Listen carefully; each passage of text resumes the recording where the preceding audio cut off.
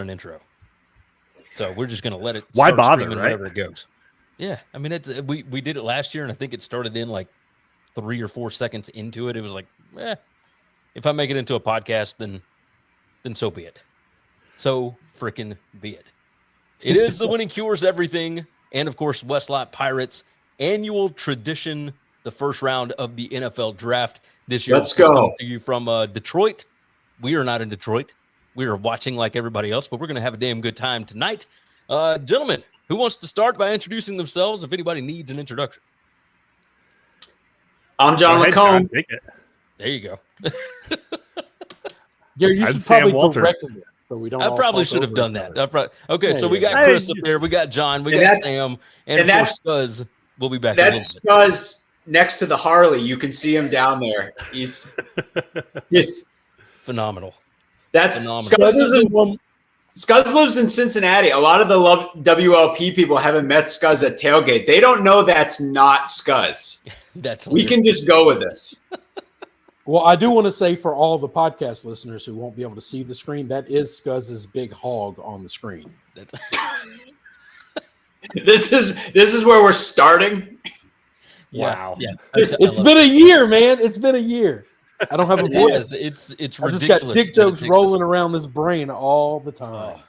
I have no one to tell them to. Hey, congrats to Chris. Jumping back into the podcast game. Yeah, right? The College Huddle, is that right? I think so. Yeah. The ESPN, the SEC College Football Huddle show. Yeah. We're all That's Gary. You're the odd man out now. We have 4 College Huddle members here. We're all. I'm the only. Chris is gonna take the whole place by storm. Yeah. So I am a little intimidated because all those guys seem like kind of buttoned up and a little professional, and I'm like, if I do a show, it'll be a little bit different.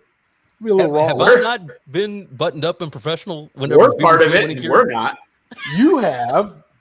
I was not, and I was half of us. Have you seen our pod? I think it works out well. I think it works okay. Who are they bringing out here? This is Eminem. It's Eminem. Yeah, Eminem. Okay. Yeah, I just saw a hat. White guy in a hat. So we should say, because I think we're expecting a bunch of our Northwestern people to drop in at various times tonight. We should probably timestamp this. That this live draft pod is catching us sort of between quarterbacks right now. Now, as multiple people said online, sort of like it. I think this is exactly between quarterbacks, right? Well, as people said online, a quarterback right now, right? I mean, do we? If Jack Lausch is the truth, yeah. Hey, that's my neighbor, Jack Lausch. Yeah, that's like, right. No joke. I live in the neighbor. Like I'm like right around the corner from Jack Lausch's family. That's hilarious. He went to the grade school that's around the corner from my house. But he would be the presumptive starter if the season started today. Brendan Sullivan has transferred out. We are waiting. I would say we don't know anything. I would say if Mike Wright had ever been on the board on FanDuel, Vegas, etc., he's probably been taken down off the board now. I would say the odds would have moved sufficiently that they'd be like, no. I was going to say, is that was that even a thing? What do you mean? What do you ask? I mean, so I know he was at Vanderbilt and then he went down to Mississippi State for a year, but I just he didn't seem like he really fit what the new offensive coordinator wants to do. You mean am I nuts for that? Zach Lujan? You mean the new offensive coordinator wants to do? Yes. Yeah, Lujan. Like the guy from South Dakota State, right? Yeah, Lujan. Yeah. I mean, I think he's looking for probably an experienced button pusher now. I mean, again, we don't know the exact situation, but with Sullivan transferring out, we've just kind of all been sitting here waiting for the other shoe to drop. And I think if the odds makers would say that that's Mike Wright, but we don't know that for sure. Could be multiple people. But we actually, when I went back and checked, so when we did the draft pod last year, this show last year, we had Ben Bryant within a week of that show. And I think within a couple of days of that show, we knew that it was probably going to happen. So that's kind of exactly where we are right now. Yeah, that makes sense. Okay. Yeah, you're definitely in the realm where you just need to go get a portal guy. I mean, yeah, and we just had spring practice across the country. There should be guys dropping soon, right? Well, it's funny. I mean, like that's what 5 happened with days, Brendan Sullivan. right? I mean, he day after spring practice finished, he's like, I'm out. Yeah. And I was there last Saturday. I was at our open practice, which is Northwestern's equivalent of a spring game, probably expecting several people who are also at that to jump in the chat at some point soon. But yeah, I mean, he was the number one guy at that practice and is now out the door or in the portal. So anyway, just putting a timestamp. I'm sure we'll be talking Northwestern stuff. We'll be talking a million things, a million draft conversations. Chris gave us homework and everything leading into this. I did. I just wanted we've got so many quarterbacks that are supposed to be coming out in this draft that we're guessing will at least be talked about a lot tonight, and many of them will probably get drafted. And we all have opinions of the guys that are coming out this year, but we have opinions about guys every year, and it's like I never see anyone look back and talk about where they got it right, where they got it wrong, and then I try to think some of these guys. Did I get it right? Did I get it right? At one point in time, I was bought and sold 100% that Jared Goff was a bust. Okay, I think it's impossible to say that he was a bust now, but is he good? And if we were starting a roster, if he was one of these 5 quarterbacks, same age, but you know his career is going to play out the way it has, where do you take him? And those are the conversations that I've been thinking about because I'll tell you this, I haven't liked almost any quarterback that has come out of the draft in the last several years that we talked about this. I gave us the list. Every quarterback I did like or loved has been great. So I haven't loved anybody who sucked, who's been a bust. But I'm just really willing to pass on a lot of guys that I think are going to be okay. Because I've said this in this show. I've said this with Gary for years. I think living in mediocrity is horrible. I don't want Baker Mayfield as my quarterback because I don't know, is he going to lead me to the promised land? He's never going to be bad enough to lose all the games. And even though he did, but that was a very awful situation. Not his fault. Not his fault. Not on Baker. Okay. Agreed. He's not bad enough to do the thing that he did. The thing that he did. Yeah. So anyway, I stand by that statement, by the way. I'm going to stand by that. But he's also never going to be good enough to win. I don't think Brock Purdy, right now, if I'm the 49ers, I'm looking for a quarterback. Because that guy's not going to win him a Super Bowl. I watched the Super Bowl. Okay? I've seen all his playoff games. That guy can have a great regular season. But when it comes down to the dick cutting in the playoffs, he ain't winning them. He's just not. So let me counter that by saying that I think they probably could have beaten anybody other than Patrick Mahomes on that day, right? So what quarterback is out there that's actually going to beat Patrick Mahomes? No, but you don't know that. You don't know that because agreed. he didn't make the plays to beat Detroit. Detroit beat Detroit. Okay, he played right bad enough to lose to Detroit, but because Detroit made bad mistakes and stepped all over themselves, they ended up giving that game away. And he's just surrounded by so much talent on that roster. But he made almost 0 plays in that game to have them win it. I think it's such a massive talent advantage, and they scrape by every playoff game. I like Randall jumping in here. He said, by the way, the answer to my question about who's going to beat Patrick Mahomes, Jared Goff. Yeah. Well, he's a little bit biased. That's his hometown team. If this is who I'm thinking. Well, I saw Go Cats, Go Lions on here. So it's funny when I think about Purdy. So this is dating all of us, but Drew Brees is roughly the same age as we are, right? Give or take a couple of years. And Drew Brees became the standard bearer for anytime a guy below a certain height got talked about at all and someone wanted to spin it positive, they'd be like, well, it's Drew Brees. That's right. And now we have that with Josh Allen, where it's like, oh, huge goot. Well, Josh Allen, people said that a guy who was like big and raw, right? And then and now Purdy is literally an everyman, right? Like Zach Purdy is kind of like, Brock Purdy, you could like graft whatever you think about any quarterback onto him because he's just a seemingly normal, good college quarterback. So now he's a better looking Andy Dalton. Right. So now, So now anytime anyone wants to say something, we'll talk about McCarthy a lot in a little bit, but I feel like a guy like Purdy reframes the whole McCarthy discussion because now everyone's like, well, you put him in the right system. No shit. You put anybody in the right system. And and I like Purdy. I have a little bit different view than you where I'm like, everything that they've got seems to be working right now. So I'd just be like staying the course. But it's like with any of those three guys, they'd be like, well, Drew Brees. I'm like, yeah, is your guy named Drew Brees? No, right. Then you're not going to have we have the history of one guy doing it. And now we want to talk about that. Hey, so Gary, you brought up an interesting point that I'd like to take a shot at this era of football.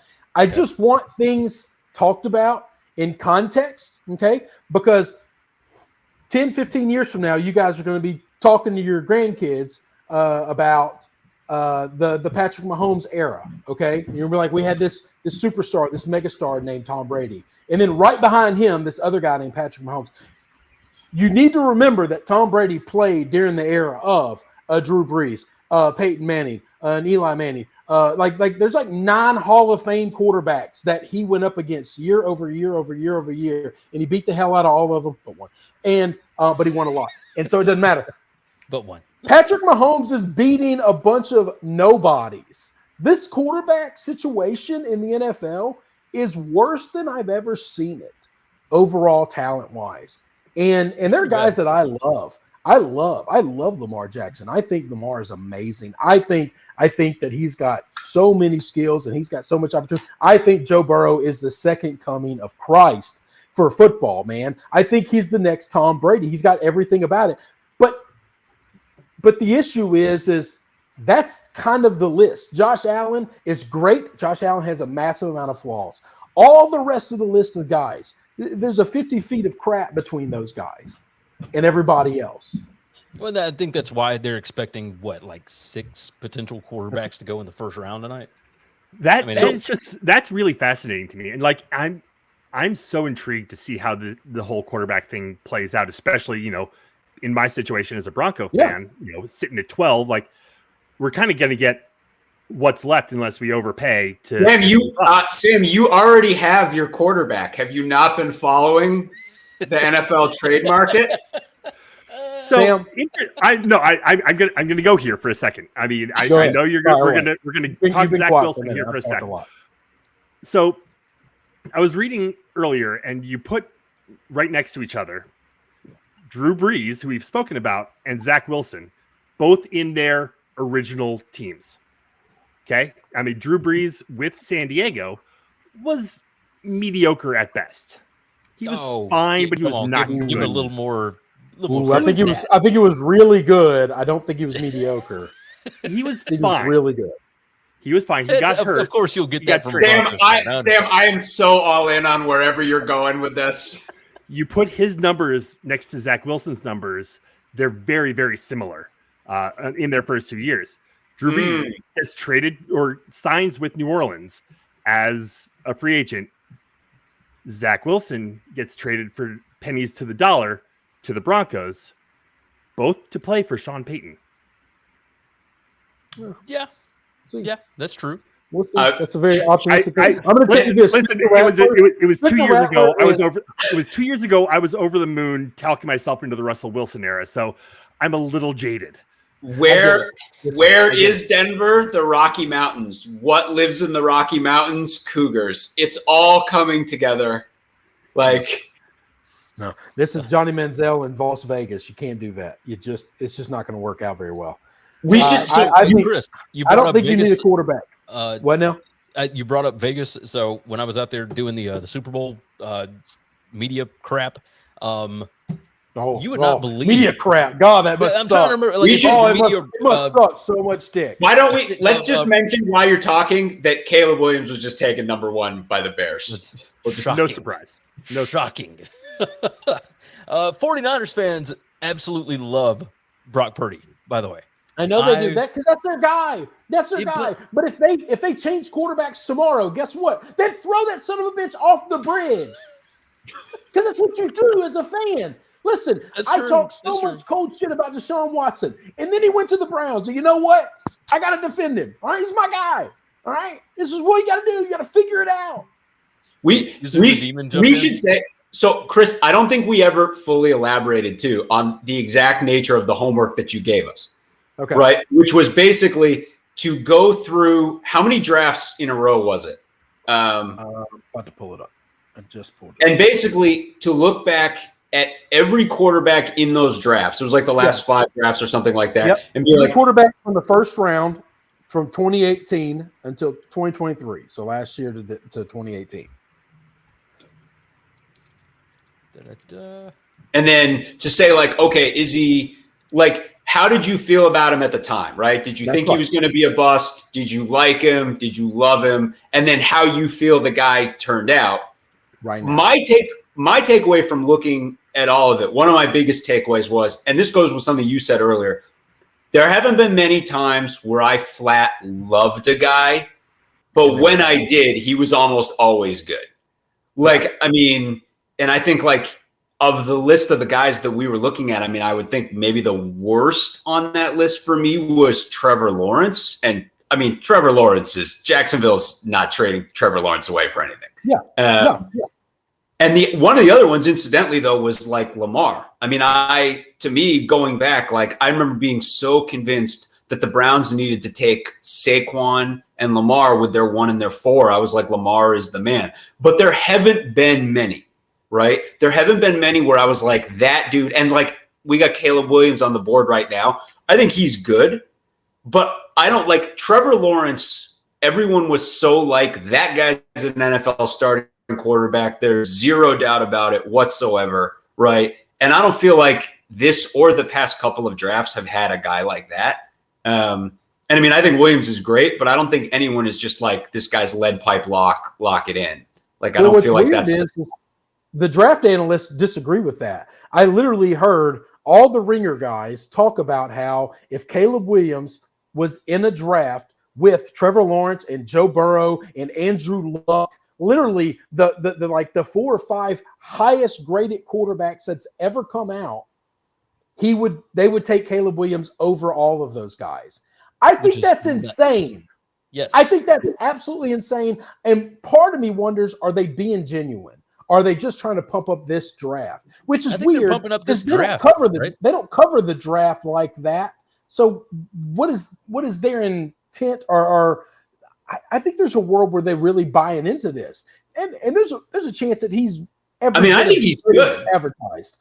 Yeah, but you're just saying that Andrew Luck is the highest graded quarterback in our like time of doing this that's ever come out, and you're saying that Caleb is bigger than that. He's higher graded than that.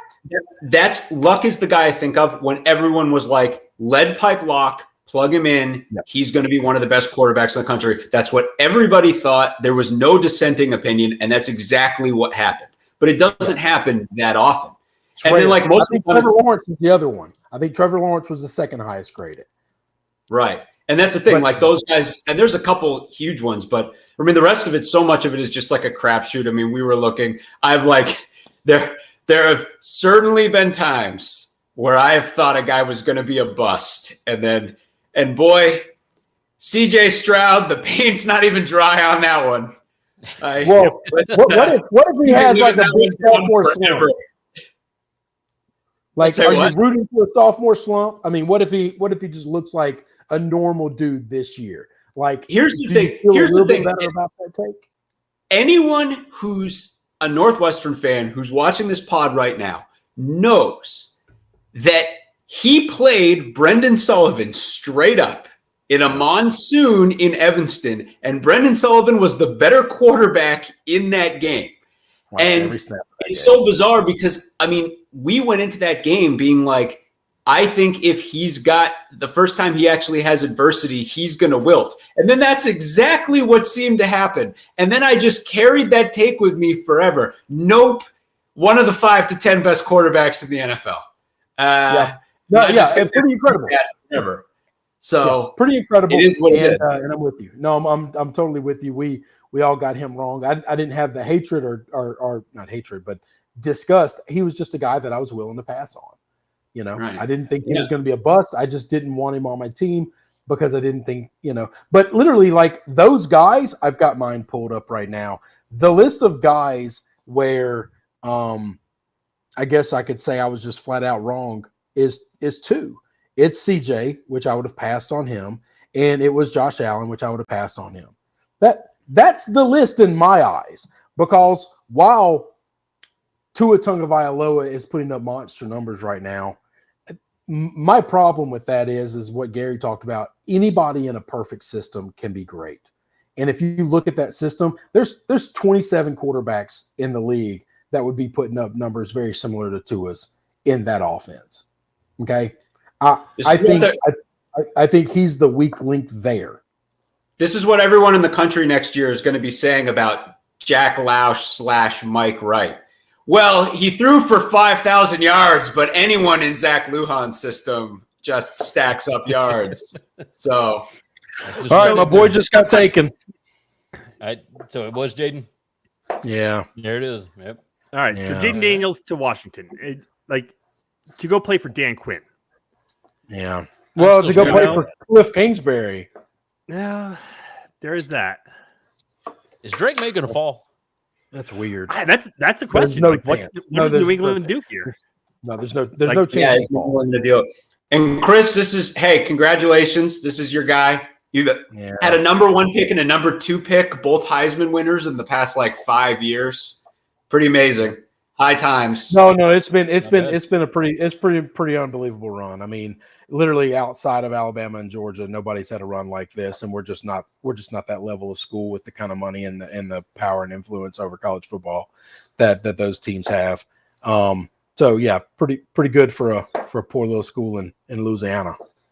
Yeah, it's not too shabby. This is where I'm in fascinating, and again, we're going to get to. I mean, if Maye does go third, I mean, I think everyone agrees that the ceiling for each one of these top 3 guys is really high, right? I mean, that's the thing with Daniels is it's like you can look and be like, if he totally hits, the ceiling is, a Lamar Jackson type guy. I mean, they're so similar in a lot of ways, but it's like then the whole McCarthy thing is so, and I know we're going to have time. I assume we're going to have time to talk about it, but sure. It is so fascinating to me. And we talked about like the Brock Purdy piece of it and how that colors other people.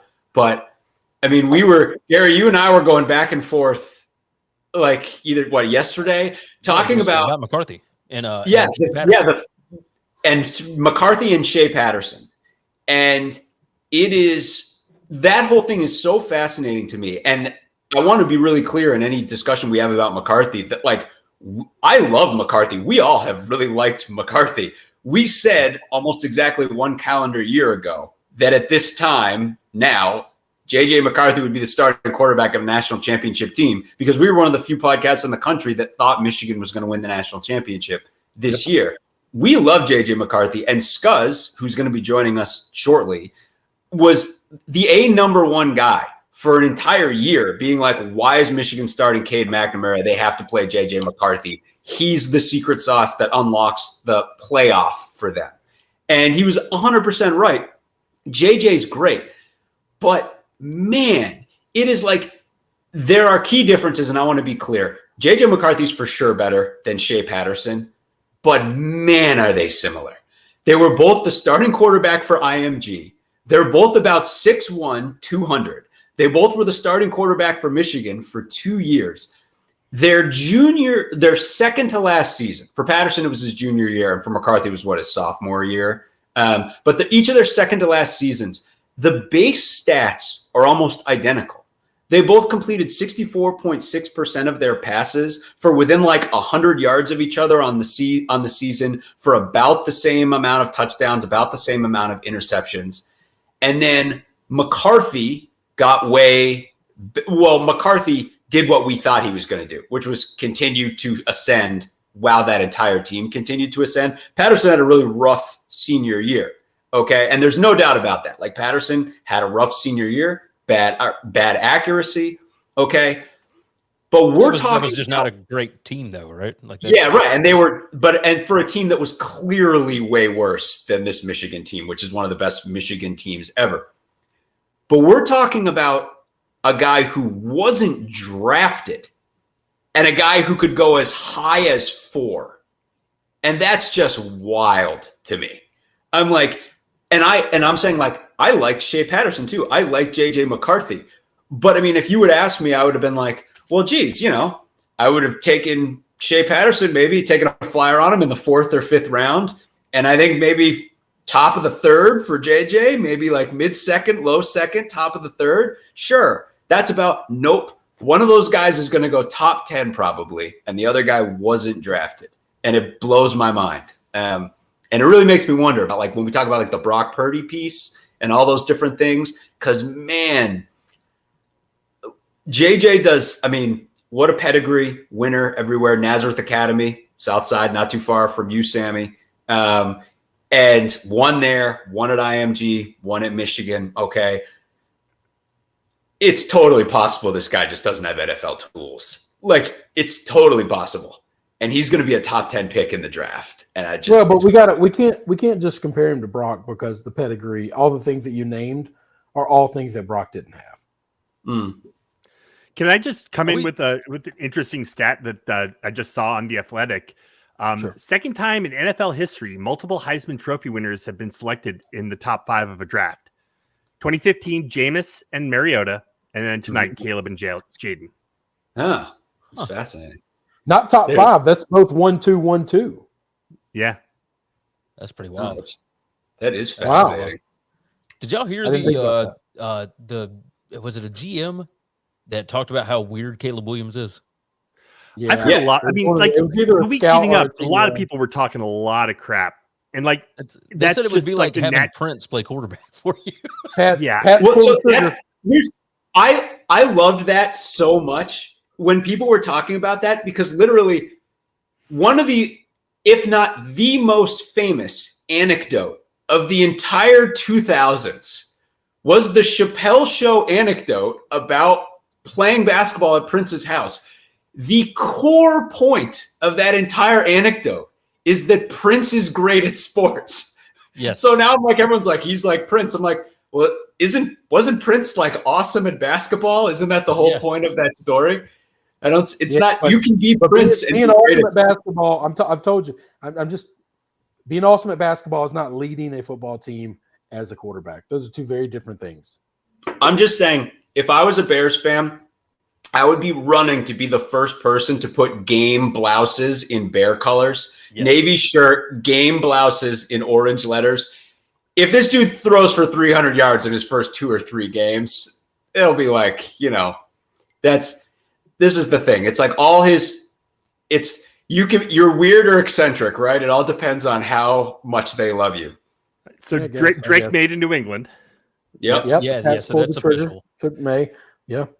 So now Arizona right here, right now is going to be interesting. Or do they take Harrison? Yeah. You take Harrison. I think you take Harrison. And this is the place where we overpay. You got to let someone over. Like, you could get 2 picks for the Vikings, who want McCarthy so badly. I think it's more likely that the Chargers trade, maybe with the Vikings or something like that. I just don't think the Cardinals. How about this? I don't trust them to take a good deal. Here's 11 and 23. You're still going to get a good receiver at 11. You might not get the receiver, but the receiver, my ass. Well, so this is what I was going to say. Who they think is the receiver. I'm not necessarily saying that he is the best receiver. I'm just saying, like, that's who the general consensus is the receiver, right? I don't think the general consensus is working. But gotcha. Well, Sam, your screen went out. Are you okay? I don't know what happened here. All right. Well, mine keeps doing that too. I don't know what's good. Here's Chris. In engaging with you on this, right? There's no doubt the top 3 receivers are all unbelievable, right? There's no doubt about it. So on one hand, it's like, how much better do you think Harrison is? If you do, and I know you don't. But the one thing I will say is, if you look at the top 3 guys, one of them had Michael Penix throwing him passes. The other had Jayden Daniels throwing him passes. Marvin Harrison's quarterback will be Syracuse's starting quarterback this year, maybe. And it's going to be a competition on Syracuse's team for sure, okay? Marvin Harrison didn't know how remotely close every pass was going to get to him this year, and he was being doubled, and he still put up numbers. I'm not saying they're all sweet, but, man, I was like, there were multiple games where, I mean, the Michigan game for sure, but other games where I was like, if they don't have this guy, I don't care how much talent is on this Ohio State team, he's dragging them and this mediocre quarterback down the field. So with that said, I mean, I'm curious because, like, to your point, like, Nabers is awesome, and, like, you could trade down probably. I don't know. I mean, you're going to get Harrison, you're going to get Nabers, you're going to get Odunze, all going probably within the top 10, right? Pretty quickly. Yeah, I think they're all going to be top 10, yes. Like, yeah, I don't see a receiver getting past 9. And the Bears are going to come back and get a receiver at 9 if one of those 3 guys is there. I mean. Yeah. So, I mean, it is interesting. I mean, the hilarious thing would be if they took someone who wasn't Harrison here. But I mean, this is where I feel like everyone in Chicago has had so many of these conversations because the question is, does Chicago love someone enough that they would trade up too? And like, this is something else that I wanted to talk about too, where I feel like not every draft, but every couple of drafts, there's a guy in the draft where I'm just like, this dude is a lead pipe lock. If this guy's not sick at football in the NFL, then I don't know what it is. Micah Parsons was like one of the apex examples where we were just being like, I don't know what to tell you. For me this year, Brock Bowers, if that guy's not absolutely sick in the NFL, I don't know. I've only ever watched that guy kick the shit out of everybody since he was a freshman in every single game. He'll be every tight end that's ever come out as a freshman that wasn't Sam Laporta. Yeah, I mean, I'm just like So you're talking about it. We talked about Drew Brees earlier. We're talking about a statistic of one. A statistic of one, okay, has been a great tight end coming out as a rookie. All right, one guy has done it. I'm just saying, like, I factor him into any pass catcher conversation. Like, to me, it's 4 guys. That's fine. That's fine. But Atlanta did the same thing, and how's that look now for him? Yeah, that's true. Okay, everyone said the same thing. Everyone said the exact same thing. Pitts to me is almost like the reverse exception who proves the rule. I'm almost like, good Lord, it can't go that bad again, can it? I don't know. Sounding like it's Harrison. Harrison to the Cardinals. Yep, Harrison to the Cardinals. So chalk, nothing but chalk so far. Which you know what, though? I'm okay with this because I don't need Malik going to a team. Why would you spend a 4th-round draft pick on a team when you throw the ball 23 times a game? Like if you got a number 1 receiver, if you got an elite receiver in the NFL today, in offenses today, you'd be throwing the ball 40 times. Or you're wasting that guy. Negative retinal scanner. I need Bowers to fall to the Bengals. Where do the Bengals pick? Bengals are at 18. Oof, I don't know if you're gonna. He's not falling to 18. That's highway. It wouldn't shock me. I think surprise he might. me. I think he might. I think he absolutely could. You think on injuries? On injury scare? No. I mean, I just think that tight ends going that high don't pan out. We don't have a track record of this. Oof. I don't know. I'm trying to fix my camera, by the way. No. I mean, I think that's where conversations I've had with Bears fans. I mean, you start stacking up. I mean, whether it's Bowers or whether it's one of these wide receivers, I don't feel like it can be any of those three because you're stacking it up and you're being like, oh, they've got like Keenan Allen, right? They've got DJ Moore. They've got, oh gosh, I'm blanking on him from St. Viator's finest, tight end. And then any of these guys. Yeah, Cole Kmet. And then any of these guys, and you've got a great, that's a bunch of guys for Caleb Williams. So I don't know. I'm curious. Caleb's He's been super chalky so far, though. Caleb's really definitely going to the best situation in a quarterback's been taken early in a long, long time. Yeah, he's going to have a lot of weapons. I mean, that's I don't know about his line, but yeah, I was going to say O-line. Yeah. What's the Bears? I mean, you're not rattling off the name of the Bears O-line right off the bat. Yeah, but who's got a good O-line in the NFL? Like, we've had this conversation for the last couple of years. I think, God, I'm about to say something that's going to be seen as dumb. I think offensive line has become one of the least valuable positions in the NFL because everybody across the board has a bad one. So wouldn't that be that much more important to make sure you had a good one?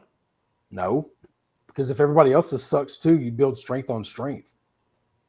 Yeah. If you sacrifice your defensive front to try to have the only good offensive line in the league, then how much better does that help you overall as a football team when all of your opponents have weak offensive linemen? So just get a good defensive front and crush them. Or get a good offensive line and protect your quarterback. And but the problem is there aren't great offensive. Now this draft I think has a lot of good offensive line. I think it's the first one we've had in a long time. The issue that we're seeing is offensive linemen aren't being developed in college football because college football runs this fast pace, run and shoot. You block for half a second and that's it. And so these guys aren't very good coming out of college. And so if the feeding ground, if the training ground for building these big, strong, nasty guys isn't doing that job, then you have to pivot and adapt, which is why, you want one great offensive lineman on your team, but you can survive with one good one, one pretty good one, and then a bunch of guys that just rotate in and out. I feel compelled to point out, as you're bringing this up, that while maybe not every college, some colleges seem to be regularly putting offensive linemen into the first round of the NFL draft. And those guys have been pretty good. And those guys are pretty good. And I'd be also remiss not to point out, in the interest of some people who may or may not be in the chat right now, that Northwestern will probably have one of the best pairs of tackles in the Big Ten this year, right tackle and left tackle. I've got a school down south that's pretty good too, but Tell me well, more. and that school down south is not in the Big Ten yet. No, we're not. Hey, if USC and UCLA can join the Big Ten, anyone can. Yeah. That's tackle is not a position of need at Northwestern right now. Are we sorting out? Do we currently have a quarterback with any starts on the roster? No. But there are other positions are more shored up.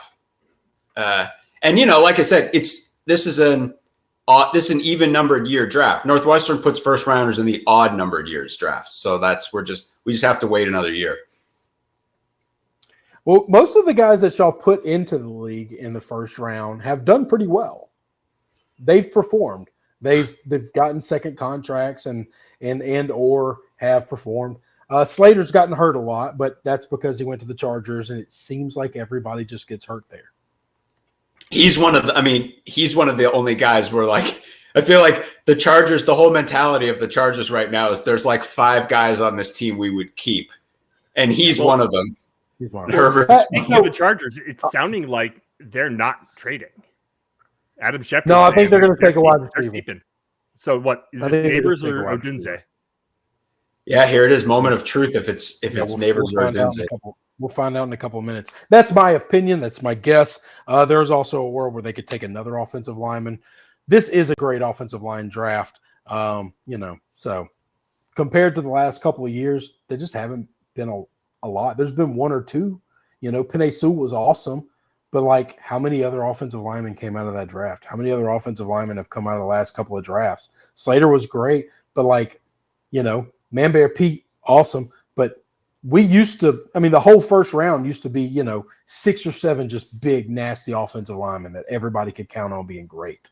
Right. In the NFL. I mean, I feel like, Skoronski's like one of the exceptions to the rule. Like to see a guy who, I mean, they were huge on positional flexibility with him, and he is flexible, but like he's playing guard right now. And I feel like back in the day, right, like you would always be like, oh, look at this sweet road grader guard who's going like mid-first. And I feel like that rarely happens now. Oh, it doesn't them anymore at all. Yeah. Right. And Traeger has Alabama's J.C. Latham going to the Chargers. Why would they tell me more about this Alabama? Do they usually put guys into the league? Is that like a thing? They do, but they're about fair to middling once they get there. They put a bunch of them in, and you might get a few of them that turn out. Yeah, about a third of them are really, really good. Really good. Like Latham Broncos just punched it on good. one. I just don't understand why. Like what do the Chargers see? I don't know. There's an Alabama offensive lineman that gets drafted early, like earlier than mocks have him routinely. And I mean, like Latham was fine. I thought Joe Alt was like, yeah, I think Joe Alt's the best offensive lineman in this draft. But also, there's a pedigree there too. I can't get out of my head. I literally spent a decade believing that if you need an offensive lineman, just take the best guy from Wisconsin, and he's just going to be plug and play for a decade, and he's going to be awesome. That has become, since Brian Kelly got to Notre Dame, and even since BK left, that's become Notre Dame. It just take the biggest, nastiest guy from Notre Dame. He'll play in the league for a decade, and he'll be awesome. Yeah, that has to do with the offensive line coach, right? What was that guy's name? I'm going to look it up.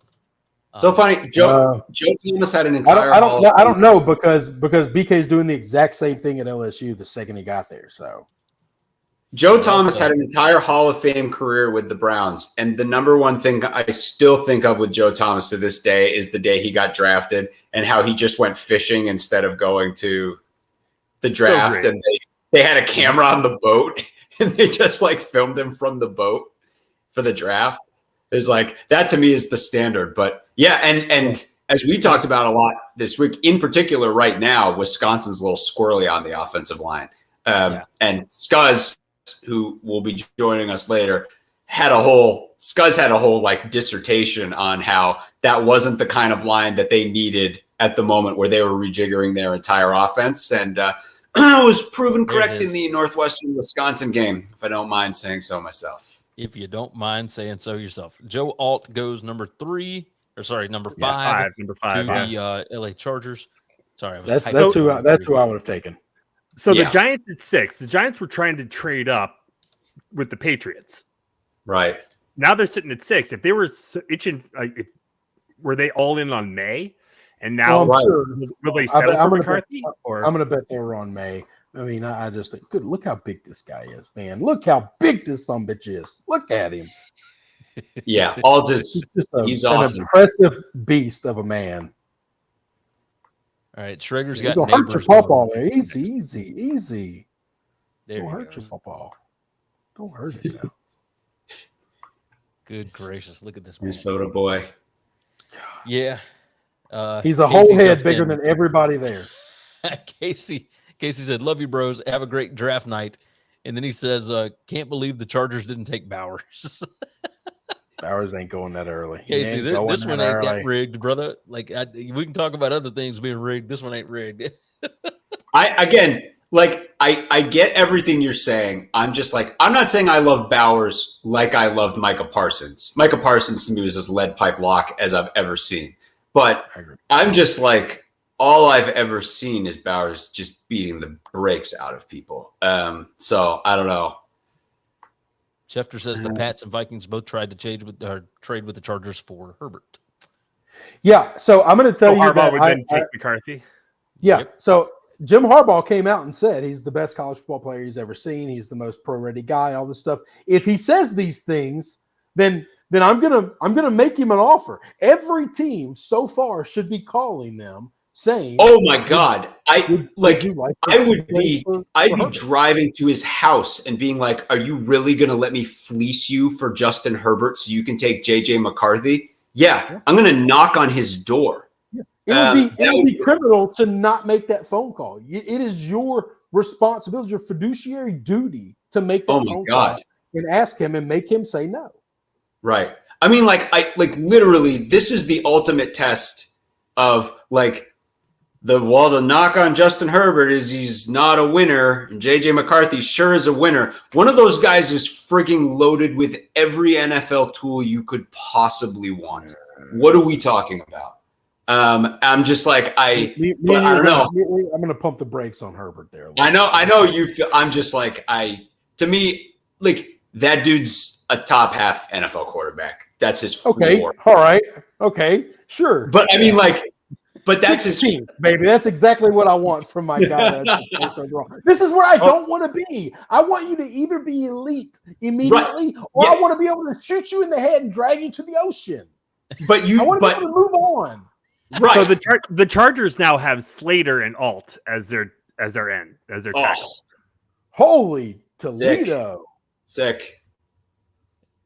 Yeah, that's not bad.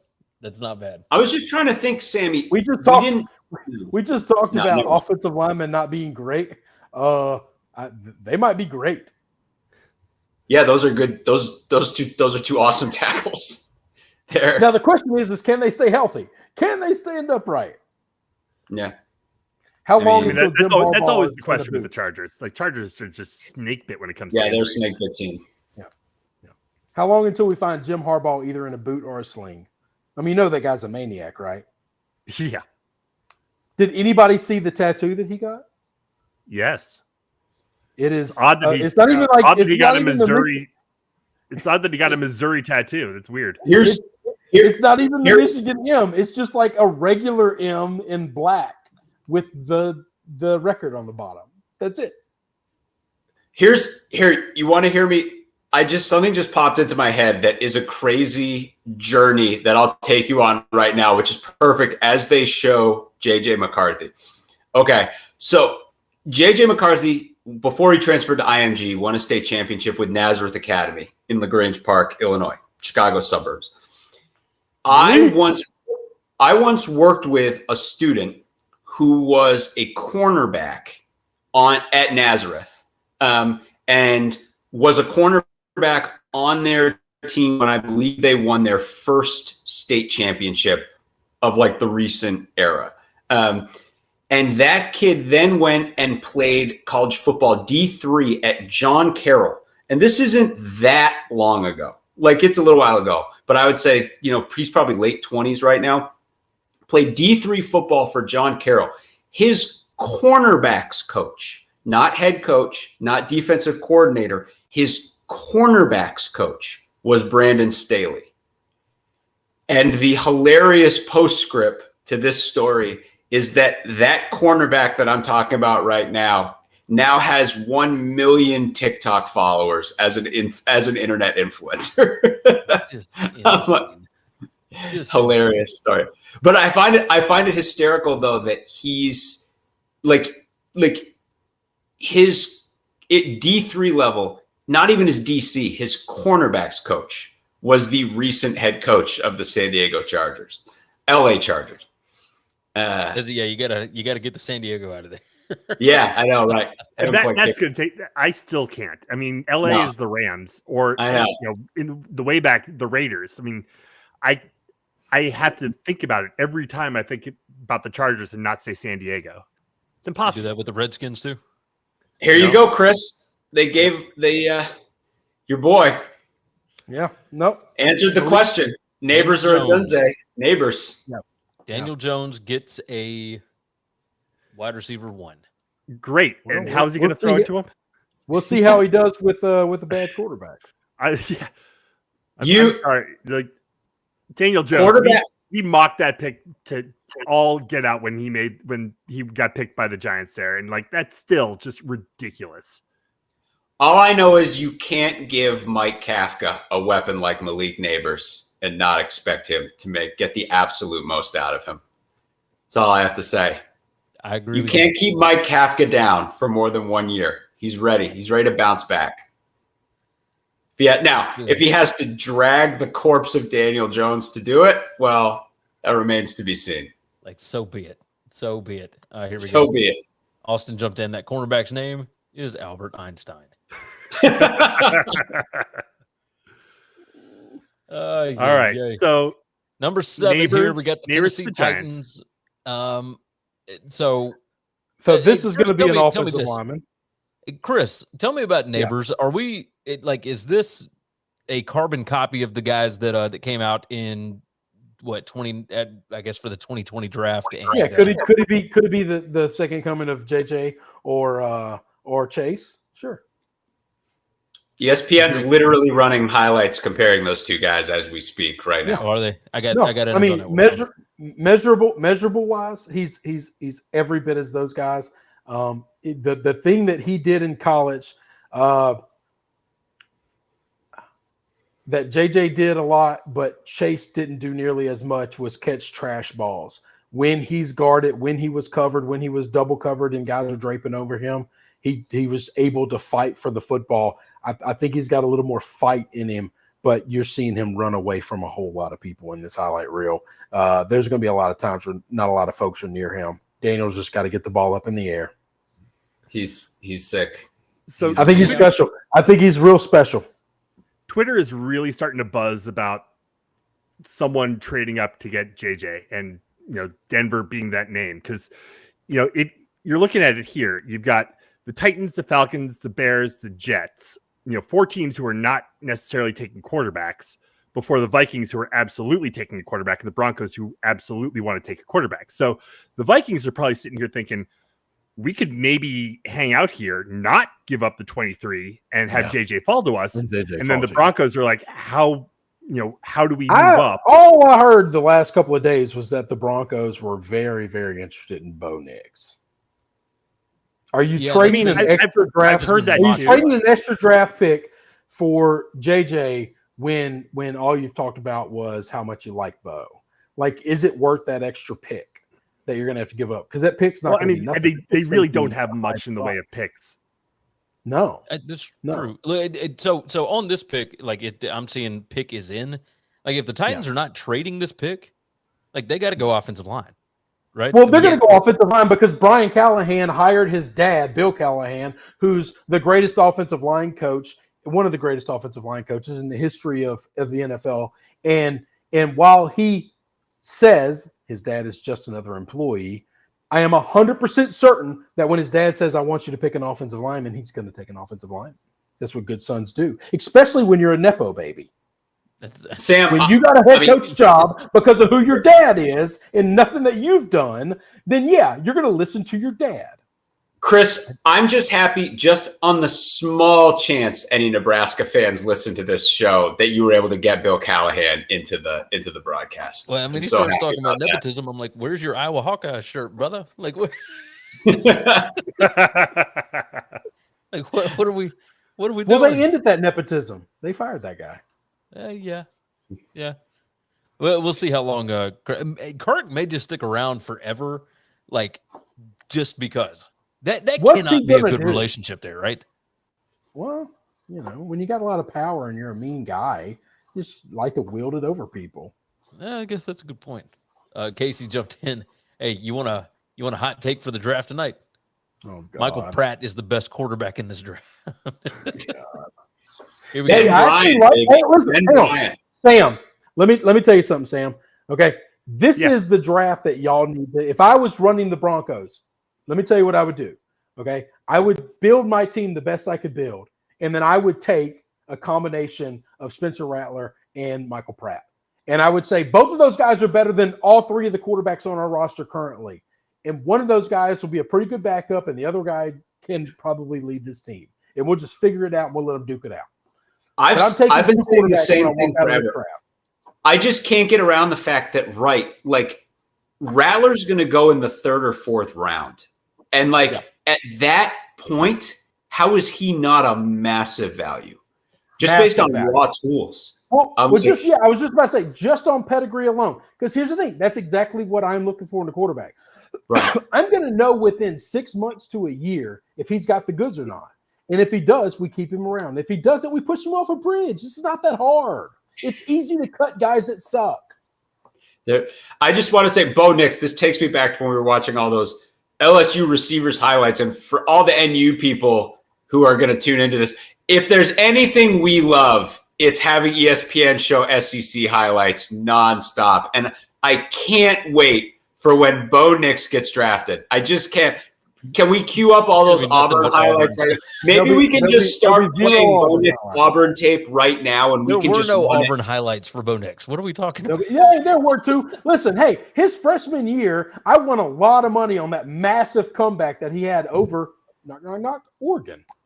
Yeah, you know what? That's the only one they'll show is his first ever college game. They're not going to show that. They're not going to show that. You know when they're highlights the Citrus Bowl. That's when there weren't any Bo Nix highlights. There you go. You're 100% right. Like you see the demon jumped in and say, "Why do you keep wanting to push people off bridges?" Sometimes you got to push a guy off, man. Just saying. You got to dispose of the body, and the water does that well. Mm-hmm. Oh God Almighty! Yeah. That's one guy wanted to push out a window. Does that make it better? It could be a first-story window. Just land in some bushes. It'd be all right. So wait, what do we think the Titans are doing here? I don't even. They're taking J.C. Latham. They took an offensive lineman. I just told you. Oh, okay. His dad looked at him and said, "What are you going to do?" He was like, "Whatever you want, Daddy." Sorry. Yes. All right. So Falcons are up. Daddy. Are the Falcons going to trade down?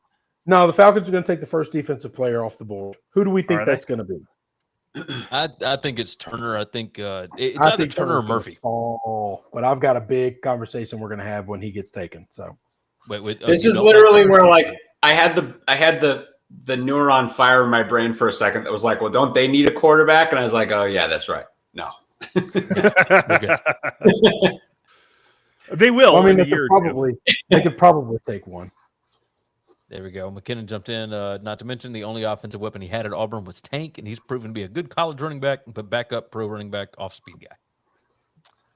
Yeah, talking about Bo Nix there. Latham, we just talked about Latham. Good, like he'll be fine. Like he developed, so. Yeah. The biggest thing. The only thing I want for watching Cleveland is I never want to see Wills take another snap in that jersey ever again for the rest of his life. Okay, I could totally believe that. You're talking about a guy that was taken in the first round of a draft that had three high-ranked offensive linemen, and Will's the worst of them all, and it's not close. Wasn't he was he the second lineman taken in that draft? He was the second. They passed on again. Another guy that people reached on a Bama offensive lineman. That's right. Now, here's the thing about J.C. Latham. Like, he's massive. And that does – it typically predicts well. I'll say that for offensive linemen. Like, okay, he's big. Got to want to play, though. So this is a stat that I liked. Okay, I'll say something positive about an Alabama guy. I don't know if this is positive. It's just a fact, okay? Dan Wetzel brought up the other day that his wingspan is the largest wingspan ever measured at the NFL Combine. He is like, I'm getting this part wrong, but it's close enough to where I'm just going to say it. Whoa, he's like, whoa. If what I'm seeing is true here, what the Falcons are about to do. You just ruined my story. I'm sorry. Go ahead. But his wingspan is like a quarter inch shorter. Sorry. Than Giannis Antetokounmpo. That's impressive. Is his wingspan about to get dealt to somebody? Is that what you're saying, Sammy? Is this his wingspan about to take a journey? Going to take a journey. Wow. If this comes through, they're saying the Falcons are keeping the pick and taking Penix. No. Oh, wow. That instead of Latham?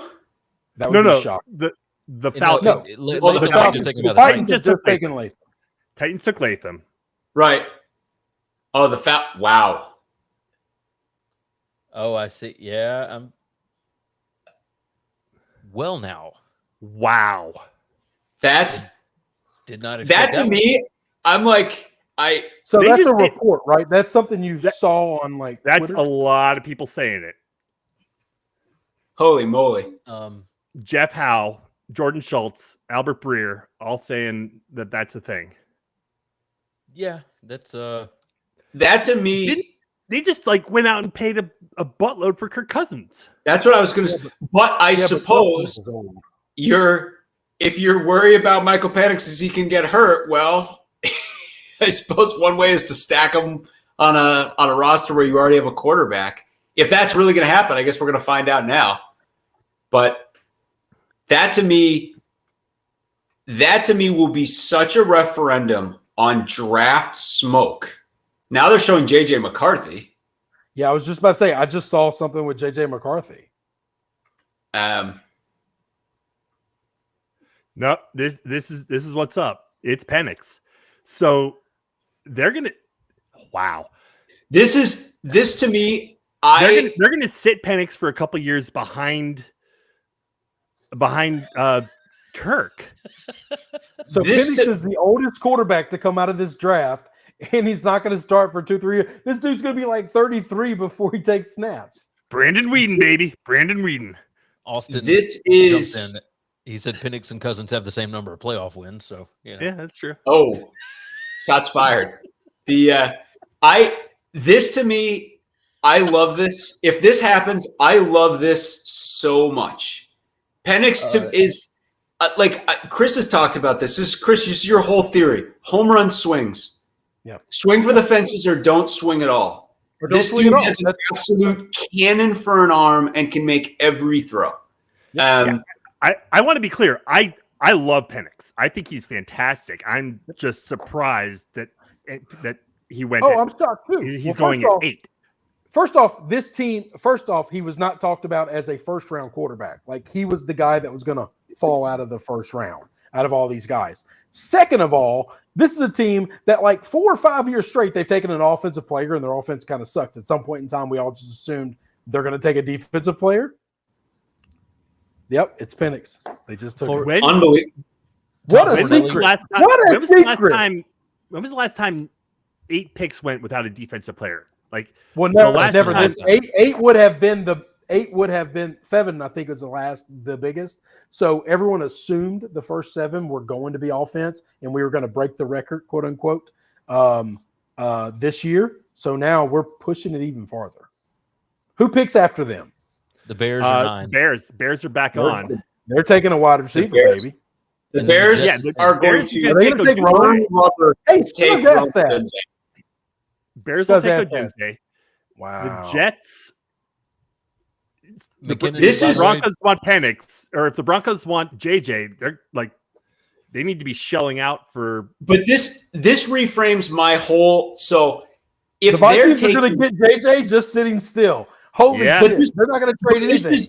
But now I want to see when he really goes because this reframes my thinking on everything. They can't have taken him here just because they like Penix. They had to have been thinking someone else is taking him if we don't take him here. And I feel like I'm starting to wonder if all of these teams blab nonstop about McCarthy while they all shut up about Penix and that this is the way the game is played. That is ironclad logic. I am about to refute that with historical data from this group of people that we all kind of think are smart, but we secretly realize they're all dumb. The Giants took Daniel Jones 4th overall. Yeah, true. The Bears traded up and taken it 5th or 6th, but still. Yeah, it was 6th, but it was whatever. It doesn't matter. Whatever. So these people just don't know the price of things. Okay. Hey, I want that guy. Well, then let's just take him. Well, yeah, he'll be there tomorrow, right? Fuck it. I might not be here tomorrow. Let's just take him now. There you go. Casey, Falcons pick was obviously rigged, Gary, by the way.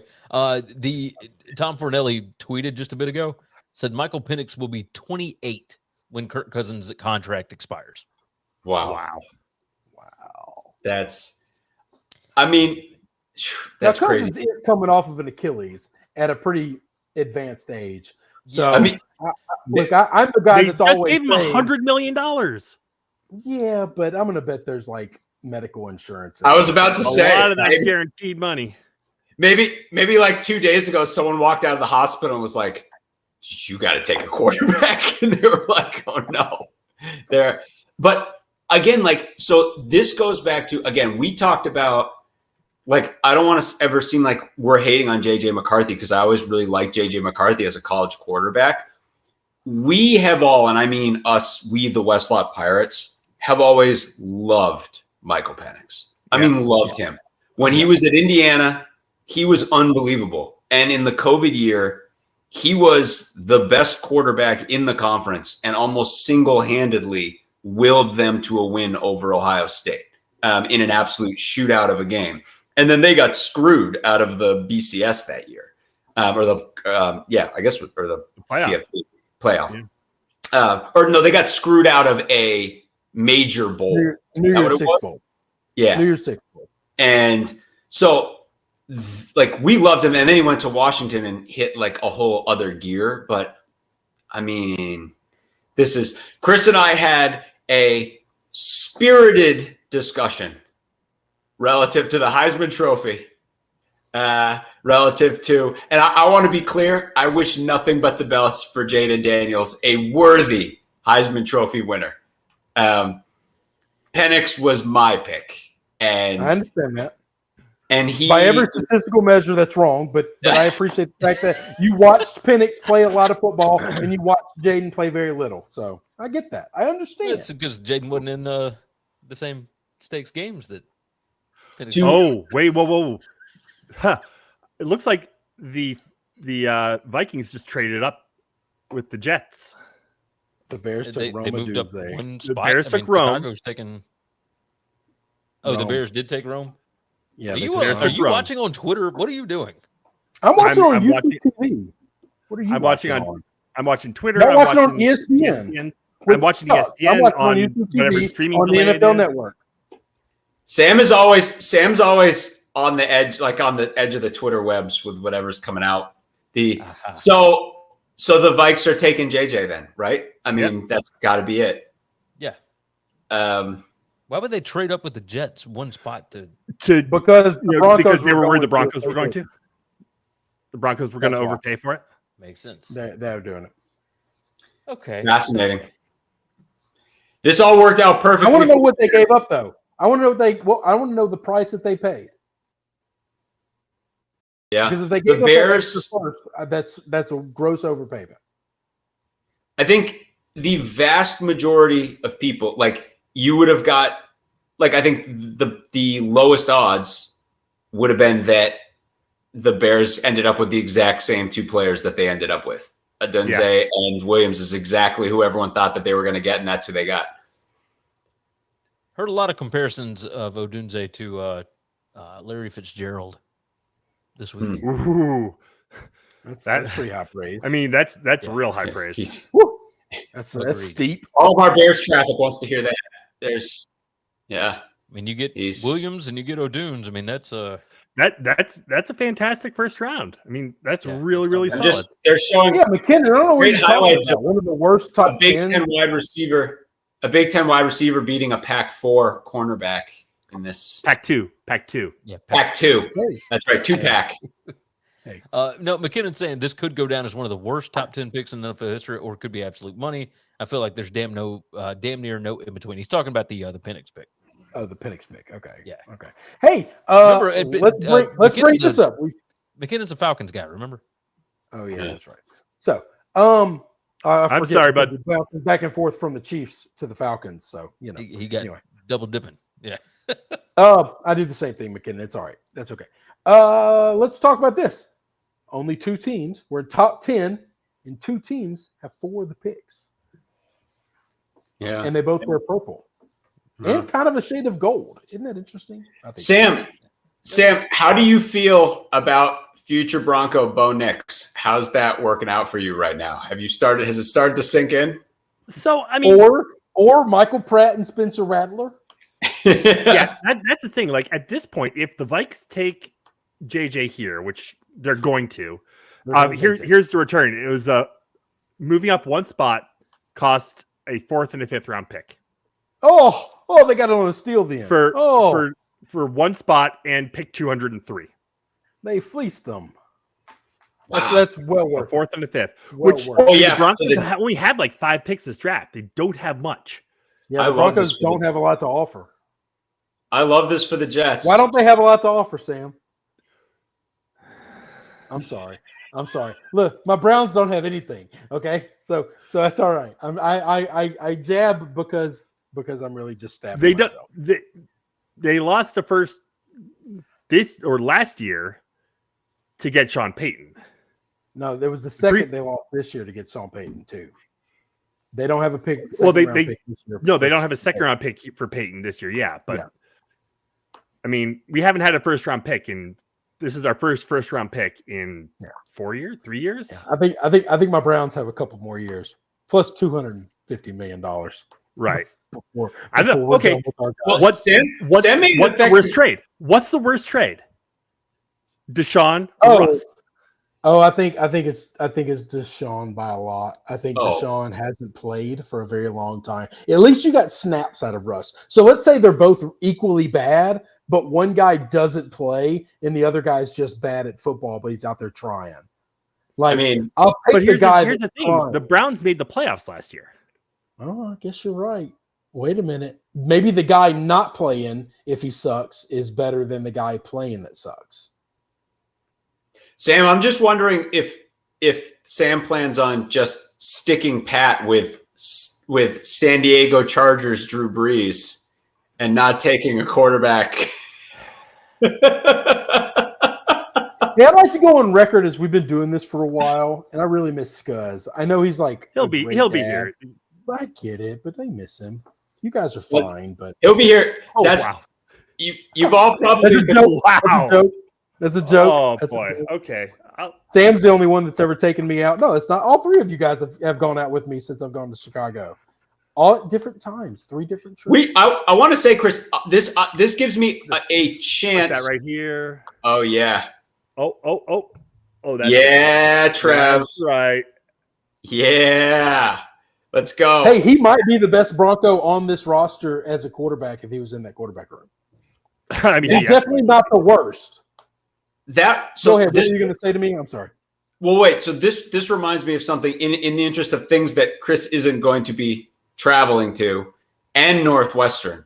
Let me use this as an opportunity to get the first plug-in for any Northwestern people who are watching this. May 4th, a week from this Saturday, we are part of a hopefully big women's non-revenue sports tailgate that will be going on in the west lot of Ryan Field. Now, Ryan Field, as it currently stands, is literally just the press box and then rubble. But the west parking lot is still there. And we plan we'll continue to be there. Mm-hmm. And we've joined the effort of Northwestern alum Brad Maye, who is organizing this, what they're calling WNRS Weekend, Women's Non-Revenue Sports Weekend.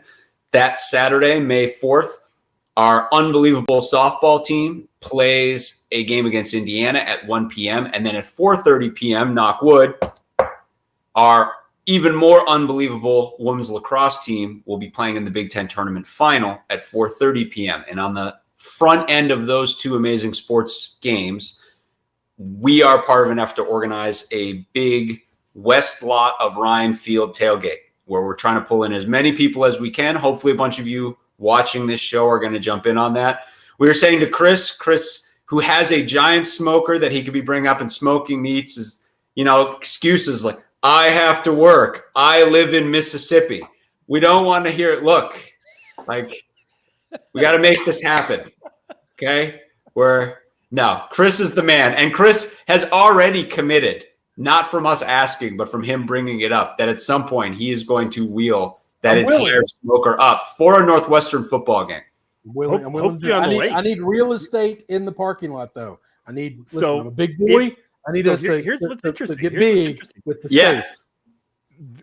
With the lakefront field, there is definitely real estate that could very well be used for massive tailgates. Mm-hmm. Nothing's official, but I've definitely heard whispers of something Ole Miss style, maybe the Grove North kind of steering south of the Lakeside Grove Field. North, I like it. Who's to say? I don't know. We should. So yeah, that's. I'm going to say something that any Ole Miss fan that's listening, which there probably aren't any Ole Miss fans listening to this. They don't have anybody getting drafted tonight. Is the Grove is fun because it has hot women and booze, but they're not even allowed to cook there. You know that, right? Like everybody just brings like store-bought grocery store fried chicken in and just eats that. No. Like the food sucks, and it's just a place where they set up. It's a beautiful area full of hot women and booze, which is awesome. All right, don't get me wrong. That sounds incredible, right? But like it's not like at some point in time, I want a little. I'm a 41-year-old man who's married with 2 girls. Like last time I need a little bit more than hot women and booze. I poured half a bottle of Evan Williams into half of a thing of a Sonic drive-in Mountain Dew. Gassy. And drank that from about 9:30 in the morning until about 2 o'clock. Sam's saying, "Oh wow, are they not taking JJ McCarthy?" Sam, there he is, just in time. Just in time. Just in time. You think? Here we go. Here we go, Scuzz. It's a little poetic that the former high school hockey star goes to the state of hockey. Let's go. Oh yeah, Let's go. Wait, who is the high school hockey star? JJ McCarthy. I don't think I knew that. Wow. Yeah.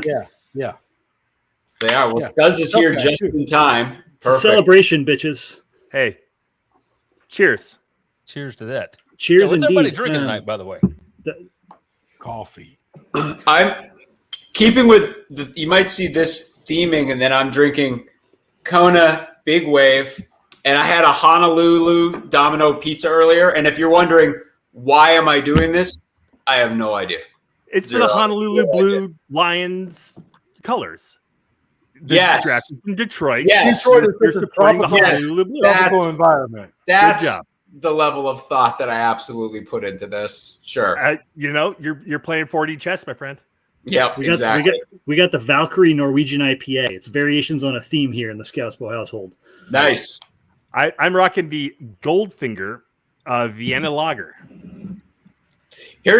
Let's use this as an opportunity to give a shout out to Austin from Beer Miscuous, our man who's made the biggest beer connoisseur that I know in Chicago, other than I guess Sammy.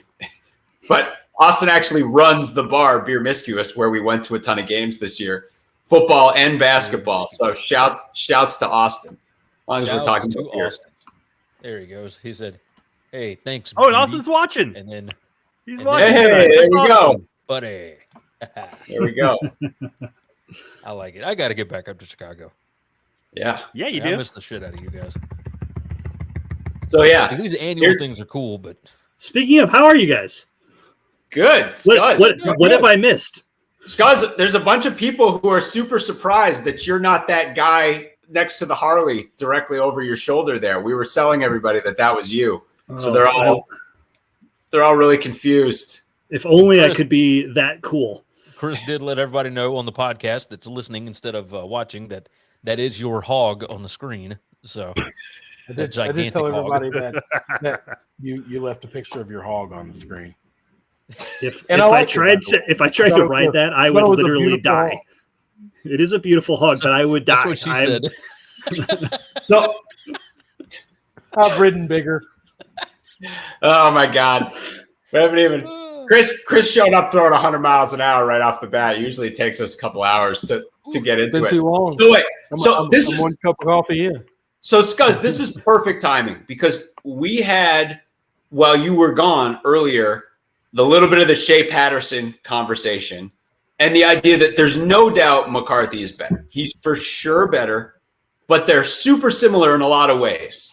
And one of them didn't get drafted, and one of them is the 10th overall pick in the draft. And I'm like, I mean, I don't know quite how to talk about him because we loved him as a college quarterback. Like, I don't know what kind of faith I have in him as a pro quarterback just because I don't know about the raw tools. But I mean, like, we loved him and we're screaming for him to start at Michigan when he wasn't starting at Michigan. So I'm like, maybe he does have it.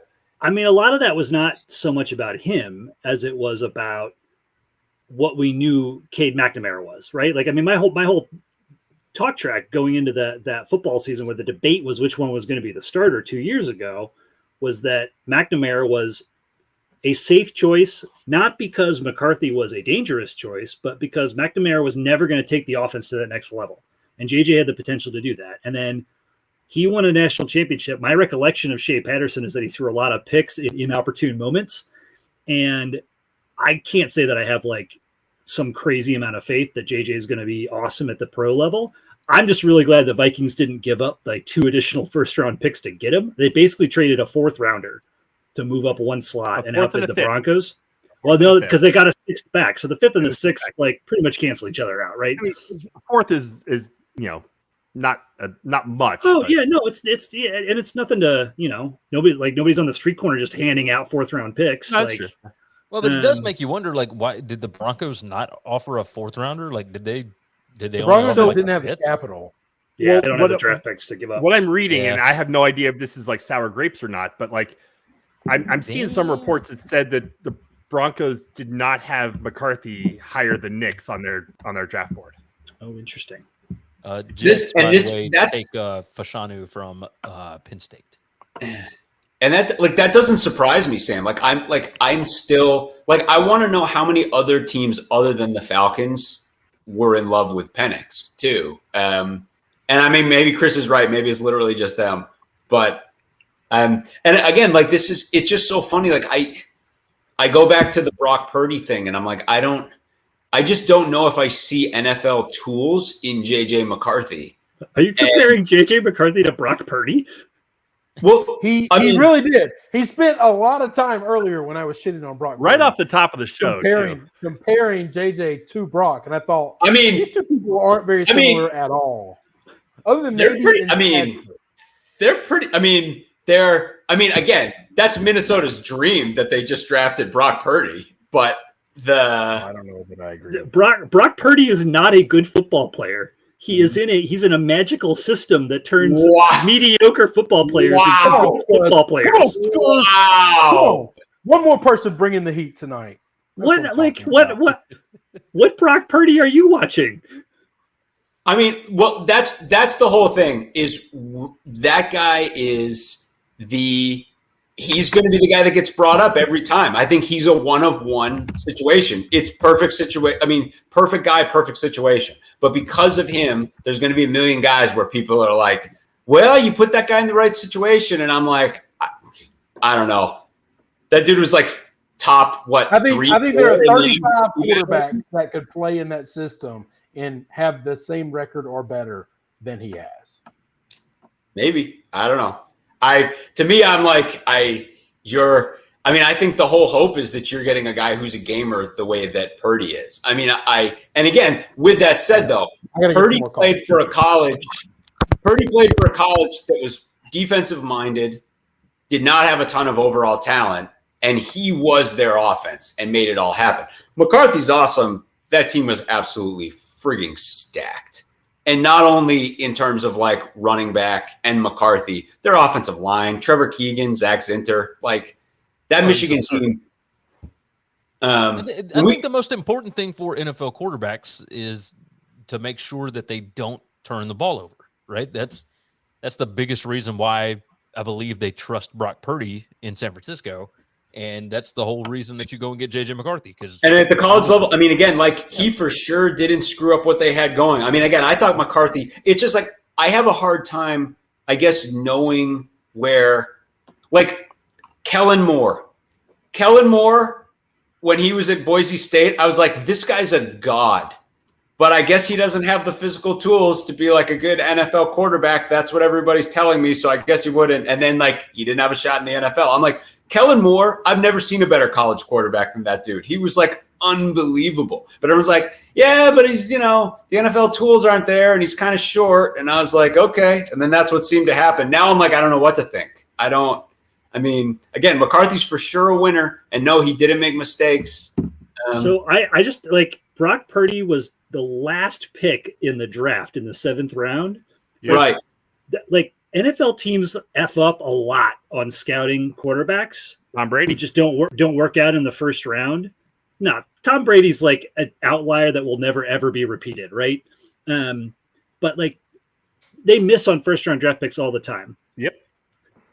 But JJ McCarthy is like objectively better than Brock Purdy based on all the work and effort that goes into figuring this stuff out before the draft happens. There's no fucking way that JJ McCarthy is the same as Brock Purdy. That's you're talking a guy who finished top 3 in the MVP balloting this past year. That means nothing. That means you're nothing. Just throwing it in the dumpster. Threw for 1 billion touchdowns, hardly any picks. He threw for 31 touchdowns and had 11 interceptions. 11 interceptions. That was worse than about half of the starting quarterbacks in the NFL. Oh, boy. Latest Tom Fornelli tweet says that noise you hear is Danny Cannell throwing away his razors and shaving cream. Do y'all know what's going on with that? I do not. Danny Cannell has said on the Cover 3 podcast for the last year that if Bo Nix went top 16 in the NFL draft, he would not shave, I believe, for a year. Wow. Let's see what Danny Cannell looks like with a beard. So I'm going to speak out of both sides of my mouth because since I was in 9th grade, blow me. What kind of bet is that? I'm going to speak out of both sides of my mouth because to me, I think Bo Nix is a bad NFL quarterback. I think he's Jake Locker 2.0. And if that makes everything I just said about Jake McCarthy or JJ McCarthy like obsolete, then I apologize for being two-faced, but that's how I feel. This is all hysterical for me. I feel like suddenly like Spencer Rattler's in play for like pick 30. The QB run is officially off the rails. Sam, as I recall, you spent most of the Citrus Bowl talking about how much you loved Bo Nix, if I remember correctly. My memory might be a little. You do not. You remember falsely, I believe. The Knicks. 12 picks in, no defensive picks, 6 quarterbacks. Holy shit. We're 16 in and no defensive picks? Yeah. I didn't think we were 12 in. 12 in, 6 quarterbacks. Hey, so honest conversation. You guys are not Bo Nix fans, I take it, correct? No. It's just when he was. It's hard for anyone to talk about Bo Nix without talking about the broadcast of the Citrus Bowl as conducted by ESPN. It'll never be able to divorce those two things. The silence and the stuttering answered my question. So here's the actual question. All right. Here's the actual question. We all agree. I guess this is more of a statement. We all agree he's the best quarterback on this roster right now, right? Yeah. Yeah. Probably. Yes. Stidham, maybe. I mean, he's better than both those guys. He's probably better than both those guys. Yes. So Sam, do you? My question now is: do you think this is who they wanted, or were they like, we'd rather have Maye, but we can't get up there? No, I think I've heard all week. I think this is who they wanted. I really do. I think at some point in time, Sean Payton fell in love with this kid, and likes the traits, likes the tools, likes what he does, and thinks he can make him a football player in the NFL. I mean that's got to be it. And like I believe that. I don't have feelings on Bo Nix one way or the other, honestly. Like I'm gonna give Sean Payton the benefit of the doubt for now. Boom. Sam, are you watching ESPN? If I am, I'm behind. I'm still a commercial. Okay. Oh, okay. I was the first highlight they showed is Bo Nix at Auburn against LSU.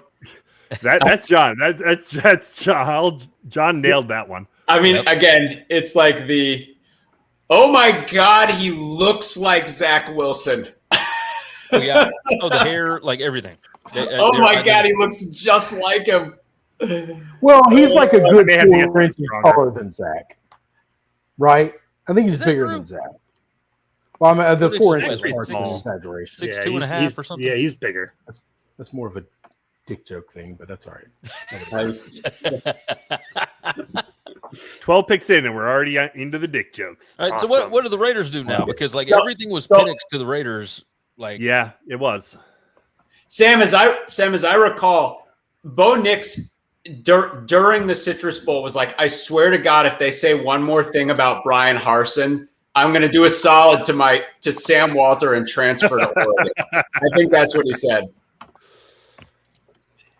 I love the so the stat they're showing is 77.4% completion percentage for Bo Nix. And if you go which is great for Sean Payton's offense.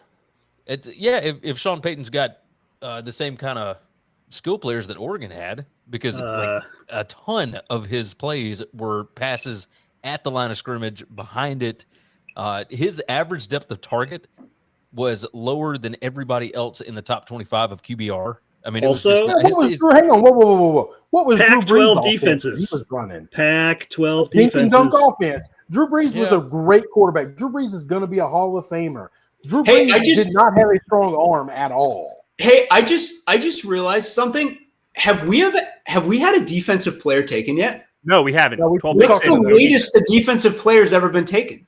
9. 7. I told you, we had this conversation like an hour ago. We did. My God. I just dropped my earbuds. I was playing. Are we sure it was 7 or? Oh yeah, because cornerbacks. Yeah. Sorry, it was 7 because this year everyone was assuming Atlanta was going to take a defensive player at 8, and that was going to set the record for the latest a defensive player has ever been taken. And now we've almost doubled that. No, it wasn't 7. It was in 2021. It was the 8th pick with the Panthers. So they would have tied it. Yeah, I remember the 8th pick was significant that Atlanta was picking, and everyone assumed they're definitely taking defensive player because they've taken offensive players all these years, and they need defense. They have to. I'm just looking at the Bo Nix. Someone needs to give me a side by side with him and Zach Wilson. I'm like, this is hysterical to me. But man, I'll go back and say, when we were having the Brock Bowers conversation earlier, when I was talking about how earlier I thought I did not know that the first half of the draft was going to get absolutely quarterback drunk like this. I mean, if you want defense, Lord have mercy. What do you want? Take your pick. Well, you're going to have to wait for defense because the Raiders just made their pick. Right. Oh, they went offense? Oh, Brock Bowers. Did they take Bowers? Oh. Highway robbery. I would say surprising, but I mean, to me, I get what you're saying about the tight ends. We're in the teens now. He's highway robbery. No, I'm fine. I don't know if it's highway robbery. I think this is where he should have gone, but just fine. That's good. Yeah, this will work. They're about to show the sickest highlights. This dude, unbelievable. Yeah, he's pretty absurd. He's just such a good football player. Yeah, Austin jumped in. He said, "No." I'm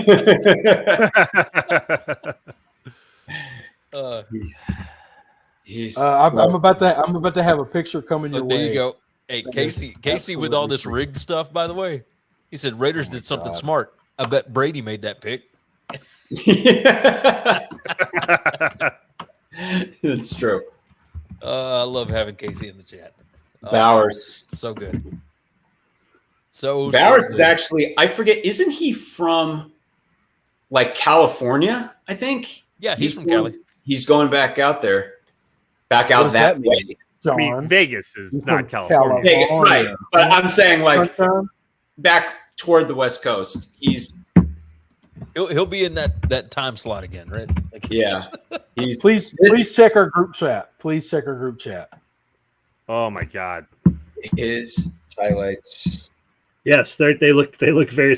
Chris, I'm doing the exact same thing right now, and I'm trying to drop it into the chat of the stream. I don't know how to put it on the computer. The internet. I just have to send it to you guys.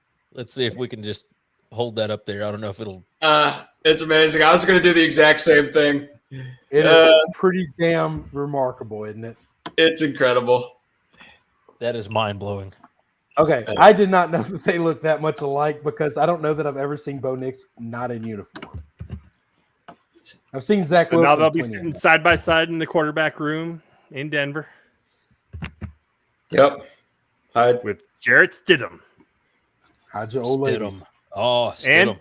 If you're a woman of a certain age in Denver, Colorado, it's Christmas all over again. That's right. That's right. I'll tell you. Well, everyone in Denver is probably so high that not the 40-year-old women. Well, maybe the 40-year-old. Oh no, it's Denver. They're all Saints high. at 14. By the way, Ian Rappaport reporting that they are listening to trade offers. Yeah, of course you are. Well, that's a team that needs someone wants some defense. Well, that's a team that needs help badly.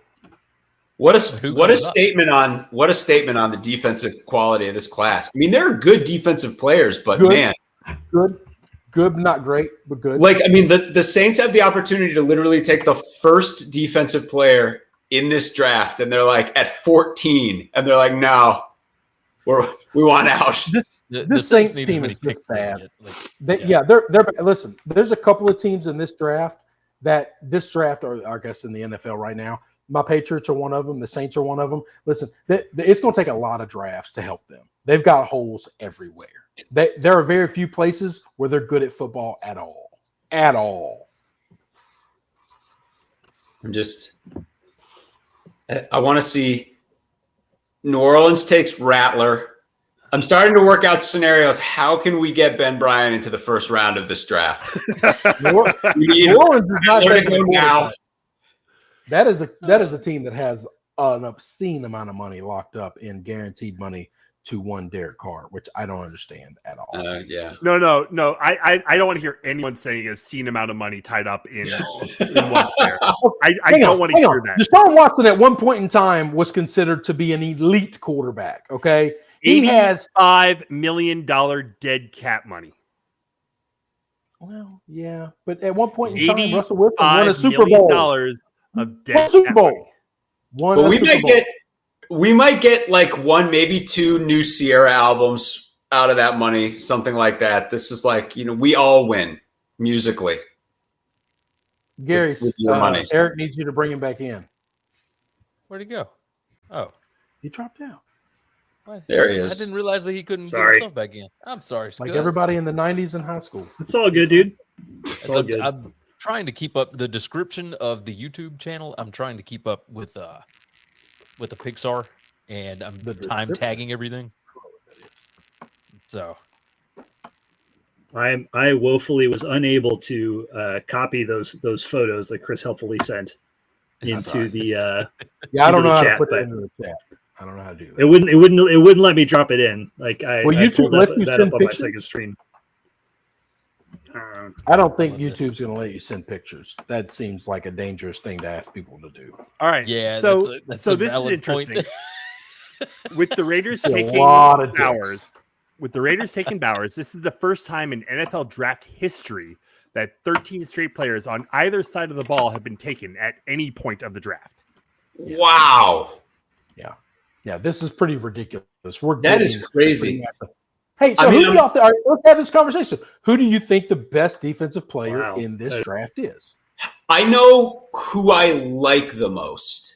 All right, what's the answer to that? Verse. I think Verse is sick.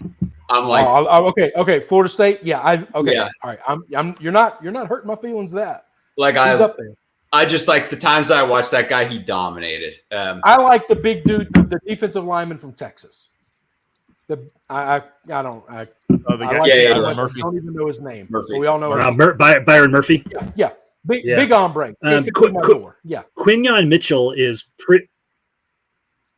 Quinyon Mitchell is pretty interesting. It would be a shock if he was the first defensive player off the board, but that's a guy that Toledo. I mean, if you were in this range, he got a big corner from Toledo, yeah.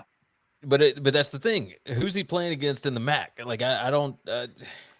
I don't trust it. I don't take much. I don't give a whole lot of faith in that. Like you've seen small school players go and do great things in the NFL.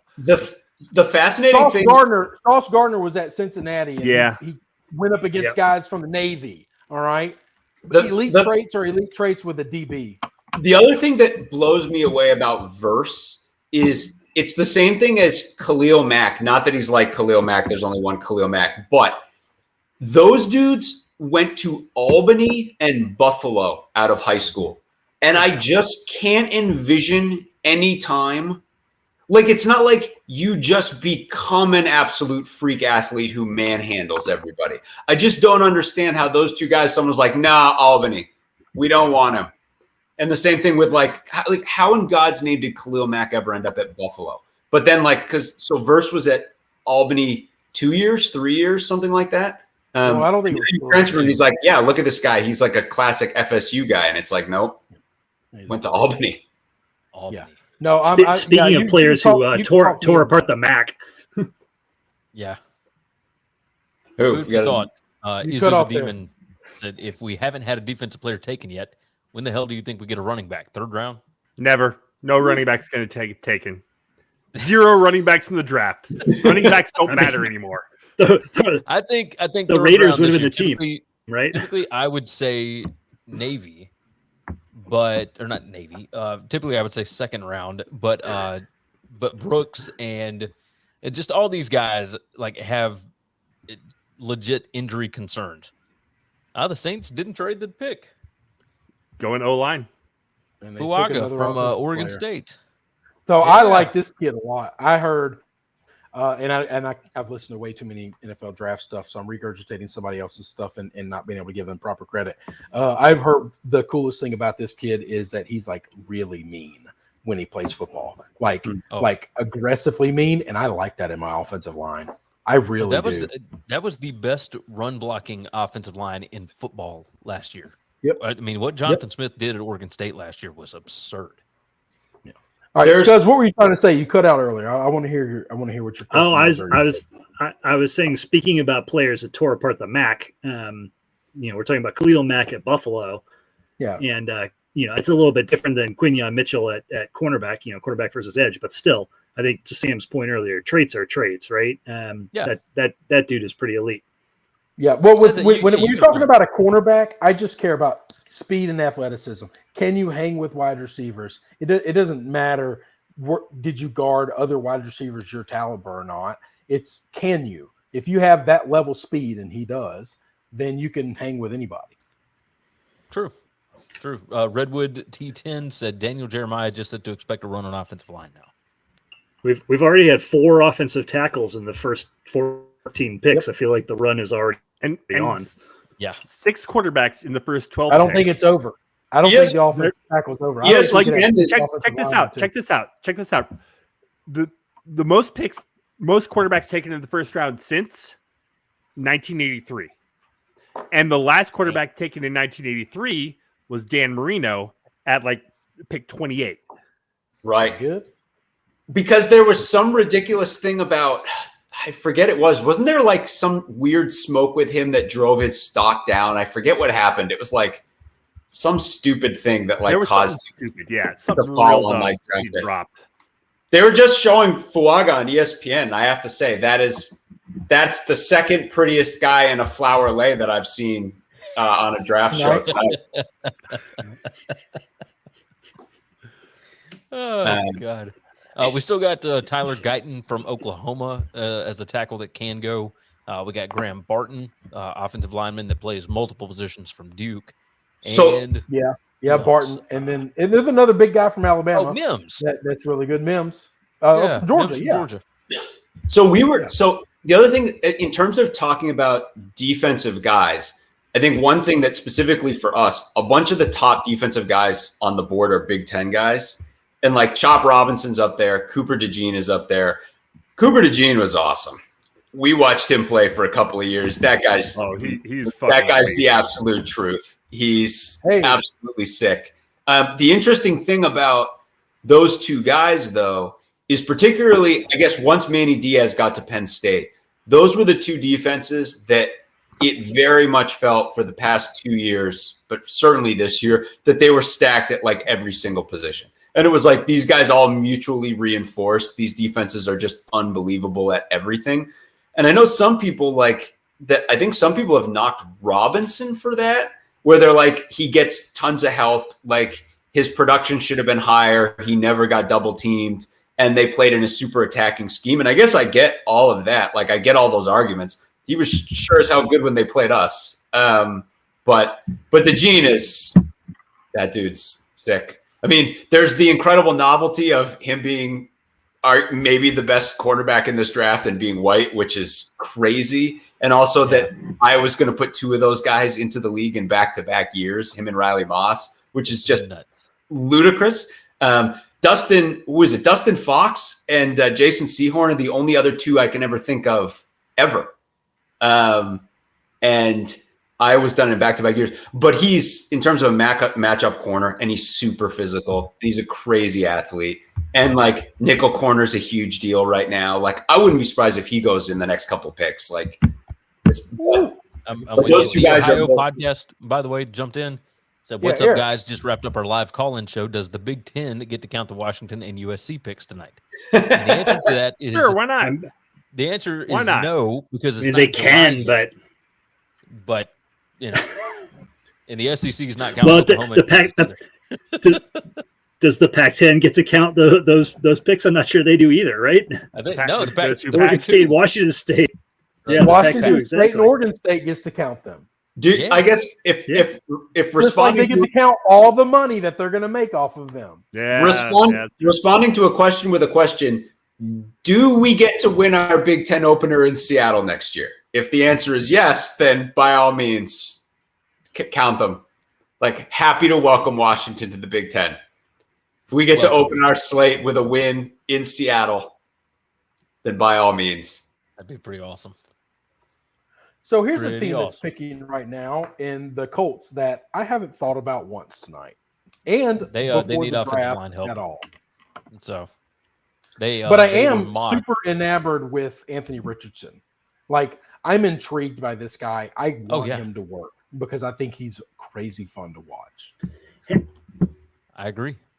Chris, have we talked about the homework you all gave us? We did it a little bit. Anthony Richardson is relevant to that homework. Okay, we did a little bit.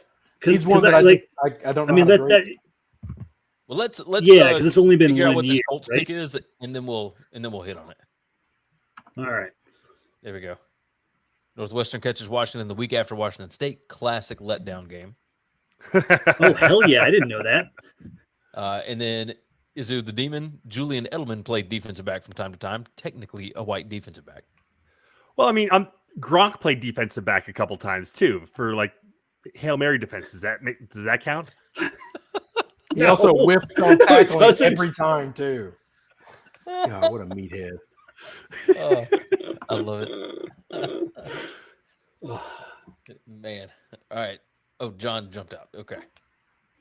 Those commercials that Gronk does, the USAA commercials, where he's just so horrible. I find them endearing because I think it's actually him. I think it's actually authentically Gronk in those commercials. There's no acting at all. That guy has no acting ability. He just plays Gronk. He's just a cartoon character. Yeah. I'm very intrigued by this pick. Because, like I said, I haven't thought about the Colts all week. Do we get our first defensive player? We do. How many people had? I think we do. Latu number one overall. Had Latu as the number one defensive pick. I did not. I do think he's really going good. over Verse. And I like him. Yeah. But, yeah, I like him about fourth or fifth out of all the defensive players that I like. John's looking to get back in, by the way. The Vikings at 23, I've been hoping. I did not want them to give up that pick because I was hoping either Latu or Verse would be available at that spot for them. Well, I don't know that either of those guys are going to fall to 23. But Verse might go here in the next couple picks. But you could theoretically, jump up. Well, we still hadn't gotten Turner. We still hadn't gotten Murphy off the board. I'd be shocked. I told you, man. Turner's falling. There we go. Turner's falling. I told you that before this draft started. Turner's falling. Oh, agreed. Let's see. They have to fix my Northwestern hockey jersey. And as always, there are always people being like, what is this? Why it's a Northwestern hockey jersey? I love the color. To the guy that won't even watch playoff hockey with me. Oh, my God. Shots fired. I just can't get into it. Drive-by. Now, tell me, you watched a little bit the other night. Tell me that was not incredible. And it was great. It was great. Playoff hockey is amazing. There's no hockey I like watching more Then Northwestern. Oh God. Hey, We're gonna fight. It's a great time. God. What are we doing? It is a my fantastic time. It really is. They put on a great show. It's a wonderful facility that they play in. It's a lot of fun. But playoff hockey, I mean, Playoff hockey. it's playoff hockey. Come on. Panthers are up 3-0 tonight. There you go. Lightning are about to be out. That's good. I hate them. I like Say, that. That makes NBA me wise, happy. Magic stomped on the Cavs. 76ers are up by 12 on the Knicks with 5:50 left. Wait, we're not going to turn into NBA holes now, are we? No. You get that noise out of here. Not even close. The other Tonight's football night. What are the Seahawks doing? Are they up next? They're taking a number defensive 16. player, no doubt. Right? You think Hang so? on. Pete Carroll's not there anymore. Do they No, do he's not. something different? Because if this was Pete, we definitely know they're taking a defensive player, and it's not even close. Who is the Seahawks coach again? I forget. He's from the just Ravens. wondering that. But I don't know if he was the Ravens offensive coordinator or defensive coordinator. But I just know that he was the Ravens coordinator. How bad is that, right? That is bad. Just the amount of Mike McDonald, Seahawks who that I was think- at Michigan Oh, not yeah, that Mike long ago. McDonald. He's a defensive coordinator. Oh, He's the D guy because the defensive guy jumped from Yeah. Michigan to Baltimore, and then Right. So hell, it might be a defensive player. He was great at Yeah, Michigan. I'd go with that. No, I think he's a good coach. I think- The other Big Ten defensive player that I neglected to mention earlier was Jazon Newton, who tore us apart in our game against them. That dude was an absolute problem in the interior, and I will not be surprised. I feel like there's going to be a run on defensive linemen starting here really soon because a couple of these guys in the bottom half of the first round are sweet. Well, I mean, picks. all the first half of the first round have Right. all been offensive players. Right. So I think there's going to be a run on defensive guys. Well, maybe. You want the If you want to 17th went the best other way, offensive right? player, or do you want the third best defensive player? It'd be Were there any defensive players in the green room? Like are there these poor bastards sitting there? yeah. No, there watching this? have to be. There have to be. Latu and Had to be. Turner and yeah, Turner's there. Mitchell, I think, is Okay. there. Mm-hmm. Turner's going to be there tomorrow, too. His ass can sit there for a while. If he don't get picked, we'll have a There we conversation. go. See, I've been waiting for that LSU Alabama hate to rear its head here. We've gone way too long. Yeah. Yeah, you read. Well, it's because no Alabama players are getting picked. We had Latham. Was that just Damn. you One? just saying Is that scoreboard? one? Oh, Did we We had just get a scoreboard out of you, Chris? yeah. I guess we had. I guess one is a Scoreboard. number. It's the smallest other number LSU you can have and still guys be are a up? number. We're gonna have Charles Robinson Jr., Okay. who would have gone already if he had a different name. Who is? We brought it up earlier. So, Chris, you don't know who your quarterback is next year, do you? No, I know who my quarterback. No, Who is it? Mittenberger's gonna be our quarterback, but not Mittenberger. Jesus Christ, Nussmeier. Yeah. Nussmeier's gonna be our. Yeah, I knew it. Yeah, Zach Mettenberger's coming back to give it one more Yeah. shot. that was just a stroke Just right there. one No, more time. no. Garrett Nussmeier. Nussmeier. I'm gonna get this in a minute. I'm only drinking coffee. I can't even have alcohol right now. I'm just a moron. Has never started a college football game for LSU or anybody other than the bowl game this past year. Okay. So we He's know pretty who good our at bowl quarterback is going to be. He just has never started. And Gary, you got potentially a Heisman guy, I guess. I don't know. Oh my God, John, what are No. you doing? But I No. here's what- no. Are we Let me really doing rephrase. this? Let me rephrase. I'm not saying I think he's going to win the Heisman. I'm saying you're going to hear a lot of talk. There's going to be a lot of Jalen Milroe talk. Way too much. I think You think the ESPN cathedral- wants to talk about something other than Jalen Milroe's ability to win the Heisman? No. Trust me, there will be a lot of hype because Kalen DeBoer will do crazy things with him. But until he can hit somebody in the mid-range game, like nah. Hey, you want to know what I think about Milroe for Heisman? I I have a small wager on Austin Mack at plus 8,000. Wow. To win the Heisman. Because I don't even know that Milroe starts. The issue at Alabama is Milroe owns that locker room. So can you have somebody else start or somebody else take the job and still like make sure that the locker room doesn't turn against you, right? Because that's what happened in the USF game for Alabama last year. Like it was Milroe or bust, like for better or worse. So McKinnon jumped in and said, I claim Nix as an Auburn player, which means an Auburn player went before a Bama player for the first time in God knows how many years. Nix still went 12th and Latham went 7th. So that's still not true. I just know everyone was saying low key. I just know low key. I feel like everyone was saying that the best SEC West quarterback last year was Mike Wright. That's just what people are saying. That's just what people are saying. It's just what I've heard. I think Wright could be really successful with the Wildcats. Like he's got a really tempting skill set, right? But is he on your team? Is he at your school? No, it's not official yet. There's just a lot of chatter, a lot of smoke, a lot of tea leaves. Mm-hmm. Yeah, we all love. Did he get into Northwestern? Vandy. Yeah, he played at Vanderbilt. He picked Vanderbilt. He picked Vanderbilt over Northwestern. Those were his 2 finalists. Vanderbilt too. They got into their sociology school or here's the secret or whatever. Yeah, it's not Vanderbilt. Yeah, here's the secret about transferring to Northwestern. It's if you're a grad transfer, the likelihood's pretty solid. Like if you're a undergrad transfer, there's virtually no chance in hell. Ain't happening. Which is a massive, huge problem for Northwestern football. But they're gonna have to fix it's not that. Going to be a problem for. They're going to have to fix that.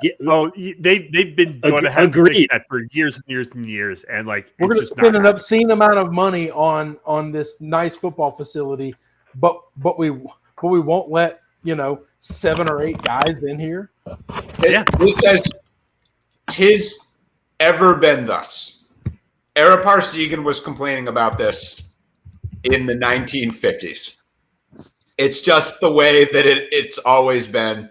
Where I think one of the things we talked about is one of the trade-offs that helps us right now in the NIL and the free transfer era is most guys. I mean, this isn't like absolute, but a ton of guys who commit to Northwestern want to stay until they get their Northwestern degree. And then they might beat tracks out, but they want the Northwestern degree. They want that piece of paper in their hand. They know how valuable it is. So it's like when we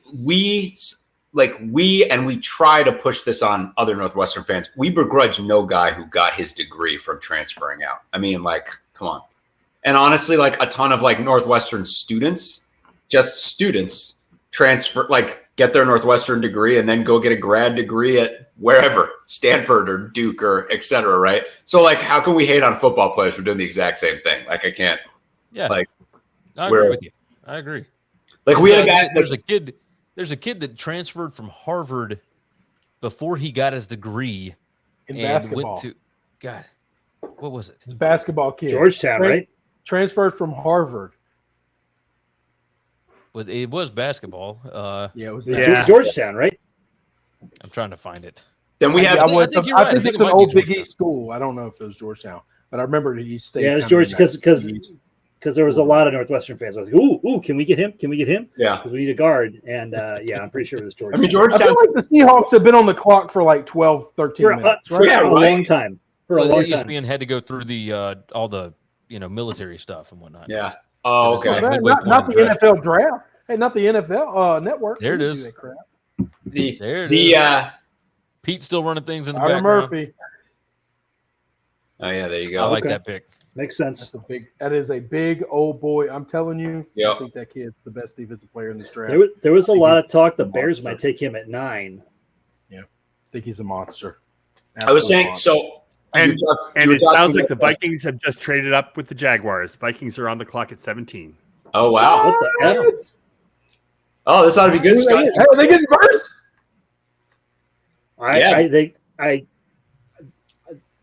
Verse or Mitchell, I'd be happy. Oh man, but I think they really need an edge. Verse gives some Jared Allen energy. That would be a sick pick. Yeah, I kind of love that. McKinnon jumped in. He said that he flew into the base that they've got on draft coverage right now when he went to Korea when we gave him the send off. Oh, that's awesome! Oh, nice. Oh, that is cool. Oh, that's good. Cheers to that, McKinnon. I was going to say earlier, you were talking about the Harvard guy who transferred out. So one of our best basketball players, Malik Mack. Malik Mack. One of our best basketball players this year, Ryan Langborg, graduated from Princeton and then transferred to Northwestern. Booked two trips to the NCAAs, played in 5 tournament games, averaged something like 20-something points a game, and now he's carrying a Princeton undergraduate degree and a Northwestern graduate degree. Talk about winning career. And coming back for another year. Pretty good career. This pick is definitely Verse. The only reason the Vikings trade up here is to get in front of the Bengals, who are going to go defensive end. I got this has to be Verse. There. So then who do the Bengals go with? It's a great question. I do not know. Yeah. Chris isn't kidding and about maybe they weren't like I guess oh my gosh, what a monster. Yeah, he's huge. Yeah. He's just a beast. I'm telling you, I think he's the best defensive player in this draft. I think he's a freak. I think he's going to clog up a lot of holes and be a problem in the middle. Watching him move these centers, man. Wow. Yeah, Austin. No, I think he's a monster. I'm not upset that he's not going to be in the SEC next year. Oh man, I would so love the Vikings picked a Gene. I'm gonna puke. No, yes, but I'm gonna puke if they pick DeGene. If this is Cooper DeGene, I'm gonna throw up. Really? Right here on this broadcast. Yes. Wow, after everything I said about DeGene earlier, you're not a fan. You can't pick him over Mitchell, in my opinion. Yeah, that's true. Well, it depends. It depends on where they want to use him, though. Because everyone says that DeGene is like the apex nickelback. And like Nickelback used to be your third best corner. Now it's like, all right, now we're going to have a conversation. We did the Amar Smith-Marset shit a couple of years ago, and it did not work out. All right. Oh, boy. What are we? I'd like to have a conversation. Hold on. Look, for anybody that's listening that isn't actually watching the draft, it's just listening to us. Dallas Turner is going number 17 to the Minnesota Vikings. Yeah. So Scuzz and I, it's not like we need an edge. We need an edge. It's like, okay, we need an edge. And at this point, Turner is value, so that makes sense. He's not value against first. Okay, all right. Here's an honest. All right, Gary, I would like to have I had the beholder on that. I'd like to have a grown-up adult conversation with you. All right, continue. Saban is not there anymore. Turner is not there anymore. You don't have to defend them, and you can answer honestly, okay? I think we can have a fair conversation, all right? I want to have a good faith debate, let's say like Nuremberg-style trials, of who's more responsible for Dallas being the dirtiest player in college football since they took cocaine out of the game. Is it? I think it's a fair question. I think it's a legitimate question. Is it? Gary, he's giving you answer choices. That's good. Yeah. It's a one or two choices. There's only 2 options here. Is it Nick, how Nick Hitler, giving the orders and coaching them up and teaching them to target and take other teams' quarterbacks out? Or is it Dallas, like Nazi soldiers, who's just an innocent guy who's following orders and doing the bloodthirsty work of a madman? What do you think? Who thinks responsible? I think those answers are really the same, right? Look, I don't think Dallas Turner is that dirty. For anybody that doesn't know, what Chris is talking about is the hit that he had on Daniels in the Alabama LSU game. No. His 3 years of playing at Alabama, he's put out 4 different quarterbacks. Before the LSU game, there were reporters talking about it openly talking about it. Our coaches were openly talking about, we've got to be careful because we know at some point in time he's going to take a shot. And guess what? All of these times that he took Quinyon out of Texas, all of these times he did it magically 0 flags against him.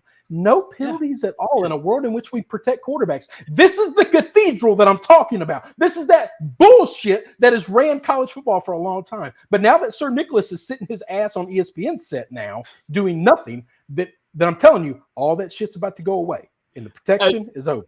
Our boy is saying that Dallas Turner's the kind of guy who will push you off a bridge. That's what he's saying. No. What he's saying is that Chris is going to push me off a bridge. That's also possible. I believe he's the dirtiest player. And this is stats. This is facts. This guy took out more players in his time playing football than anybody else since they took cocaine out of the sport in the 80s. Well, that I would submit then. So I would submit that the Vikings are playing 4-dimensional chess here because the Vikings are like, well, then we'll get that guy. Yes, no, that shit's not going to fly in the NFL. The Vikings. Are there any reporters? Are there any reporters other than guys based in Baton Rouge that have said this? Yes, multiple reports. This is not a secret, Gary. This is not. It's only in Alabama where they just close their eyes and just gargle the hog of the tide. Do people not talk about this and realize that this is a thing that Nick Saban has coached up for years, for multiple years? Okay. I live less than 2 hours from Columbus. There are other places other than Alabama where they just gargle the whole hog. Yes, I want to say so. I'm just going to accept everything you said about him, Chris, and then I'm going to say, like, earlier you talked about how much you like the offensive tackle from Oregon State because he plays angry. I'm kind of cool with this Turner dude. I'm pretty excited that he's coming to wear purple. No. Yeah, there's a very big difference. Offensive line is the only position. Offensive line is the only position I believe that you can play and be mean because you play in such tight quarters. When you play in open space, you can't be mean. You're going to get flagged, and other players are going to take you out. I'm telling you, in the NFL, that shit's not going to fly. He's not going to be close to the player that he was at Alabama, because he's not going to be allowed to get away with that. The referees aren't going to protect him the way that he was protected at Alabama. That's 100%. Scuzz, that's right. The Ohio podcast. Sorry, Eric, I couldn't help it. McKinnon jumped in. He said, "Boys, half the reason I tune in to the draft is for Chris's rants, and boy, I waited for that one." He said, "Bourbon, football, and Giannini rants." I like McKinnon. You and me both, my friend. I'm so glad that we have the OSU presence. We had Doug Maurice on our pod last year, and talking with him on the pod and trying to compare the Ohio State football atmosphere to the Northwestern football atmosphere is an exercise in impossibility. They are not. It's not even. There's no comparison in any way, shape, it's not the same sport. Yeah, they're not playing the same game. The two don't exist, and that's not just fans or like recruits or media. It's all of it. It's all how wild that they share a conference. And we don't say that. Yeah, and we don't say that critically. That's not a criticism. It's just wild. I mean, that's the way it is. Doug Maurice talked about in the post-game presser with Ryan Day, he's fighting with like 25 other hard-boiled reporters to get one question off. And like at a Northwestern presser, it's like 2 or 3 student journalists kind of get to ask whatever they want. Like everybody gets to just talk about whatever topic they want to talk about. It's great. It's a different world. Yeah, different world. As far as Turner goes, I like Dallas Turner. Like I like an edge rusher that has some attitude about him and whatnot. I mean, he's fantastic. So, like Chris can say he's dirty, and other people apparently obviously have said that he's dirty. But I mean, to me at that position, like I think that's all right. Like I want them to be a little dirty. We've watched the NFL over the last couple of years, and we see how offensive players are protected. I think Dallas Turner is going to be a bust because he's not going to be allowed to play the way he used to play. He's going to get called all the time. Scuzz, get ready to be mad about a lot of personal fouls over and over and over again, just keeping offenses alive. Here's a question. This has got nothing to do with any of this. It just popped into my head because I'm looking at the order. Like, do we think Xavier Worthy? Like, I'm just like, I feel like I don't see him lasting to the end of the first round because, like, if it gets to Kansas City takes them, and then we all go, Jesus Christ, Kansas City got Xavier Worthy. But now I'm thinking the same thing about the Dolphins, and I'm like, would the Dolphins grab him at 21? I feel like these teams that just stack speed and you're like, I can't believe they got another crazy fast guy. Well, but I had a buddy hit me up and tell me that Xavier Worthy is just a little more flashy. What's the guy from Washington? John Ross. Yeah. John Ross, I feel, is like the poster child of like the fast guy who didn't make it. Yeah. So, and Worthy is definitely fast, but like there's still some really good wide receivers on the board. Brian Thomas here, which McKinnon jumped in. I'd be surprised if the Bengals don't take Brian Thomas here, he said. But most mocks have got the Bengals taking an offensive lineman. Wow. So, they're not taking wide receiver because like T. Higgins wants a trade. Cincinnati ain't trading T. Higgins. I'm gonna tell you that right now. No, they're going. I think they're going to the all Super Bowl this year. They're not. Yeah, I think they're going all in this year. I'm gonna tell you this: I wouldn't be upset if the Bengals they're not trading him. They're not trading Hendrickson. Like they're going all in. I would like Verse right here. Is Verse a first round guy? I mean, he like. Yes. You think so? Yes, I think. They had an awesome defense, and he was like the focal point of the whole thing. To me, he was the straw that stirred the drink anytime I watched them. Yeah. I feel like you still got to protect Joey B. But you're taking like the sixth best offensive lineman.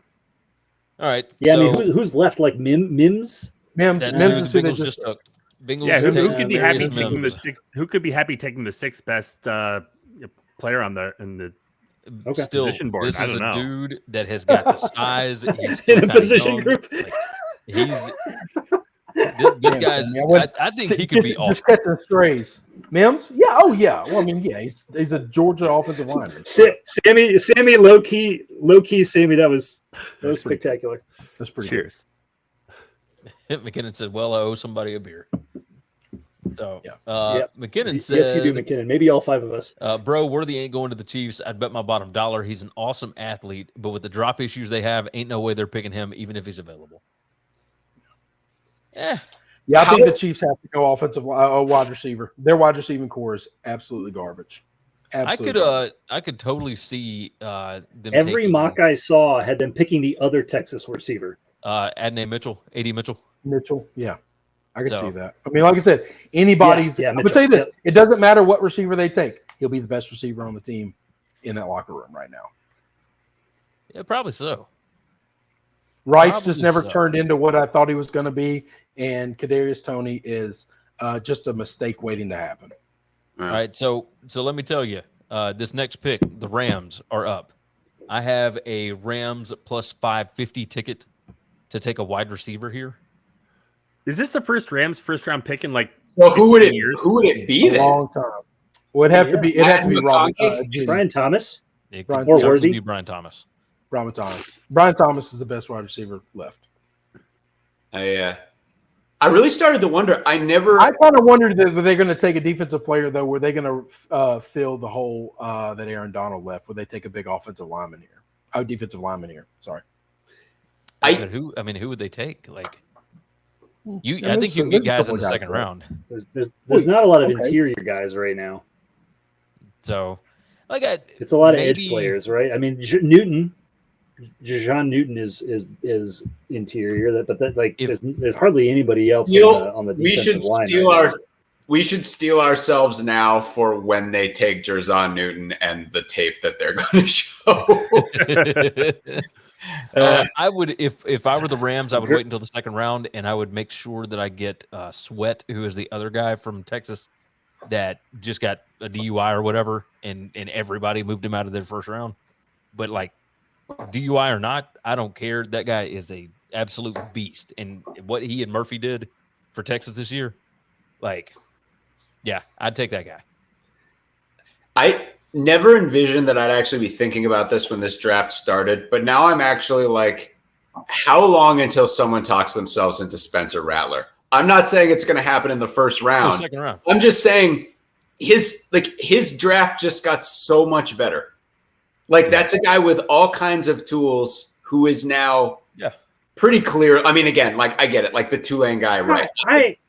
We thought that last year because was it Kenny Pickett went kind of earlier than everybody thought, and then we were like, "Oh, here comes the run on QBs," and not a single other one got picked. Yeah, but this year we've had 6 of them. There's a big difference. Yeah, but that, we look around the NFL and we see all these. At some point, the drop off happens.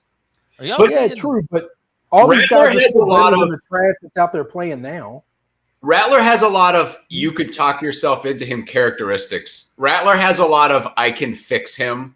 That there's some OC out there who's That's fair. Well, my God, if you have a decent offensive line and actually gave that kid time to throw, he's pretty awesome. Yeah. And there's the whole sliding doors thing of like, what if he never loses his job at Oklahoma too? Like, I don't know. True. Just by way of comparison, so if JJ McCarthy was graded, whatever grades, whatever they are, right? Graded at 92. Bo Nix was graded at 87. Spencer Rattler is graded 71. So this is there's a chasm there between the top 6 and number 7. Yeah, but they weren't taking the same test, man. Sure, if you're desperate. No, okay. But if you switch where Bo Nix and Spencer Rattler spent the last 3 years of their football career, we're having a completely different conversation today. All right. Yep. I mean, we all agree on that, right? I mean, it is interesting though, because Rattler was a guy who like you could say, yeah, he got benched at Oklahoma, like they kind of did, but like that guy was on the top of the mountain. He was the biggest dick in the room in the Elite 11 camp, right? He was like, I'm the guy. This is 100% me. Monster recruit, goes to Oklahoma, has it, and then gets pushed off the mountaintop, which is fascinating to me. But you're right. I mean, Scuzz is right. There's a huge gap, but I'm just wondering if someone talks themselves into him that much earlier. But there's only a gap in grades. But the people making these grades are flawed. They clearly listen. These are the same people that had what's his ass from the Eagles years ago going Carson Wentz being the number 2 quarterback overall. Like these people don't know what the hell they're talking about. Trey Lance, guys all the time. So I made a joke about this earlier. The last Rams first round pick, Jared Goff. Oh wow! The last time the Rams picked in the first round. That's pretty awesome. Crazy. Not been a lot of trades tonight. At least not big ones. No, the Vikings have made both of them, right? Twice. And nobody else was traded at all, right? And now the Vikings next year have a first, a fifth, and a sixth, or first, a fourth, and a fifth. They have 3 picks next year. There it is. They are expecting to get a lot of compensatory draft picks. There's verse. Yeah, no, they'll end up with more picks. There you go. It's all done. All right, so the Rams take Florida State defensive end. Because with there you go. I think that's a good pick for them. Because with the Vikes losing, I forget how all these rules exactly work, but with Cousins leaving via free agency, with they lost Daniil Hunter on the defensive line. They're expecting to get a number of third rounders, compensatory picks for the 2025 draft. That's how they're planning to restock their cabinet. Field Yates just tweeted and said, following a series of trades, the Vikings now have just 3 picks in next year's draft. Yeah. A first-round pick and 2 fifth-rounders. Wow. 2 picks. Okay. Are you ready? The Steelers. But again, they're going to get several back. Let's see. All right, so the Steelers now. All of the mocks have had Brian Thomas going to the Steelers. Don't do that. Don't do that to me. Yeah, Russ needs a receiver. Now, here's what the Steelers are going to do. The Steelers are going to take Spencer Rattler, and then they're going to Thunderdome it. They're going to say, awesome. Spencer Rattler, there can be only one. Spencer 3 Rattler, men enter, 1 man leaves. That's what they're going to do. Jesus. Wow. I think the Steelers low-key made one of the smartest trades in the offseason of picking up Fields for basically nothing. Oh yeah. What they got him for was unbelievable. He's not he is not Joe Burrow. He's not Josh Allen. He's not going to be one of those guys. But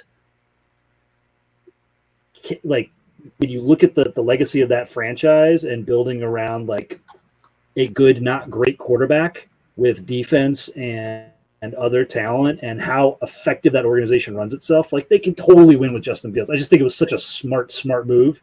I think they're going to surround him with weapons. I bet Brian Thomas makes a ton of I think it's defendable why the Bears had to do it, but from the Steelers' perspective, they got him for nothing. They got him for a song. It's just hilarious. I'm watching these Jared Verse highlights right now and being like, this guy was an Albany Dane for several years. How in God's name did he play FCS football? I don't know. Smart, man. They know what's up. Yeah. Crazy.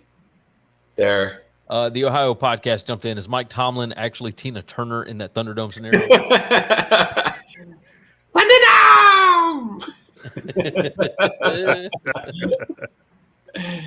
Man.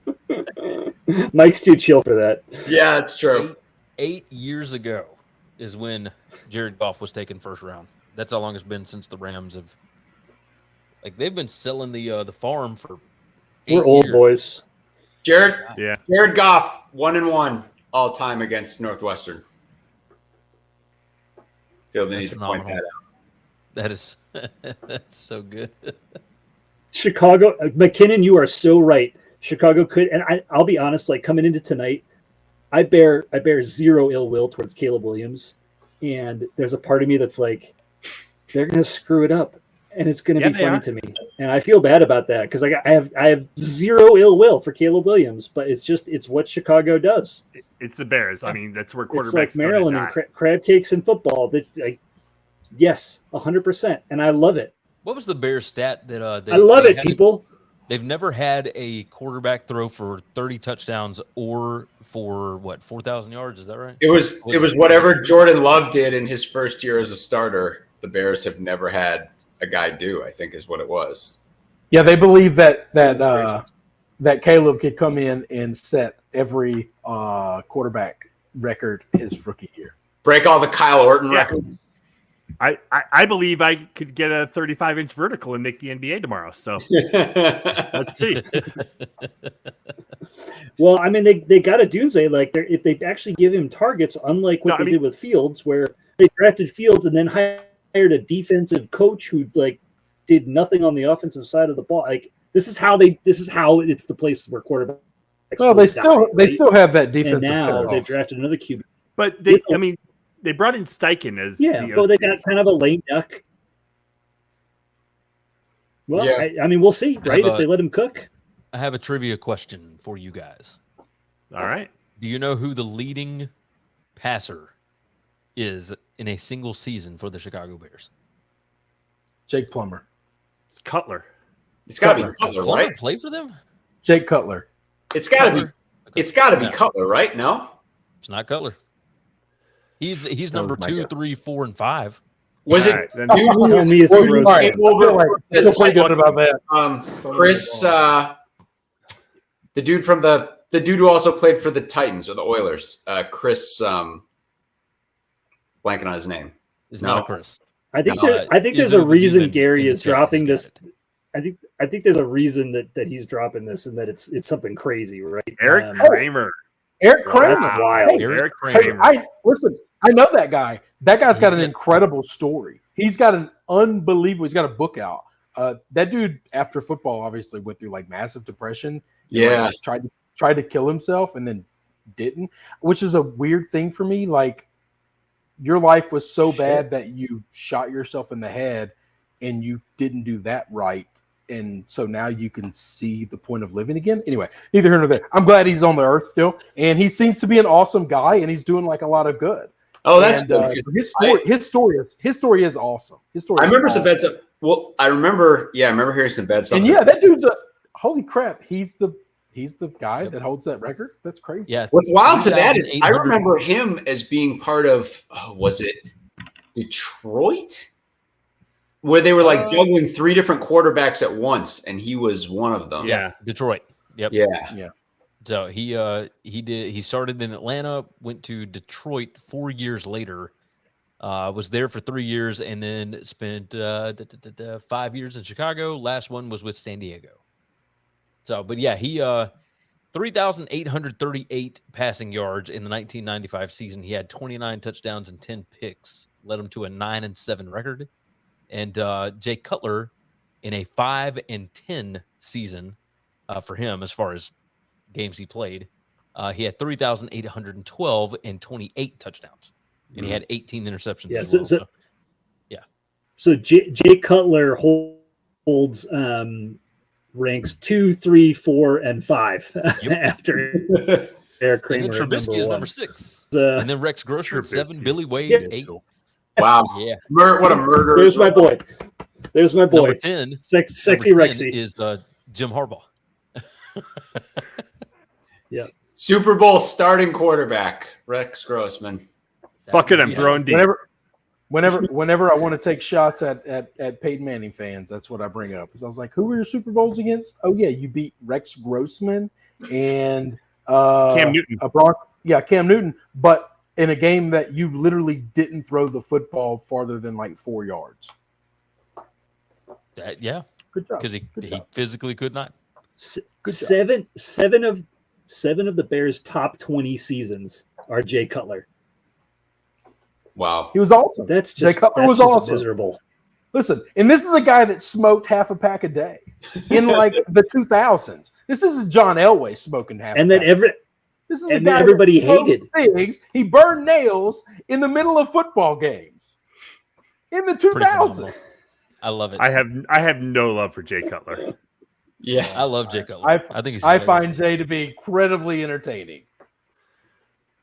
It definitely does bring up. I did love Jay Cutler for a bit, and then like everything went down the way it did.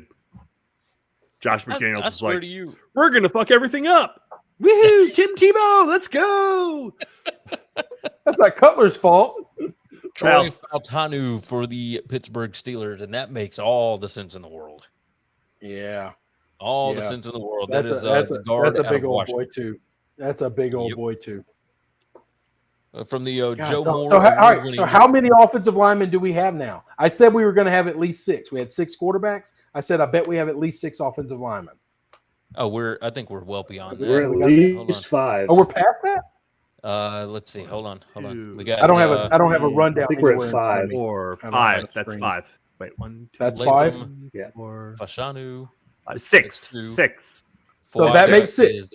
3. Alt. Oh yeah. Latham. Mims. Fashanu. I forgot Mims. Fuaga.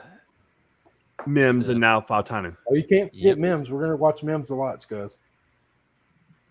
Yep. So that is 6 offensive linemen thus far. The over/under was 6.5. And Indeed. we still got 12 picks to go. And no defense defense at times. And once we got to about pick, let's see, what pick were the Colts? 15. That's 15, when everything slowed down. Oh yeah, all these guys are taking forever now. So you talked about defensive players. We've had a couple of edge rushers and defensive linemen.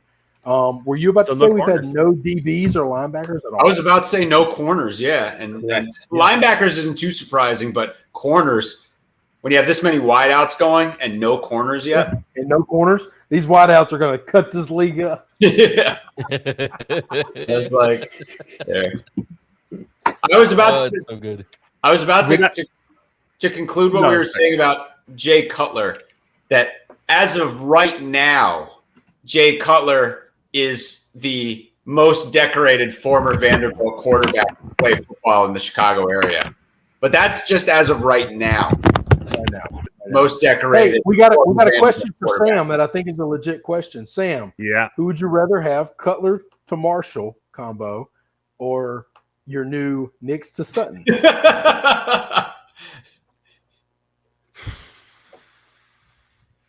We already got to see. Let's not act like this is a conversation, Sam. No, it's not. I like until I see Knicks on the field. I'm withholding judgment. That's right. I'm with you on that. I'm not over the moon. I'm not super excited, but like I'm willing to reserve judgment. And so you are being a very adult about this. See, I am very much he's now on our team now. He's my guy, right? Oh, he's my guy, sure. The only player that I've ever been not like that was when the Pats took Mac Jones. And I was very clearly oh, this guy sucks. He's not going to be good at football. Why did we do that? And what all about my that Pats O-lineman? fans were like, but he's our guy. And I'm like, yeah, he's not my guy. He sucks. And what about the D3 lineman that they took in the first round that other year? Oh, the guy who nobody ever heard of. A lot of players. When they took N'Keal Harry, I was breaking shit. Okay, I was cussing and swearing and breaking shit. All right, we had 9 SEC wide receivers that went that year that were all unbelievable. And N'Keal Harry from Arizona State, the one Sam. bust in that whole draft. Hey, Didn't Sam. Jayden Daniels throw a touchdown past N'Keal Harry at some like when? I don't think Jayden Daniels was playing that long At ASU, maybe. Hey, Sam, so in my entire NFL draft watching life, you know who who the hell is this guy out of this nowhere school player I remember ever being taken was? John Mobley. Oh, from okay. Kutztown State, yeah. Kutztown State, or whatever. He ended up being awesome. Hang on. Where is Kutztown State from? Pennsylvania. It's in the state of Kutztown. Kutztown, Pennsylvania. The Broncos took him. I mean, in hindsight, who knows how old I was during that draft. But to me, I was like, they just took him off the face of the moon.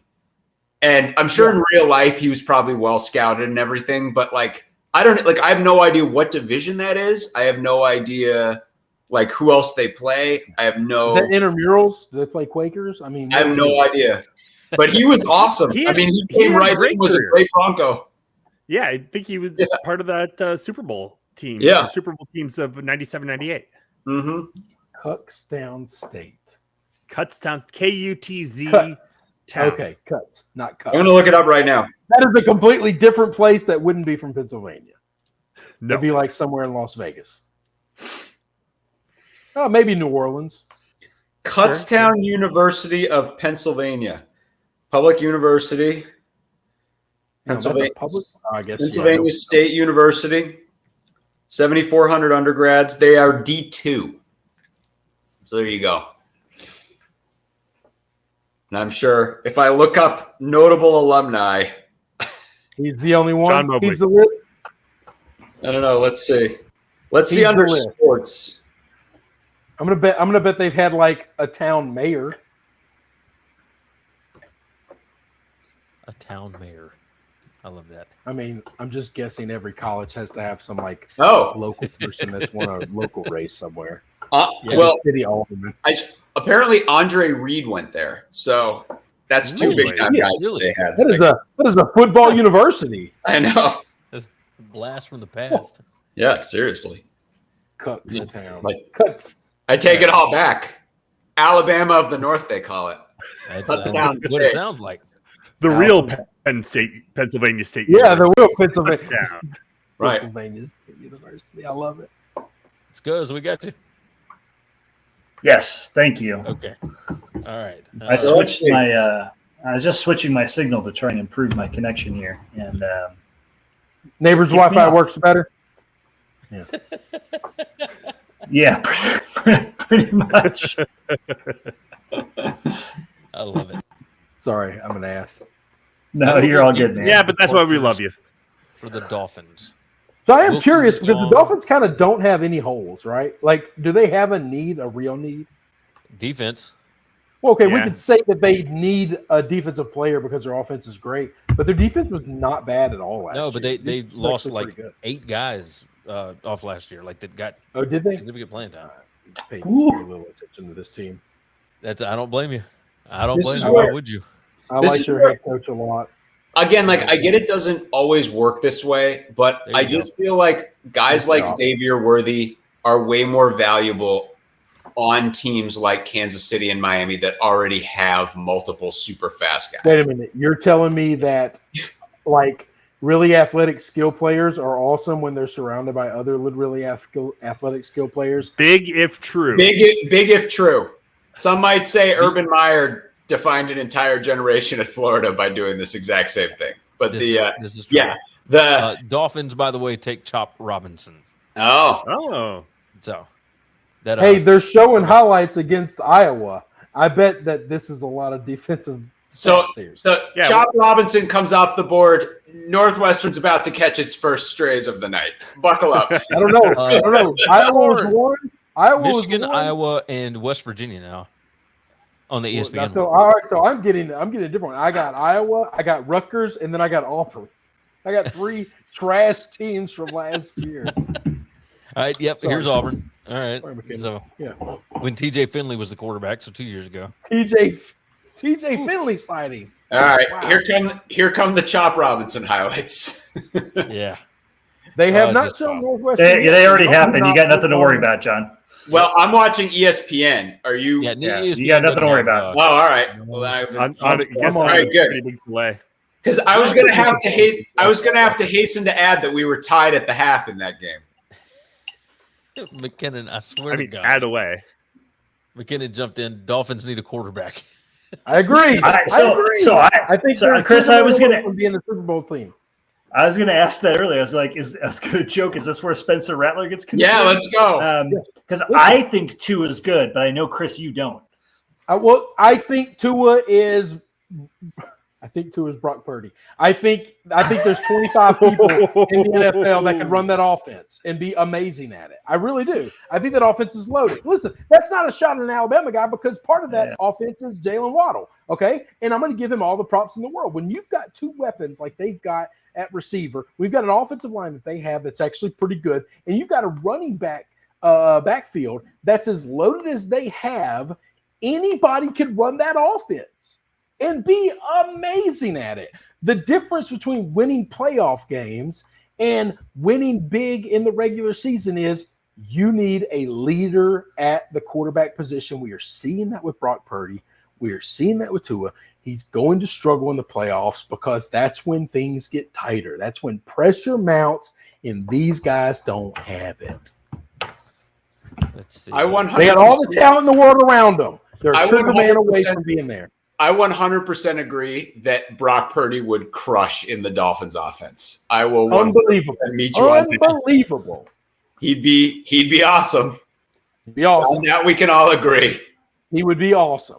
But I also think that Sam Darnold would be pretty damn good in that offense. And I think Sam Darnold kind of sucks. You're talking about the Vikings backup quarterback now. Yeah, Eagles seem to be happy with whatever their pick's going to be. So I was curious if Mims fell. This team doesn't really need an offensive lineman other than probably at center, and there is no center that you're going to replace what they have. Would they take Mims just to keep the streak alive of taking another Georgia player? Might as well. They don't get that luxury. It's not an option. No, I mean Mims has already gone to wherever. That's what I said. I said if he was available, would they? They don't need that position though, unless he plays center, which he doesn't. Then they don't need an offensive lineman. Their offensive line is pretty damn good. I think they're going cornerback here. Yeah, they're showing Terrion Arnold right now. Oh, I could definitely see this being the first corner off the board. Yeah. Wiggins, Mitchell, they're all available. Late for a corner. This really is the latest I've ever seen for a cornerback. Yeah, this is like 22 is the first corner off. And I mean, and if it really is a statement on this corner class being really like whack, then that's one thing. But I mean, like Philly basically got steals in the first round of the draft last year, and if he's like legit just a great corner who's the number one and this isn't that bad of a class, then what a steal. But either way, they get to pick whoever they think the best corner is in this draft. They get their pick. Let's see. Ralph Russo from the AP jumped in and said there's going to be a massive run on corners and receivers over the next 20 picks. Gary, we lost your video here, bud. Son of a bitch. Yeah, it says El Gato, no signal. For some, I think my cord has a short in it that keeps the camera connected to whatever. So I keep having to turn it off and turn it back on. Do you have a cat that's chewing on your cord? No, I've just got an old El Gato. Cord. All right, let's see. Yeah, see, Pick is in and Pick has been in for a while. And thank God. They're not well, but that's the thing. It's like feels like it's been forever. Jose Monclova jumped in. What the heck is wrong with the Falcons GM? Lots. Well, like I like the Penix pick. I think Penix is going to be pretty good. But yeah, why would you pay Kirk Cousins that kind of money? Fine, but like you just gave $180 million to Kirk Cousins, and you're taking him at 8. If you want him that bad, you could drop down a few. That's why I was coming back. I mean, Chris's point was maybe they just don't know what they're doing and they screwed up, which is totally. I'm just not putting it past these GMs because I used to think they were all smart, and then I've watched them for a couple of years and realized, oh no, these 80% of the people that are GMs are 100% nepo babies. Okay, all of the people in the front office are married to or related to somebody who's been in football forever. There are no new blood there. 60% of the time, it works every time. 60, except for Jason Wright, the greatest executive in the NFL. A meteor who earned his way all the way up to the top. This doesn't have anything to do with anything, but can you guys tell me if I'm wrong? Can you guys tell me if I'm wrong? I feel like this is the iciest draft I've ever seen. I've never seen this many diamond encrusted chains in one draft, and I don't feel like there are always guys who have ice, but I feel like I can't remember seeing this much. I mean, you're making an absolute the best GM in the draft, right? He's not a GM. He's the president of the Commanders. Okay, they're using a Northwestern running back. Yeah, who did he take? He was a Cleveland Brown, Chris. He took Jayden Daniels. He took Jayden Daniels, but he didn't take him because he doesn't do personnel. Sure, he did. He doesn't at all. The team president doesn't have a say in personnel. No, he does not do personnel. He's business. He's business side. What he did was he came to us, Chris, and he said, "What does your man Chris think about that LSU quarterback?" Well, and we were I would have said he sucks. Pass on him. Let him fall to the Vikings. That's what I'd have said. I said trade the pick to Minnesota. That's what I'd have said. Quinyon Mitchell. Going to be trouble. Yep, there goes Mitchell to Philly. The number one quarterback. Hey, Scuzz, you called it. Yep. Top corner in the draft. At pick number 20. That kid's just got speed. You can't teach me. You can't teach fast. That's true. And he's at least going to a good franchise. We might get some highlights of him doing damage against Illinois here. Because that'd be fun. Like, I would assume they're going to prioritize tape of him not playing in teams that he played that weren't in the MAC. All right. First highlight is him against the Miami Redhawks.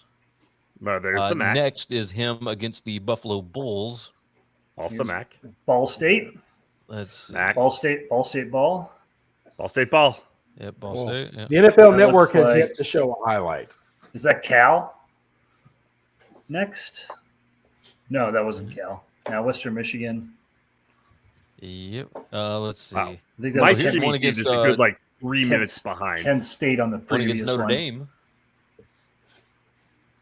Yeah, I'm a solid minute behind you guys. Yeah.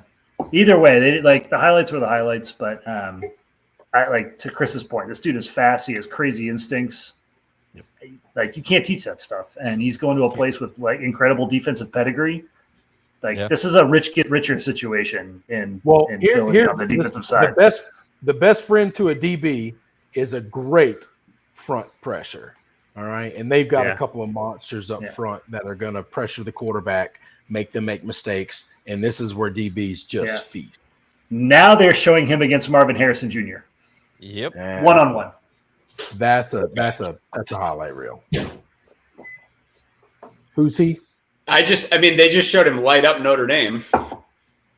That's the play against Marvin Harrison Jr. that they showed. I know. Marvin wasn't even running. No, it's just it is in the red zone, right? It's a step from the 5-yard line, just chasing around the corner of the end zone. But hey, you covered him. Oh my God, that's hilarious. You mean he quit on the play? We got to show him against a stud. That sounds right.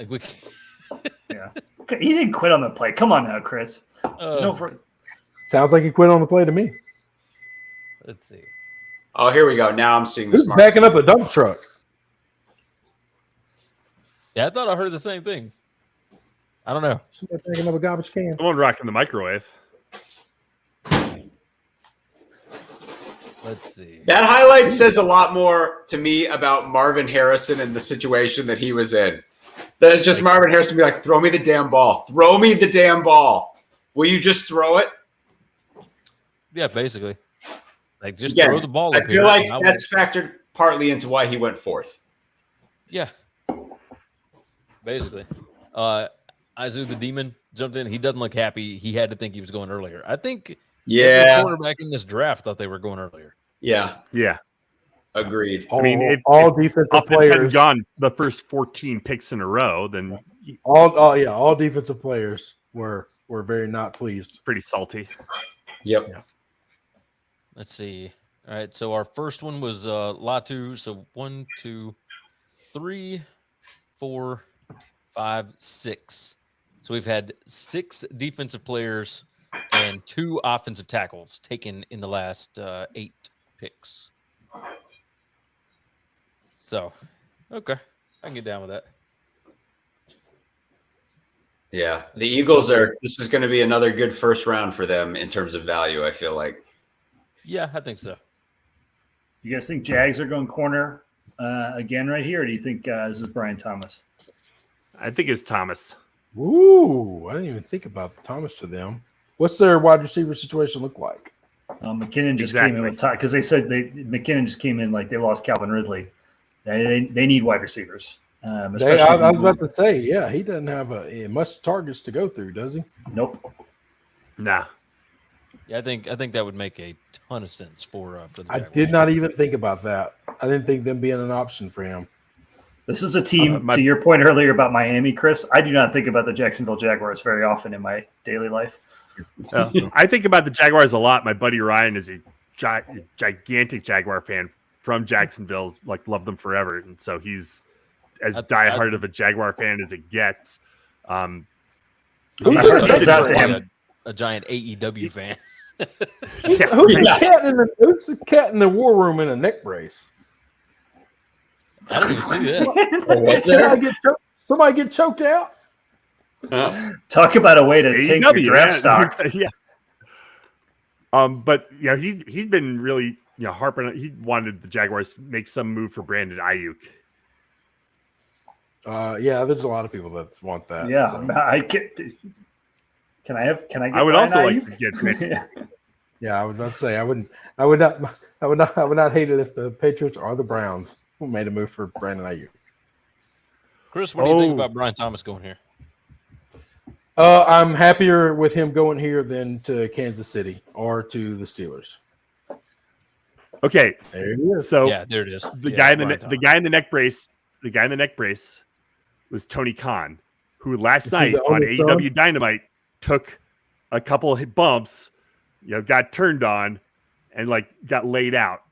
Okay, hang on. Wow. What is AW? Hang on. What is AW Dynamite? When you take a couple of bumps, you're talking about like bumps, like nose candy? No, bumps? like wrestling.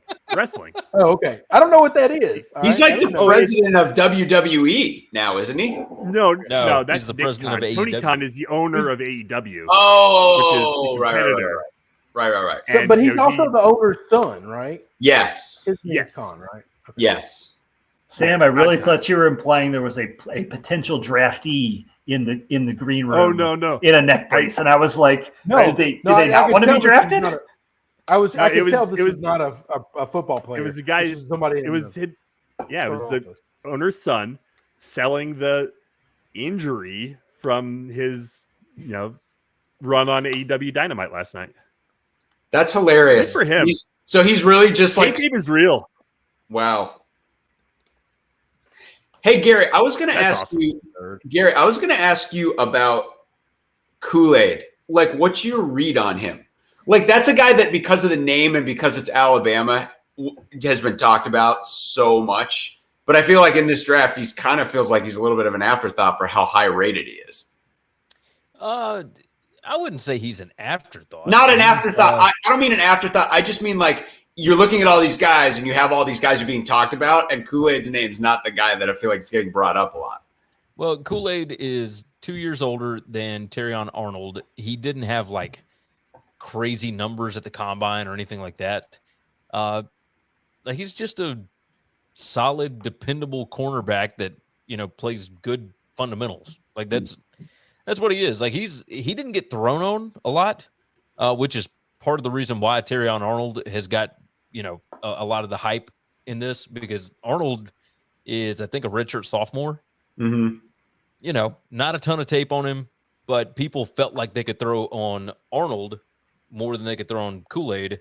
And I mean, you go look at the targets against those two, and it's Terrion Arnold's like 3 times the amount of targets that Kool-Aid got. As far as like speed and all that kind of stuff, like he's just his numbers don't jump off the page at you. So, but he's still real quick. I want Easy the Demon to give us his prediction on Dallas.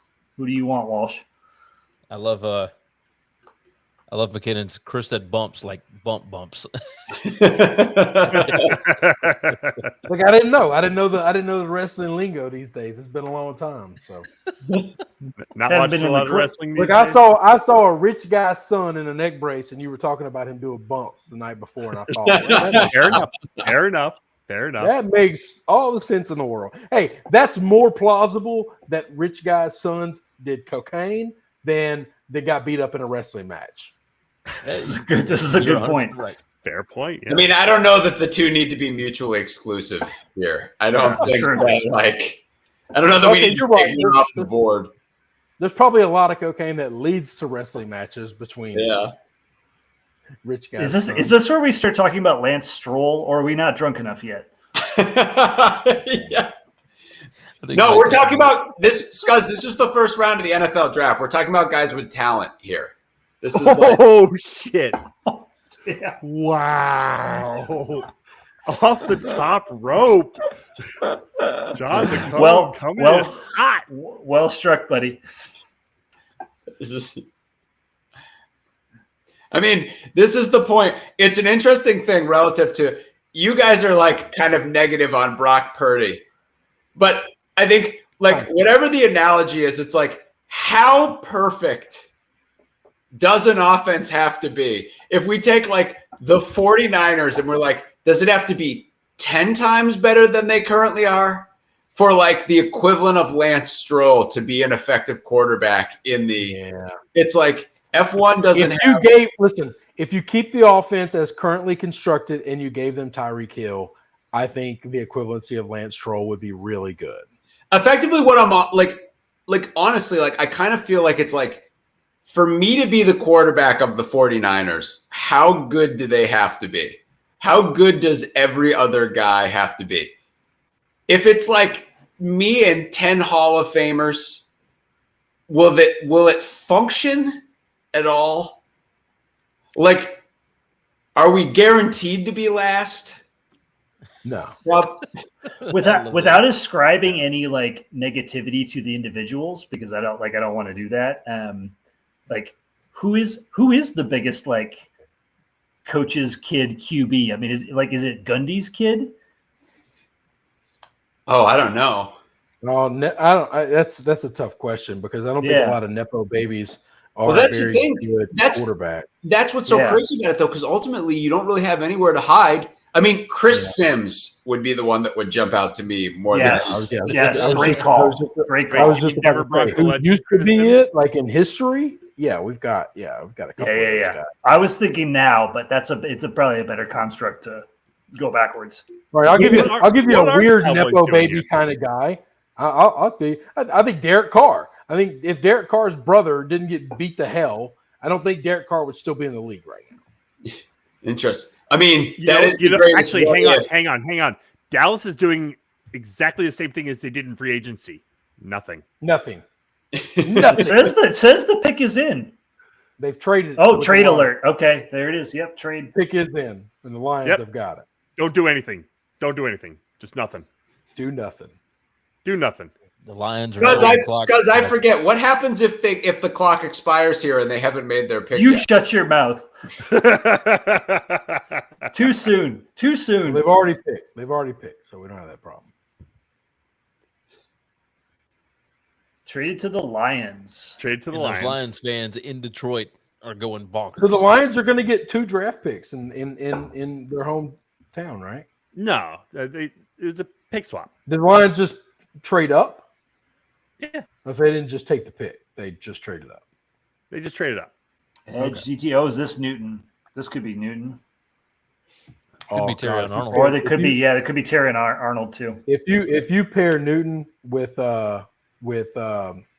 Hutchinson. Oh God, Hutchinson. Yeah. Oh man.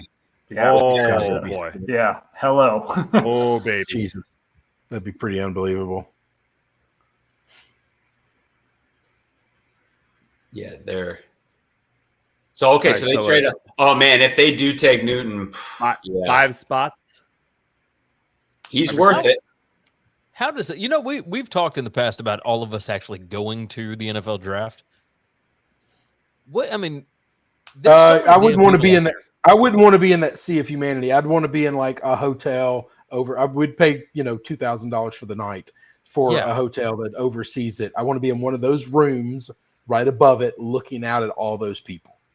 I mean, what are there's these there's zero chance I would be in those people. Yeah, no. This is Times Square in for New Year's Eve. These people are just pissing themselves all night. What do you mean? What do they do? Well, but that's like in Nashville, at least there were like bars surrounding it, right? Like in Detroit, it's like stuffed over, in a corner somewhere. There's downtown, I think. No, this is downtown. Downtown. This is downtown. Yeah, but downtown, there's nothing in downtown Detroit. That's Well, there's a casino downtown. This is definitely an adult diaper situation, which I'm not. Oh, I'm no. old- These people are too old pissing for that themselves. shit. Yeah, no, I'm not doing that. Yeah, I'm passing. I mean, I might piss myself, but it won't be on purpose. Let's see. The demon jumped in. Dallas must come away with a running back, but this is way too high. They should stockpile second rounders. I think they might take Jonathan Brooks in the second round. They could. I think if he lasts that long. I said this last night. I think that the Cowboys are going to do what I think the Broncos should have done with quarterback. I think they just take multiple running backs in this draft. Yeah, just come out with 2 or 3 of them. Corum, Brooks, I don't know. That shit. These guys, there's going to be guys taken in the 4th and 5th round that you weren't even talking about. It doesn't matter. Just take them. Just take them all. Just take them all. They're all going to be. I think you're right, Chris. I think you're right. Chris, to your point about the crowd with the draft, I 100% agree because we're all spoiled now. Like our idea of a crowd is 14,500 people on a beautiful lake. That's what we're about. Right. That's a Northwestern football game right there. 14,500 people on the lakefront. No visiting fans can get in. That's how we get down now. Let's do it. Not against that. I wish every game was at that place. Like I don't want y'all taking some games over to. I don't know why you're going to do that. Every game that they can do it, they'll do it. But what games would you not be able to do it for? Like why? Well, why would it's not that they can't. It's not that they can't do it, Chris. It's that they want to do like a big ticket, like Ohio State game at Wrigley for the gate. Yeah, we want to sell 40,000 tickets to Ohio State fans. Right. That's we're going to whore ourselves out. That's all they're going to do. Well, I mean, they're only going to be making the seats on 14.5.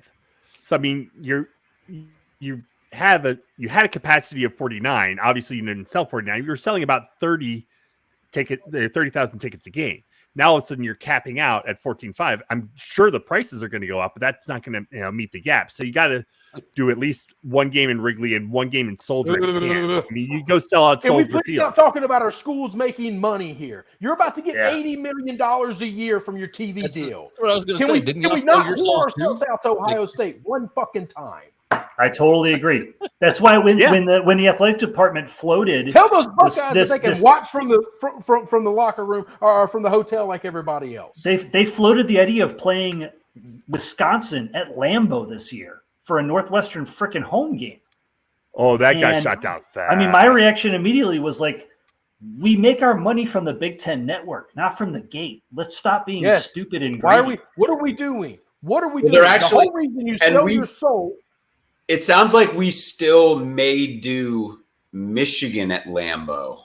I think maybe 25 next year. Yeah.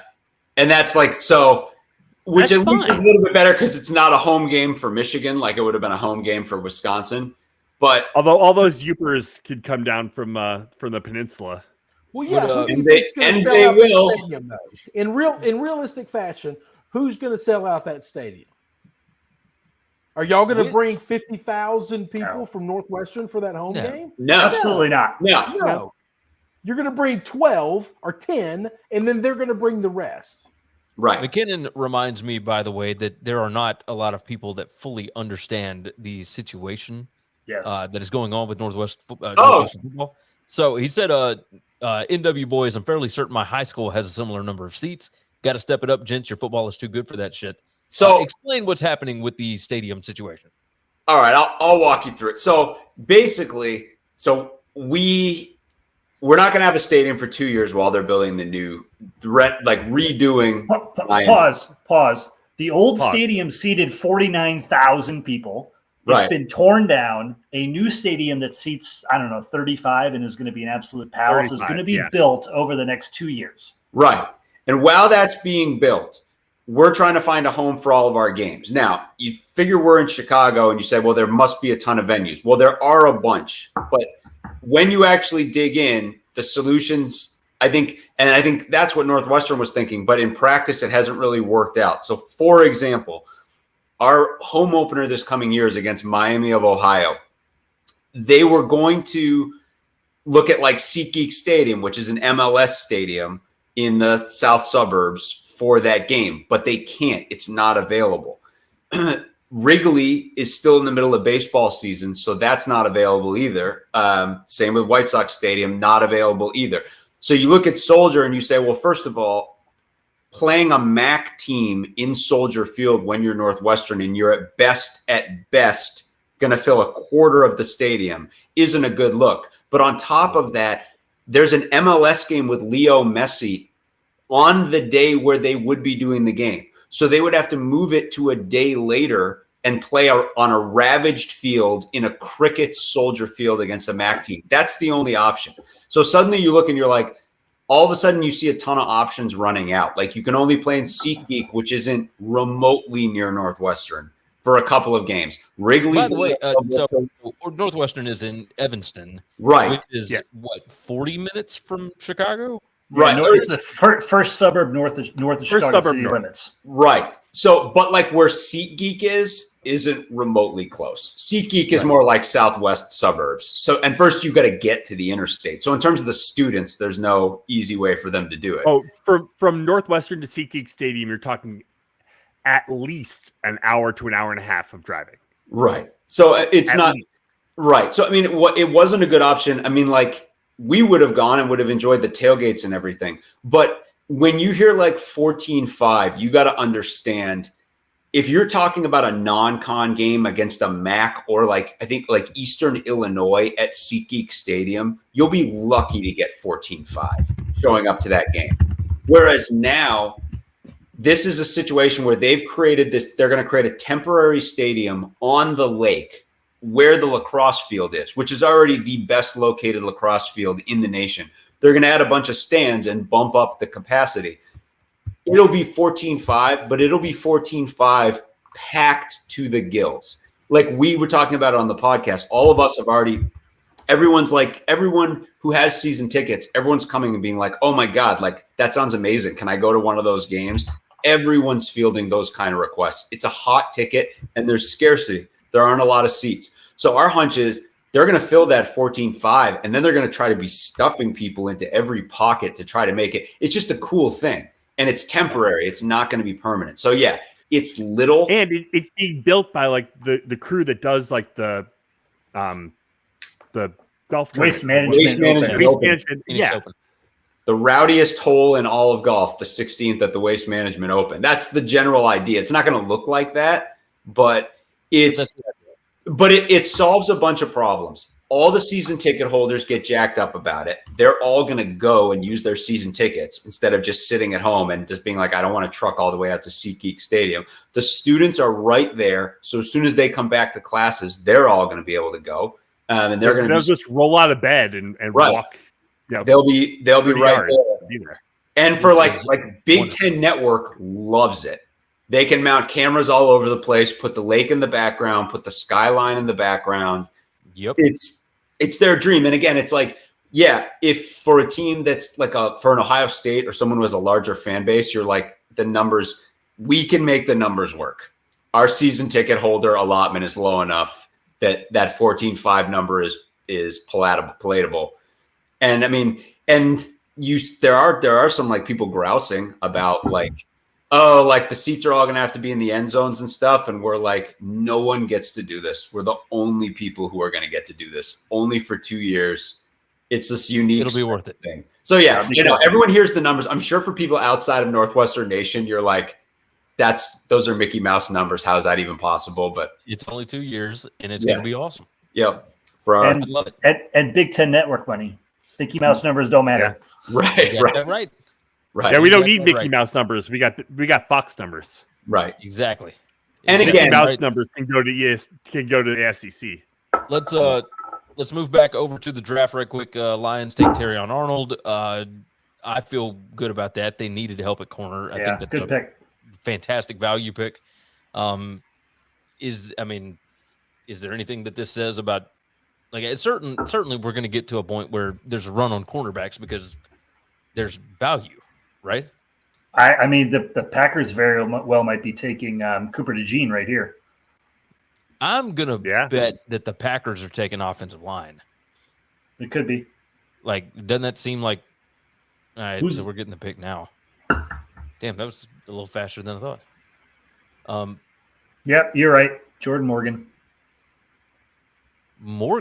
Jordan Morgan. Huh. Oh, the Packer fan. The Packer fan is dropping his head in shame. The cheesehead is down, surrounded by Lions fans tearing him apart. Oh, I love it. That's pretty awesome. I like that. Now, don't get me wrong. Jordan Morgan is he was great last year, but well, so Gary, when you said offensive line, my first thought was, well, who are they going to take? Aren't all the offensive linemen gone? Yeah. I guess you're right because like I knew they needed offensive line help. Yeah. But I was kind of thinking more like a Graham Barton. Yeah, but he can't play tackle though. Like that's where they really need help us on the outside because they lost Bakhtiani. I can never pronounce his name. That dude that was like a high pick and really good and was always injured the last couple of years. That guy, he's gone. And so they need help out there. But Barton's more of he's listed as a center, but he's more of an interior lineman regardless, right? So they've gone for this is the 7th offensive tackle now to be drafted in the first round.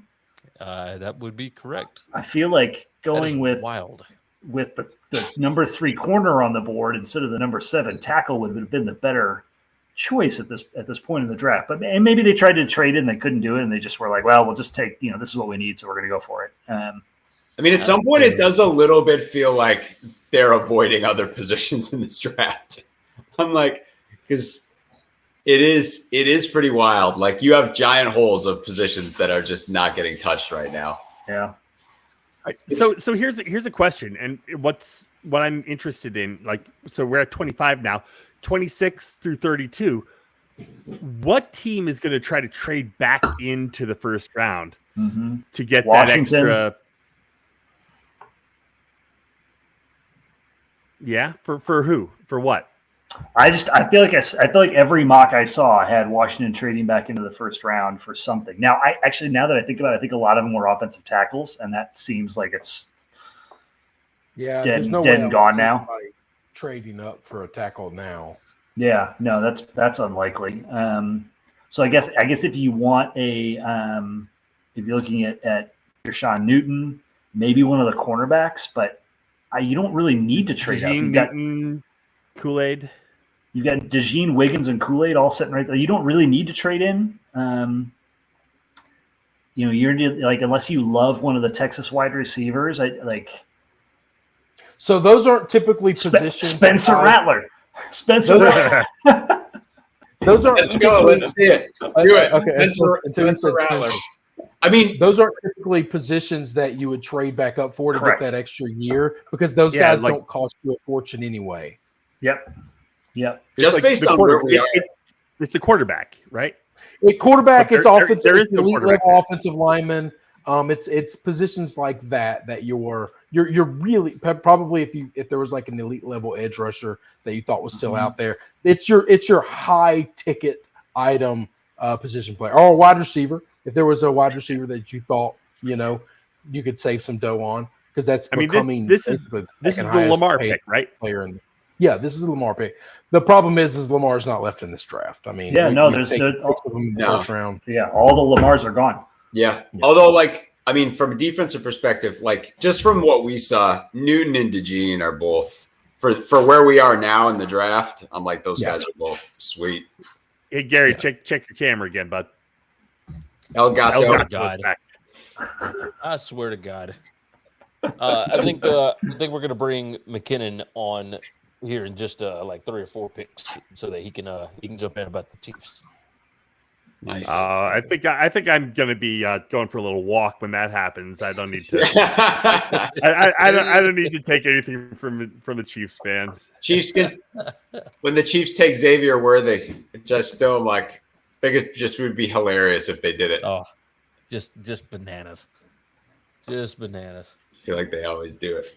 Let's see, McKinnon. I expect you to come on draped in championship paraphernalia. What do we think the Bucs are going to do here? I mean, they're going to keep Baker, right? Yeah, they signed Baker to a 3-year deal. They signed him, right? Yeah, they signed him to a 3-year. I mean, did they go offensive line? Chris, what's their offensive line situation? I don't know. They've lost a lot of defensive players in this, free agency. They let Devin White walk, which pisses me off. So he went to the Steelers. I think their defense is hurting. I think there's a lot of defensive players out there. God, I really don't know. I know that division is up for grabs every year right now. I mean, It doesn't take a lot to take over and be dominant and just run that division forever. I think the Panthers are really, really bad, and they're going to be bad for a while. I think the Saints are not good at football right now at all. And the Falcons have just been one disappointment after another. Doesn't matter who the coach is. Doesn't matter who the quarterback is. Doesn't matter what they draft. It doesn't take a lot to say we're a perennial divisional champ. Isn't that why it's so surprising that the Falcons made a unequivocal pick for the future in taking a quarterback instead of boosting their defense to do exactly what you just described? I can't understand it. If he's your guy, I don't know how you didn't see. This is where the NFL doing free agency before the draft is kind of weird, right? And I don't know. I guess I don't pay enough attention to other free agencies in sports because no other draft is as important as the NFL draft. And so I just wonder how much different would these teams look? What different free agency moves would they be making if they knew who they had drafted already? Would they have made the Kirk Cousins deal? I'm going to bet almost unequivocally no. So I was just thinking, move the draft before free agency.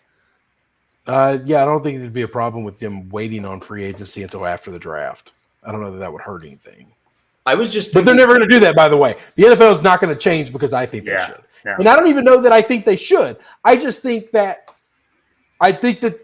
they would not have signed Kurt had they drafted Penix first. I just don't think those two things would have happened the way they happened had they done the thing that they did second first. Knowing the Players Association and the power and the focus on players in the league over those coming into the league, they're never going to make that change because they're going to prioritize free agency for the guys that are already there before the draft. No. Oh no. Yeah, like I said, and I don't think that's wrong, by the way. I just think that we would be seeing very different free agency moves if teams already had their draft. Because now teams are desperate and they can spend money in which they can find a lot easier than they can find draft picks. This is why, by the way, I thought the Bears were crazy to trade Fields when they did, as opposed to waiting until tonight, a couple months from now, or tonight when people were going to start getting desperate. Yep. No, I'm with you. I completely agree. Nobody's draft value or trade value is any higher than tonight. That's it. That's the list. Well, I would argue 2 weeks into the season, but you probably can't hold on to Fields that long. But 2 weeks into the season, when a number of other QBs go down, that's when that market is hottest. Training camp. Training camp. When someone gets hurt in training camp, because that'll always happen. Redwood T10 jumps in. Screw the quarterbacks. 8. That is 8 offensive linemen taken in the first round. Graham Barton goes to the Tampa Bay Buccaneers. Have you noticed? So have you noticed they're listing right? They're listing him as a center. All these highlights, he's playing tackle. But what he did in college might be very different than what he does. Right. He's going to move inside. It is odd that they chose the highlights where he's playing tackle, but he played a lot of guard and center. So right. So I mean, it's like kind of like Skoronski. It's a flexibility pick. It's interesting though that like the first interior lineman that goes is projected as a center. Damn, they got the Cardinals pick out fast. Wow. All right. Darius Robinson. I mean, I'm talking like seconds away. When we were talking about the Penix and the free agency thing just now, I was just thinking, if we all tuned in right now and we hadn't watched any of the draft, wouldn't we assume that Penix was still on the board? Oh, 100%. I didn't think Penix was getting probably. Which is just wild. I mean, again, I could have seen the Raiders going with him at 13. Yeah, there was a lot of chatter about that. That was the ceiling. I thought that was the ceiling. I thought that Penix was one of those quarterbacks that somebody would sneak into the back end of the first round. Yeah. He could have been the Lamar. I could have seen him being the Lamar. And I like Penix. I suppose it goes to everything I was saying of like the way I think and the way Chris thinks. Because I guess my first thought was like, I guess everyone must be like shutting up and that there's secretly a bunch of teams that like him, but maybe the Atlanta is just out on this island. And they I said, man, that is solid logic. I've said this. That's solid logic. All right. I'm telling you that I've watched the Giants take Daniel Jones with the 6th overall pick. Fair. And there were everybody that did a draft grade where they grade 100 players, the top 100. None of them had Daniel Jones as a top 100 player to be drafted that year. I mean, for those who weren't with us, that was, I think, our first NFL draft as a group where, Chris, you were at Infinity War, and the other 4 of us had a visceral, immediate reaction to that draft pick. Yeah. It was phenomenal. Oh, it was so good. God, I missed that. Like, I might go back and watch that later just because. And we all shouted. Just cut the clip. Cut a clip and post that. Yes. It's amazing. It's amazing too that like even now we're all still think that was a hilarious pick, and we still think Daniel Jones might not be good, and he's played out his rookie deal and signed a massive extension, which the Giants fully admit was a mistake, but have said, well, we've invested too much money, we can't go trade a bunch of picks to get one of these top 4 QBs. The sunk cost fallacy. They're morons. To Chris's earlier point about GMs. They're just morons. Hey, the demon jumped they're just normal guys. They're no different than we are. They're just dumbasses. They just have deep pockets of rich guys that they get to trick and use all their money. That's it. And their egos are so big that they believe that they're right about certain things. So Sam said it. Sam said the phrase, the sunken fallacy. I'm telling you, the greatest lesson I've ever learned in my life, my papa taught me when I was 6 years old, watching him play poker. And it was very simple. As soon as you know you have a losing hand, fold it. I don't care what it cost you in the past. The longer you hold on to it, the more it's going to cost you. The second you know this is a loser, you just throw it away. That's the best advice you're ever going to get.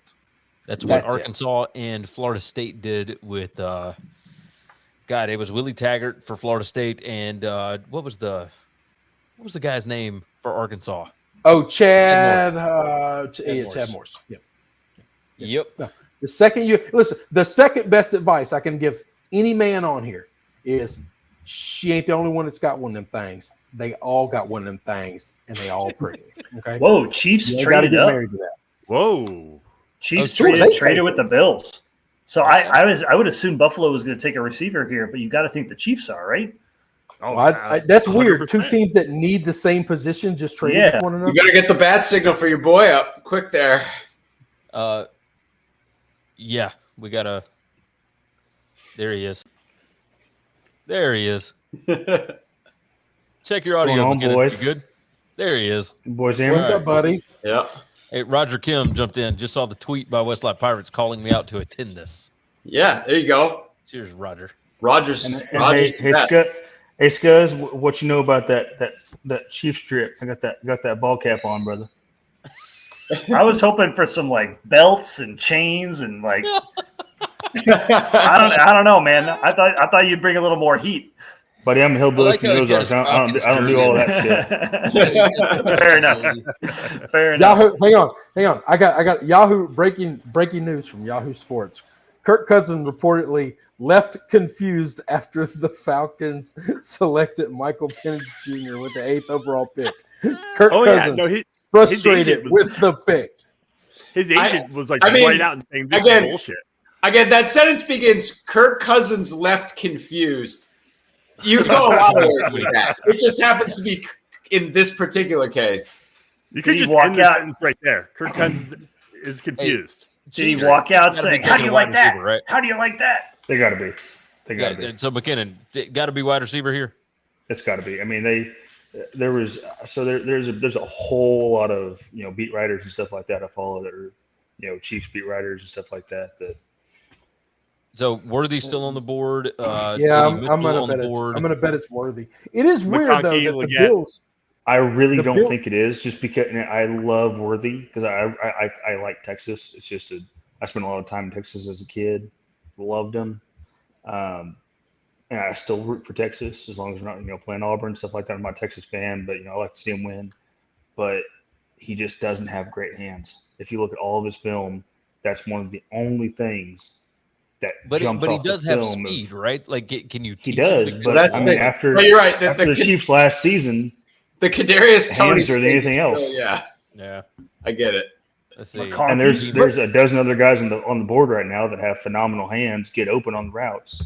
Yeah, the ones that are left right now, I'm seeing Xavier Legette, A.D. Mitchell, Lad McConkey. I'm guessing Legette or McConkey because Mitchell would have been there. So I don't think they would have needed to trade up for I'd be willing to bet Mitchell, McConkey, Pearsall from Florida, or Troy Franklin. Those are my I think four. they might go Worthy. I think Worthy. And the only reason for that is Worthy graded out much better than those other guys. I'll tell you what, y'all text me your numbers after this, and I'll send you money for a beer afterwards if it's Worthy. I'm guessing I don't think it's going to be. Now, ESPN does have Worthy as their 9th best option remaining, and they've got Xavier Legette, A.D. Mitchell, McConkey all rated ahead of Worthy. Yeah, I'm guessing McConkey. Izu, the Demon, mentioned that they're probably trading ahead of Dallas, which makes sense. The weird thing though is he would have, but Dallas getting ahead of Dallas, but it still doesn't answer why how the Chiefs and the Bills traded, given that they're presumably both need a receiver. Yeah. Okay, but here's the thing: the Bills, I think they have given up on the fact that they think this perennial powerhouse. I mean, they're really good at all. I don't think they've given up. I think they're still in the window. Whenever they're hanging, Super Bowl banners in their freaking practice stadium. I think the fact that you can still get one of these wide receivers at 32, because you're only talking 4 more picks, and not everybody on the board is going to take a wide receiver. Hey boys, the last time the Bills traded with the Chiefs, you know who we got? I have no idea who the hell y'all got. Mahomes. Patrick motherfucking Mahomes. Was it Mahomes, really? Yeah, that was Mahomes. I won't lie. What you know about that? Allen, right? That was the year after. I'm not going to liken Michael Penix to Patrick Mahomes, but that's the only thing that makes sense for Atlanta is if that's the kind of guy they think they're getting. And they might literally awesome. Every single mock, every single thing I saw, everything to a dadgum T. Saw the Falcons picking. It was either Dallas Turner or Jared Curse. Almost every single one of them. I saw a couple of them trading that pick to the Vikings to pick a QB, which yeah, I could see that too. Yeah, Gary, I was just talking wide receivers. It speaks to Lad McConkey that low key, one of the single biggest things that happened in college football this season was Lad McConkey getting hurt at the end of the season. Oh, 100%. The impact of McConkey and Bowers being hurt may have swung the entire college football landscape. Yes. In terms of who won the SEC, who got into the playoff, and maybe who won the national title. Yeah. Yeah, Georgia wins this thing going away if those two were not injured in the SEC championship game. Yeah, I'm like, it's like I have no love lost for Bama or Georgia being an Auburn guy, but like I think Georgia got snubbed. After this pick, I want to answer Roger's question here about trades. Oh, it is worthy. All right. It's worthy. No fucking way. Okay. McKinnon, I think you owe us a beer. That might be 2. That's a lot of beers there. Wow. Where's the fastest receiver in the draft? Disgusting. Boom. Yeah. I mean, it makes sense, disgusting. right? Because but an hour and a half ago, all over this. CJ Stroud wiped from the board. Who can even remember that CJ Stroud take ever happened? It's all about Xavier Worthy to the Chiefs for me this year. You were right on it. You were right on it. Get my number from who needs Gary. to catch the ball? Y'all. Hey, Kansas City won a Super Bowl with receivers who couldn't catch. So get you my Venmo. don't need receivers who can catch. Yeah, Get my Venmo. It's not like it didn't work for him. Beers. Yeah, McKinnon, we'll get your Venmo. We'll get your Venmo. Dad, McKinnon, buy yourself a beer, my friend. A 4.21, a 4.21 and I mean the dude is like he's a burner. He's just he is, but I mean he's got major drop issues. I don't know if I I shouldn't say major among the top 10 wide receivers in this draft. So here's another thing with this, and I was going to say this about Cooper DeJean too. The kickoff is back this year. Yeah, that's true. I don't know exactly how that manifests itself, but like dudes that can return kicks might actually be valuable. No, that 100% is manifesting itself because, like, you know, all the athletic. I mostly follow the athletic, Nate Tice and Robert Mays, and they talked a ton about that. The teams were definitely looking differently at guys who had a potential to return kickoffs. But the Chiefs just signed the old boy that played rugby. Oh, that's right. That's right. Yeah, that Aussie dude. So, like, I mean, but if that's the case, Cooper DeJean should be high up on everyone's board. He was a monster punter. Yeah. He was an awesome returner, not kickoff returner. That's where I was wondering if he was going to go for that exact reason. But I guess we'll see if he gets into the first round or not. I think Cooper was more of a punt guy, not a kickoff guy.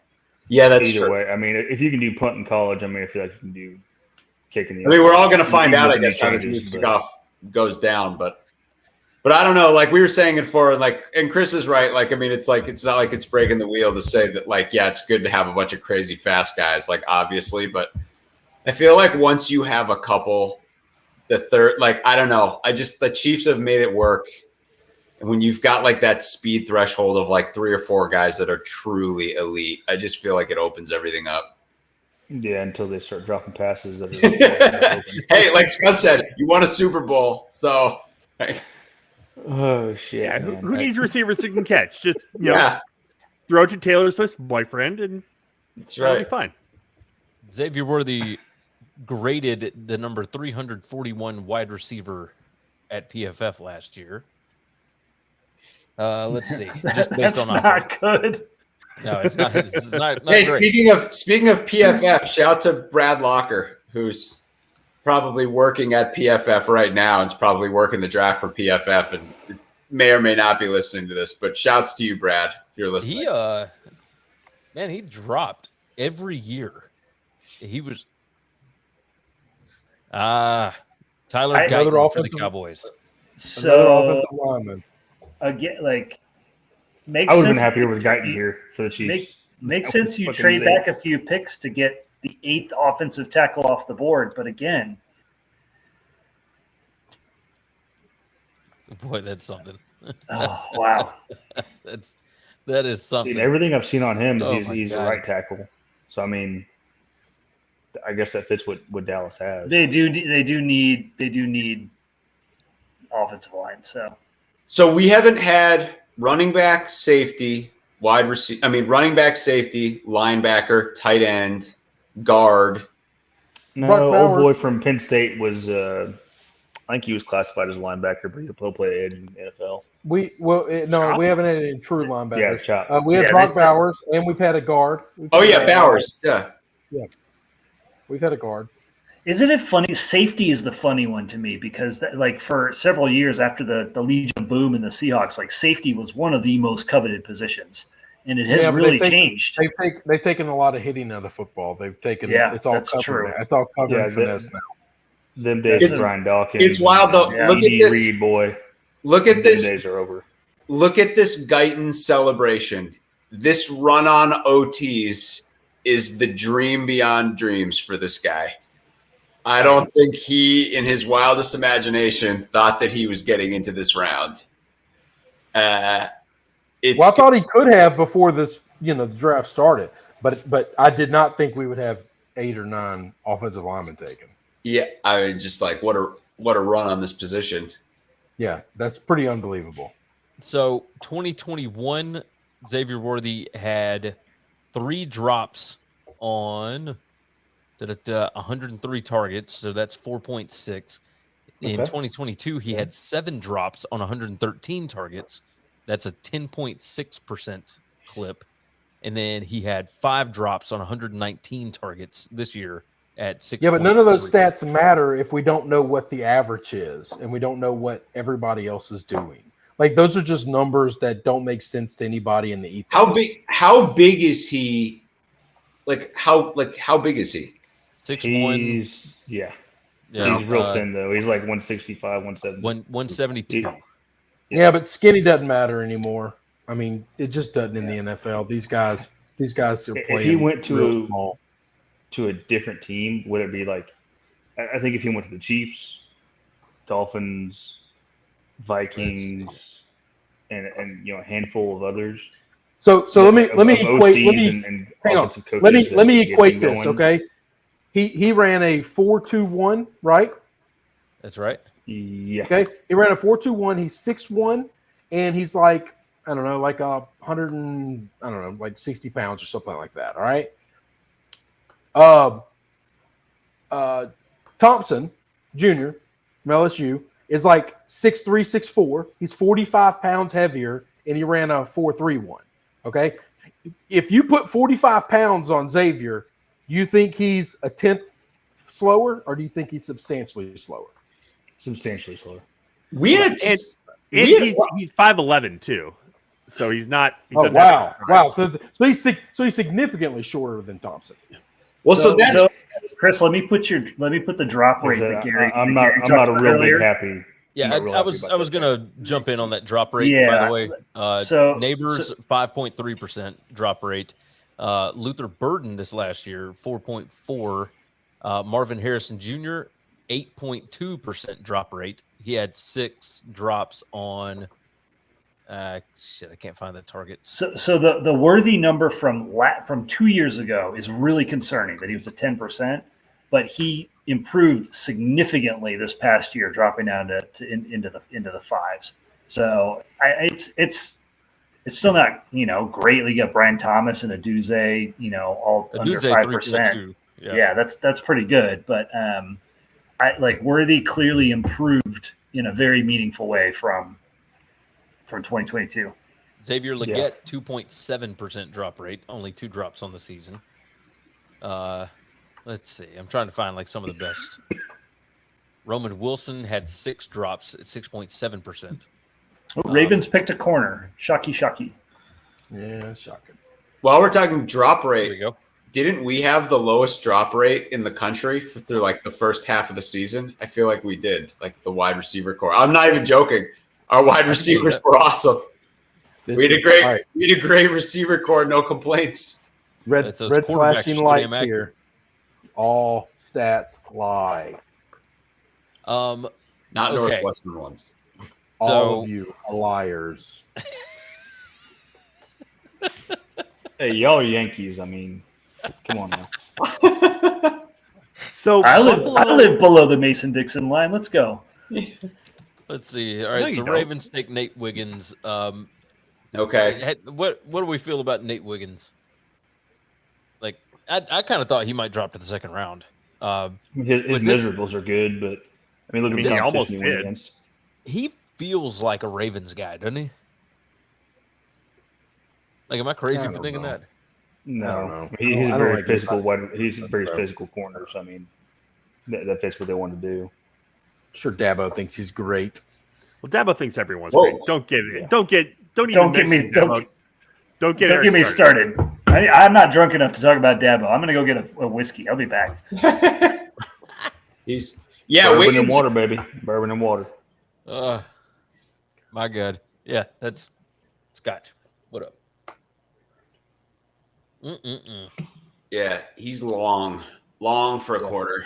Yep. Yes. And that's what I'm talking about with him being a Ravens guy. Like, he seems like the kind of Ravens fit. Yeah. They just He'll always fit seem to in. get like He'll fit the in. right fit for whatever reason. Well, I think more than anything else, they want to go someone that fits their aggressive personality. Yeah. No matter what the position, doesn't matter. Offense, defense, outside, inside, doesn't matter. As long as they're aggressive, that's the only thing they give a shit about.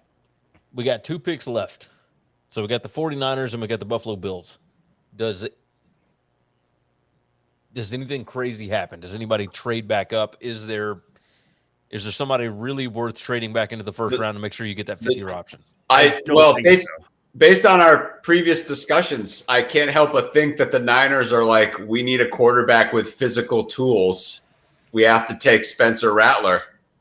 I think that's what they're thinking. They're thinking we need to dump this scrub who's just some guy off the street because we can plug anyone into this offense. Let's really swing for the fences. We need a winner. We Chris, need a 5-star guy. Would you like to weigh in here? No, I think he's exactly right. I actually believe that all of that thickly laden sarcasm is correct. Oh, you could detect that? Yeah. And I think it's correct. I think it's right. Right. So you really think like I think I've seen the ceiling for Brock. But I mean, That's no. what I think I've seen. So what percent of the quarterbacks, I don't know. I'm trying to think of like a random quarterback. Okay. Let's say Daniel. hang on. If Daniel Jones. No, Daniel Jones is bad. Daniel Jones is worse than Brock Purdy. All right. Does that make you feel better? Let's just run down the list here real quick. Okay. Buffalo, Josh Allen, better than him. Tua Tagovailoa, better than him. The Jets quarterback, Aaron Rodgers, better than him. Sorry, go ahead. I would take Aaron Rodgers with a bad Achilles over. You can hate him Daniel all you Jones. want, but to think that he's not better than Brock Bauer. All right, keep going. Okay, all right. So now the New England Patriots have a fresh rookie quarterback. I would take Drake May over him right now. I would take Patrick Mahomes over him. I would not take the Raiders quarterback over him. I don't know who that's gonna actually be, but I would not take. Raiders. It's gotta be your boy Gardner, right? Yeah, I wouldn't. I would not take Gardner, and I love Gardner. I would not take Gardner Minshew over Brock Purdy. That make you feel any better? I would not take Bo Nix over Brock Purdy. All right. I would take Justin Herbert over him. So we've got 2 that I would not have taken over him. I feel like the stash would be Exhibit A. I feel like if you believe what you're saying about Purdy, that you would think that you could plug the stash into the Niners offense. I think we would not. I think we would not see much drop off there. The difference is the stash gets a little reckless, and in the 49ers offense, you want to make as few mistakes as possible because they're really good at football. Don't turn it over. All right, so I would take Baltimore's quarterback situation over him. I know I'm going to catch a lot of shit for this. I would take Deshaun Watson over him. I think if Deshaun Watson had that offense, no, you ain't gonna catch shit on that. I mean, okay, that's fine. That's fine. You can think what you want. I think that. Okay. That makes sense. I think Justin Fields in that offense would be better than him. I think Joseph Burrow would be better than him. I think C.J. Stroud would be better than him. I think Trevor Lawrence would be better than him. Anthony Richardson would probably not be better than him. Okay. Tennessee. Wow. I will say, as you were listing them out, you listed a lot of good quarterbacks in there that I'm like. Let's list all the quarterbacks in the AFC. I haven't even hit the NFC yet, but we've gotten two that I would take Brock over. All right. So when I say that I would take 27 quarterbacks over him, we're pretty much averaging to that. Hey, Walsh, Kyle Orton's my quarterback. So Kyle Orton or Brock Purdy. Yeah. I would take Dak. Now we're in the NFC. I would take Dak Prescott. Hold on. Before you do all that, it says 49ers pick is in. 49ers they need offensive tackle, cornerback, wide receiver, center, offensive guard. Would this not be like the most Niners thing? I mean, it feels like the whitest team on the planet for them to take Cooper DeJean. Like, or Lad McConkey. They're not taking a defensive player. Yeah, you're probably right. I don't feel like they really because I think the defense is awesome. Like they might go wide receiver. Like Xavier Legette would be awesome here. It is interesting though that DeJean is still on the board, just because he's a very specific type of corner. Like he's a matchup corner, like an interior corner. He's super physical. Well, it makes you wonder about the what was his right? What was his injury? Was that a knee or wide receiver? Yeah, Ricky Pearsall. Yep, Boy, I told y'all. He was going to sneak in. That fits into the whitest team on the planet. And it's because he's another he has all the catching ability of Lad McConkey that everybody fucking loves, but he's got 1.5 times the athletic ability. Yeah, I think you're probably right about that. And somebody said Kyle Orton or Brock Purdy, and it was like a siren call bringing me back to the broadcast. 100% what it was. I was listing off all the quarterbacks. So I don't know where somebody threw Kyle Orton in there. I was listing off all the quarterbacks that I would take. Walshy threw Kyle Orton in there because that's what Walshy does. Almost all of them. Kyle Orton's a great quarterback. With the neck beard or without the neck beard? There is no Kyle Orton without the neck beard. Agree. Okay. I take Kyle Orton over Brock Purdy with the neck beard.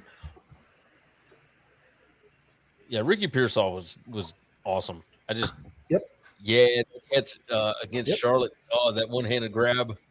Man. That's a pretty unbelievable pick. I just want to call out I don't know one way or the other about the Niners on this, but this is a team that is led onto the field by Debo and Trent Williams, and I don't see that changing this next year. So the Panthers have traded in. Carolina jumped up. The old jump in. Okay, here's my little thing. A second ago, I almost wanted to say the Bills are going to trade it primarily because of their cap problem. Massive cap problem. That is true. Even post, and I think they can't have a big cap problem. They let everybody go. They let everybody walk. Oh, is that the catch you were talking about? Even after letting everyone go, they still had a massive cap problem as far as talent goes. This is a team with no talent at all. This team's bad at football. Yeah, and their owner ain't helping them. All right, so did the Panthers trade the number 33 pick? Probably. Or yes. 33 and probably something late. An extra. Yeah, they just showed it on NFL Network. I bet. They just swapped picks with Buffalo. The Demon jumped in. Diggs has a lot of dead cap money. Oh, that's where the cap problems are. Again, I don't want to talk. I don't want anyone to say goddamn word about dead cap. Good. Not a goddamn word. Sam, I'm going to get you a jersey that just says dead cap money. Sam. I'll put that next to my Tim Tebow and my Maurice jersey. Highest paid player on the team, dead cap money. Sam, we've already established a lot of teams can't afford one Zach Wilson. You have 2 Zach Wilsons now. So you shouldn't be complaining about budget problems. 50-year-old panties are going to be dropping. That's right. Sam. Like I said earlier, it's Denver. It doesn't take much. Everyone's high. All right, so last pick of the There's first also a lot of round. hippies up there. I bet they have a lot of hairy-legged women up there too. The Panthers need basically everything, right? Yes. Yeah. Pretty well. Well, they would like a new football team. They actually just re-signed old boy from Auburn, Derek Brown. The stupid deal, but that's defense. That's D tackle. They still, yeah, they need defense. They need offense. They need quarterback. Like, fifth round. So they need offensive line help. Like, tremendously. That was what I was going to say, and they're in the one So position, one position. There's been a massive run on already. Yeah, there's. They actually didn't They have to give trade up back. much to get. They trade get back that up pick. for the 11th best offensive line in the draft. Yeah, right. Exactly. I mean, the next one up would probably be Jackson Powers Johnson, and Where's he play? or the kid from Oregon. Okay. Yeah, again, he's I don't know 25th that guy's best name. player on the board left.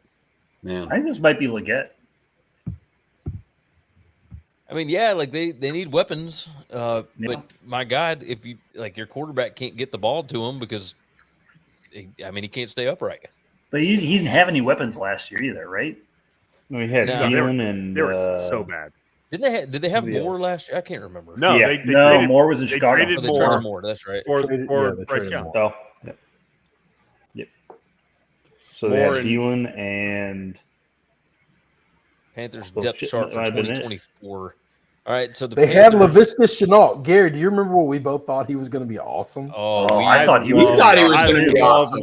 Yeah, we love Lavisca. Love Yeah, I did too. I did too. Gary and I were like, he's this guy good, but can't he's miss. solid. He's solid. all right.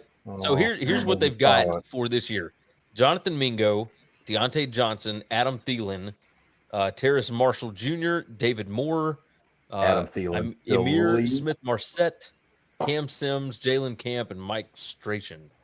Adam Thielen's like a corpse. But I remember last year everyone thought Mingo was going to be the next Debo. Yeah, he didn't really turn out to be that. No. So, Well, and Deontay Johnson's. I feel like half the Panthers roster is still out for school just because they've been so shitty. Yeah. Panthers. Who we got? Xavier Leggett. Is it Leggett? Yeah. Oh, this They need targets. I think he's the most South complete guy Carolina. left on the board. this commissioner.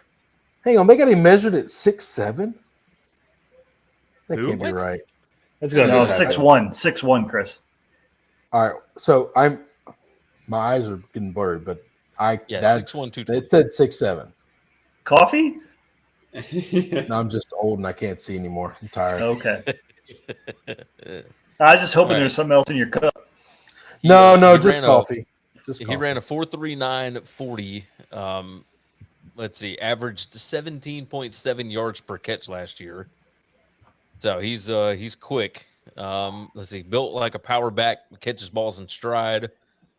Let's see, powerful open field runner with good instincts after the catch and in the return game. Okay, I can get down with that.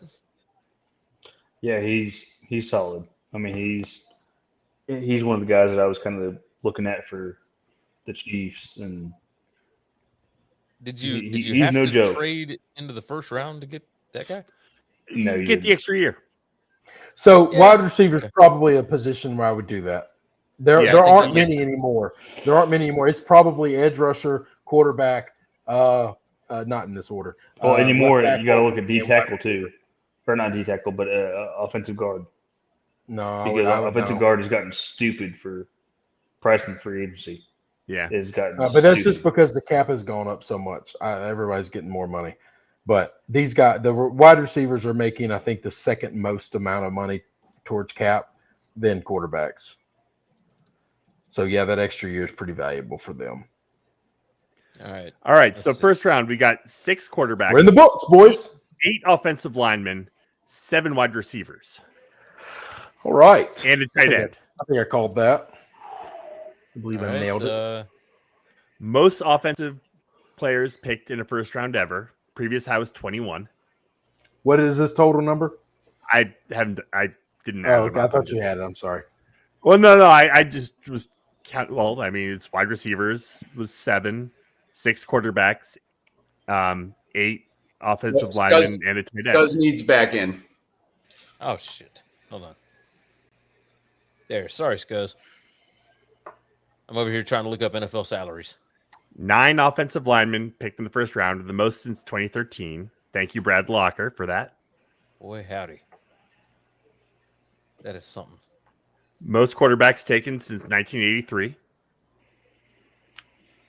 I'm going to go on record right now. Not as many Hall of Famers drafted tonight than there were in 83. One of y'all earlier asked about Marino falling in the 83 draft. Yeah. A bunch of teams thought he was on roids and or cocaine. Okay. I'm gonna bet they were 2 for 2 on that. Well, Okay. Him go to Miami. Absolutely possible. It was the 70s. That is the greatest time Early in our 80s, country's early history 80s. was Early before 80s. us.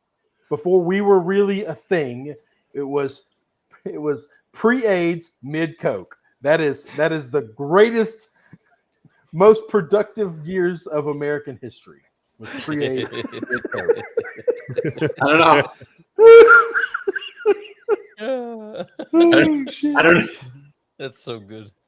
We just I don't know missed if that. Pittsburgh, Pennsylvania was the epicenter of this movement that you're talking about, but If you don't 23 think Pittsburgh, 23 Pennsylvania offensive had a players, little nose 9 powder, defensive players. you don't know the same Pittsburgh I know. so ESPN has DeGene and Newton as the top 2 guys available, and I was Yeah. pretty surprised that those 2 guys didn't go.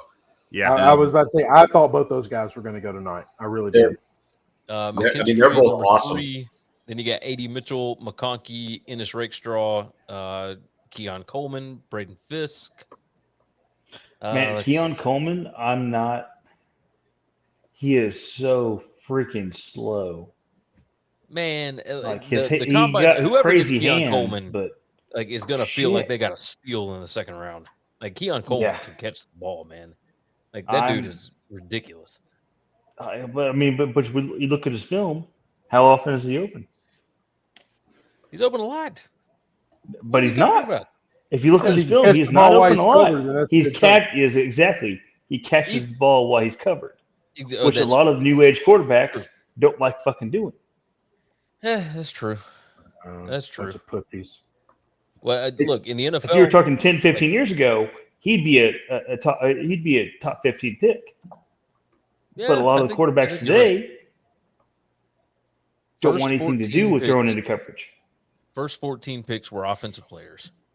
That is absolutely wild. insane. It's one of the interesting things too is I was just looking. Michigan had an awesome defense, and I'm just like it's interesting looking like all the they have guys at every level who are all names like Jenkins, Colson, Sainer still. All of those guys are still available, and I wonder how many of them will get into the second round. I mean, none of those guys have amazing grades, but they're all good players, and that was defenses. Those are all dudes that you want on your football team. Right. Those guys were all. Sainer still is going to be a really interesting one. Guys switch positions, play wide receiver, and then switch the other side of the ball. You'll be interested to see when these guys go. But DeGene, it's got to be second and third round, right? DeGene is fascinating though, where it's like so much of the book on that guy is that he's this athletic freak that that he's super fast and big and powerful and can be a special teams and that someone wouldn't have reached for him in the first round is kind of surprising. I don't even think it would have been a reach. No, that's what I mean. Not reach, just taking him. Right. Yeah. The demon jumped in with pre-AIDS, mid-coke. I'm going to steal that. Oh, that's fantastic. Yeah. We had Tell 'em where you heard 24 offensive players drafted tonight. 23. Defense still wins championships. 23? I mean, Chiefs. 6 quarterbacks, Chiefs are- 7 receivers, 9 offensive line, and 1 tight end. So if Penix doesn't go that high, do we still think 6 quarterbacks get taken in this round, or is it only 5? Or I'm just so curious. Is would I think anyone? I think the Raiders could have right. would have taken Penix. Okay. If he doesn't get taken by the Raiders, I don't think he goes. I think we only get 5. Okay. No, I think That's if my the Raiders, I think if he gets past the Raiders, someone jumps back up to trades back in. Yeah. Okay, I could see. Yeah. Okay, I could 100% see that happening also. So yeah. I mean, it sounded like the Broncos were all in on freaking Nix. out about Penix. What do you think it was about Nix that they saw? What is that? I don't know. About who? Nix. About Bo Nix. Look, Sean Payton has proven he has a ton of be experience. in a world in which Russell Wilson is the weirdest person on the team. Sean Payton's not a hell of a lot farther away from him in like the weirdness category. Yeah. He looks normal, but he's a pretty weird guy. I think to Scuzz's point earlier too, like speaking of which, I don't know if he's out or trying to get back in or what, but to Scuzz's point earlier, I guess too, if it's viewed that all 6 of these guys are all varying levels of good, but they're all highly thought of, and then there's a massive drop off, people are going to start freaking out when there's only one of those guys left. And that's the thing. Like once Nix was the only one of that group, probably all of a sudden someone else would have scrambled to get him if they wouldn't have. Oh yeah, you could be right on that. That somebody could have panicked. Because he is the last before you get to that next level of Spencer and Michael. So, I guess we'll find out based on when Rattler goes. If Rattler doesn't go for a long time. Yeah, I mean, I thought Rattler was going to be a third-round guy. Rattler's going to go tomorrow. Yeah. Well, I didn't think that at all until I saw this because I kind of worked under the assumption that, okay, Bo and Penix would go in the second round. Right. And then Rattler would go in the third round. Right. And so that kind of pushed everything. But everything gets moved up. But here's the thing. I think this speaks to, and this is what I talked about at the beginning of the show. I think this speaks to how historically bad the quarterback play in the NFL is. There just aren't a lot of good quarterbacks in the NFL. These guys aren't great. Well, it's funny when you were going through the Brock Purdy list, I was like, you listed a bunch of good ones, but I feel like one of that. Those are all the AFC guys. We never got to the NFC, yeah. and that's where you get a lot of shit. Now I'm telling you, a lot of that shit I'd still take over Purdy, but you still get a lot of shit. Yeah, I'm still watching the Falcons GMs talking about this, and I'm like, I love Penix. Like I loved him as a football player, loved him in college and everything, and this was just wild. Yeah, Cousins' agent Mike McCarthy told ESPN's Pete Thamel that the Falcons only notified the quarterback that they would pick Penix while the team was on the clock. McCarthy said there's frustration and confusion coming from Cousins' camp because Atlanta did not use its first-round pick to make the team better in 2024. Yeah. Yeah. Yeah. I mean again, like you're picking that high.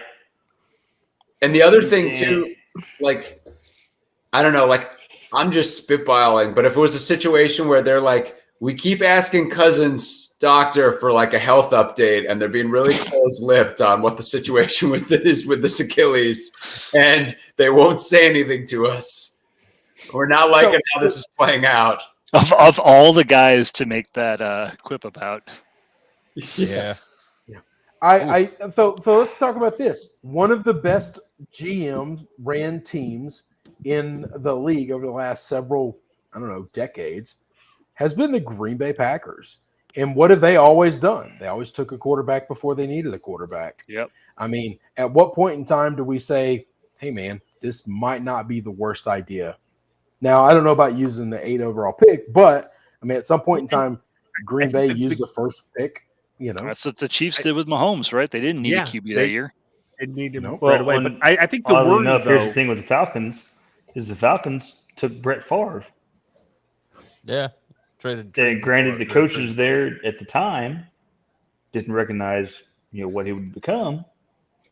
But oddly enough, took him relatively high and pissed away the pick. Hey, Roger jumps in. Who's more upset, Kirk Cousins or Brendan Sullivan?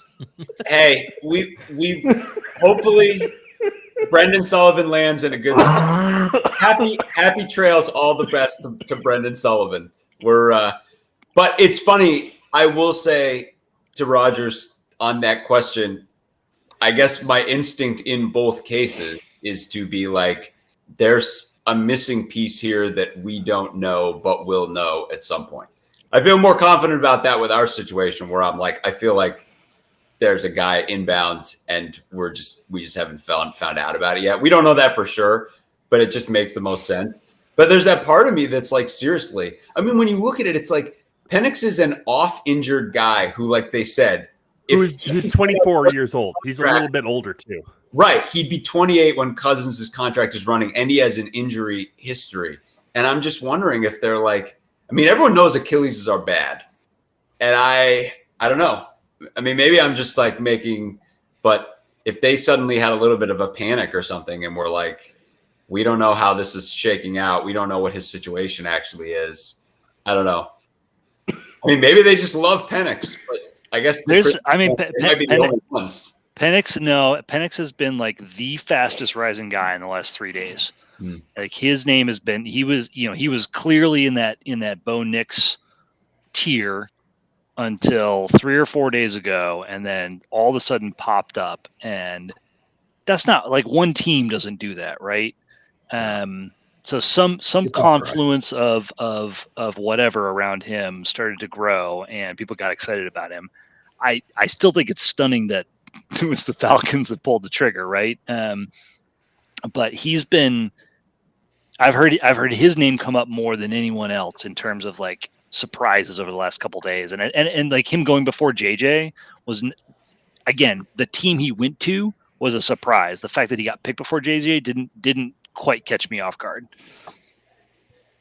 Yeah, I don't have a problem with him being picked so high. It's just it's the Falcons.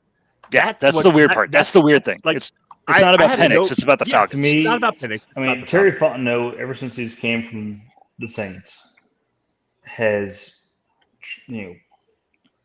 truth be told, always picked especially in the first round, always picked the guy that we needed most. That being said, if he's doing that right now, I really, really, really, really think there's something there that we don't know about. The guy they needed most was Verse or Latu, or right? Like they needed a defensive player. That's what's so shocking. But I mean, okay, look at the draft though. This is an offensive league. Yeah, true. I mean, as much as I love defense, because I mean that's, especially me as a player, that's where I made my freaking living at. Yeah. Do you think they tried to trade down and they couldn't get it, and they were just like, well, let's go with the guy that we like the most?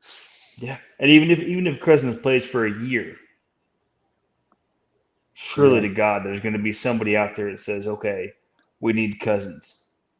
So I'm going to tell you what, that's going to step in. The Kirk Cousins experience was a lot of fun the last couple of years until it wasn't. And that's not about the Achilles injury. That's about like, this guy's really good, but he is not the dude that in January goes out and wins you a game when you're down 13 at half. Wait a minute. I believe somebody on here was talking about how you don't want to live in the middle, and you want somebody who you either know is good or you can shoot him in the head. Push off a bridge. Push him off a bridge. Hit him with a window. Hit him with a car. End his career or life. Whatever. You don't want him. You need him to be either really, Chris, really because good, of you, I or have bad lived enough, that motto the last 3 years. or you have to be bad enough to where I can walk away without feeling any remorse at all. No second guessing, no wondering. You know they're a train wreck. You just throw it away and say, we missed on that one, and you move on. Yeah, 100%. That's why. Way too many quarterbacks are making so much money and keeping jobs for a long time because teams are scared of the unknown, and so they're hanging on with all they have to guys that they know are losers. But that's why we got 6 QBs drafted in the first 12 picks for exactly But this that is reason. the first time we've gotten that in a long time. Yeah. Also, there have been years where guys got drafted that had no business being drafted. Carson Wentz had no business being a first-round pick. Daniel Jones had no business being a first-round pick. Yeah, Wentz was those fine until he got teams- hurt. Oh my Wentz was God. fine till he Wentz got hurt. Wentz was no good at all, ever. Wentz had 8 games of a flash-in-the-pan career that the rest of his life, everybody hung on and said, man, remember when he was the MVP for those 8 games? Golly, what if we could get that out of him again? And he never got close. I mean, not Let's use Mac Jones as the guy that should never have been drafted top 15. Yes, no, Mac Jones should have never been drafted, but somebody gave him a big ass grade because he got to cheat on the test. Okay, because he got to play in the super team, and he got his 1 year was some pussy COVID year that everyone thinks is this amazing thing. Alabama cheaters and dirty players. That's all. That's amen, brother. This show's taught us anything. So 5 QBs in 2021, 5 QBs in 2018. Granted, they didn't go in the top 15 picks, but this year, like 6 picks, like this doesn't feel that out of bounds to me. It doesn't feel that surprising to me. I felt like there's always a possibility all 6 of these guys are going to go first round. I don't think this is out of bounds. I think these guys are better than those guys. I genuinely believe that. I don't think Bo Nix. Demon's worried that I'm a serial killer. Hey, people who talk about murdering folks don't actually murder folks, by the way. I'm just talking shit. The Demon jumped on YouTube. He said, I'm convinced Chris is a serial killer. He said, where is it? I'm the least likely Check his person fridge. to kill somebody here. The only thing, you're going to find a lot of meat in my fridge. If it was true, Walsh, smoking I would be a dead man because Chris and I have had a lot of great arguments over text message. That's so good. No. All right. A fewest first-round draft picks since 2000 among P5 schools. Tell me who is the most shocking to you. Indiana has had 0. Iowa State and Kansas have had 1 each. Well, Vanderbilt 2. There should be an asterisk with Indiana there. I mean, Penix was the guy there for like a couple. I 1,000% thought you were going to say there should be an asterisk on Iowa State because of Purdy. Purdy wasn't drafted in the first round. I know exactly the asterisk. Here's the because he's a first-round talent, Chris. He's amazing. These are the teams that have had 3 since 2000. Duke, Arizona, Washington State, Wake Forest, Rutgers, Kansas State, Minnesota, and Georgia Tech. And then the ones that have had 4, there's fewer of those. Purdue, Oregon State, Texas Tech, Kentucky, Colorado, and Nebraska. Ding, ding, Colorado, ding, ding, ding, ding, ding, Colorado ding. with 4 first rounders. It's like all the 80s, Colorado 90s schools Nebraska. that were ever great and have just turned into shit. The way people talk about Nebraska is incongruent It's with in that number that Cornhuskers, you bud. just reported, Gary, more than any one of those other teams that you just named. Not a single one of those other teams is considered a blue blood in college football the way Nebraska is. And they shit, people. They shit. Nebraska, It's pretty nuts. Nebraska since 2003. 2003 has as many non-winning seasons as winning seasons. Kirk Herbstreit said they were going to win a goddamn national championship 5 years ago. 2003, as many And he still has his non-winning job, as guys. winning. And nobody holds him accountable for that, Finian. Nobody holds. This is the thing. These people get to go on national TV and affect rankings. Their opinions actually affect pollsters because this stupid ass sport still uses human beings to say what they think, okay, about how they're going to grade these teams. All right. And they do it before they ever play a snap, before they ever see them watch a football game. And Kirk Herbstreit gets to go. He has more influence in this sport than any other person. In this sport is more easily influenced than any other sport by a person's opinion on the 1,000%. planet. And he gets to go out there with takes like that and say shit like that, and nobody holds him accountable. I do. That's a problem. If afforded the opportunity, Chris, I would hold him accountable. Me too. That's my promise to you. Like he does this. So he said more. I don't know if I'll say outlandish, but he has put his opinion out there more regularly, and people notice that he's wrong, right? So I think that more people see him as just a talking head and don't necessarily take his opinion But as also, seriously as he used to, right? Isn't the incentive? I mean, it's classic clickbait incentivization, right? Like, isn't the incentive for him to say wild shit in that because it riles people up and it drives discussion and debate and eyeballs. I mean, it's the same thing with Stephen A. and those, hang on, and those things are fine if your sport had before now a real true playoff. But when you only got to pick 2 or 4 teams, and those things were picked by men and women who half-ass watch the sport and sit in some conference room at some Marriott in Texas eating cream corn and you got Mac Brown politicking, at the last weekend, right? Like, It's 100%. It's absolute horse shit. That's a really good point, Chris. When their opinions influence all those people in that room. They just do. There was zero chance Alabama winning or losing in the SEC title game that they were going to let Nick Saban finish his career not making the playoff this year. There was no secret that this was his last year, and there was no secret that we're going to put him in the playoff, and we don't give a goddamn who we have to leave out. It does not matter. It is such justify it when it's over. It's such a good point. Like Stephen A. and Skip Bayless can scream all they want about LeBron in either direction. That's right. It has no bearing on the sport itself. We're going to play a 7-game series, and we're going to go through 3 to 4 rounds of a 7-game series. The same thing in football, the same thing in baseball, at every professional level. Not even about the series. Like they're going to get into the playoffs whether they won enough games or not. It has nothing to do. So I like that is such a salient comment. Yep. Let's talk about this real quick because I haven't gotten y'all's opinion on when they were reshaping the playoff, right? So there was the talk that the SEC and the Big Ten would have 3 picks. Elgato. Like Elgato. Jesus. Right when you started talking, man, it was just too funny.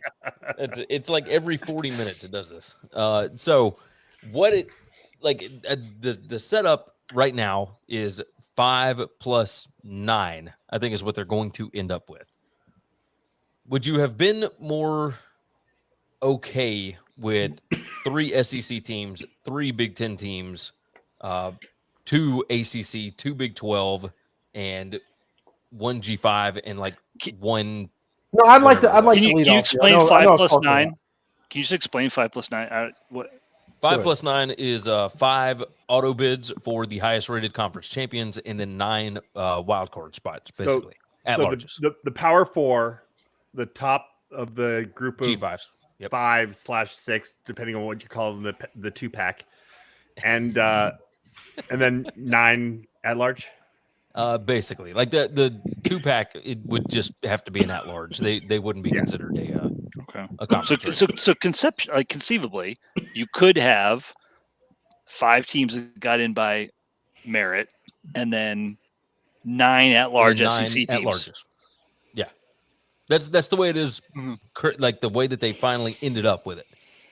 I think I would have been okay with 3 SEC, 3 Big 10, 2 ACC, 2 Big 12, and then whatever's left. Right? No. I'm good with the 5 and 9, and here's the reason why I'm good with this: this is a true meritocracy. You're not the best teams are going to get in. Okay, if you play a good schedule and you win enough games, you're going to get in. The SEC and the Big 10 are going to cannibalize itself. No one conference is going to get all 9 of those at-large bids. It's just not all 9, because we're going to beat each other up. All right. But couldn't you see 4 of those going to the SEC and 4 of those go to the Big 10 and everybody else getting squeezed out? No. Oh, yeah. No. Absolutely. No, because you're talking about a 4-loss team and the SEC is going to jump a 1-loss or 2-loss team. Well, no, because there's 16 teams now. So there's going to be the way that the schedules will set up. Would it shock you this year if in a 12-team playoff we have Georgia, Texas, Alabama, and LSU get in?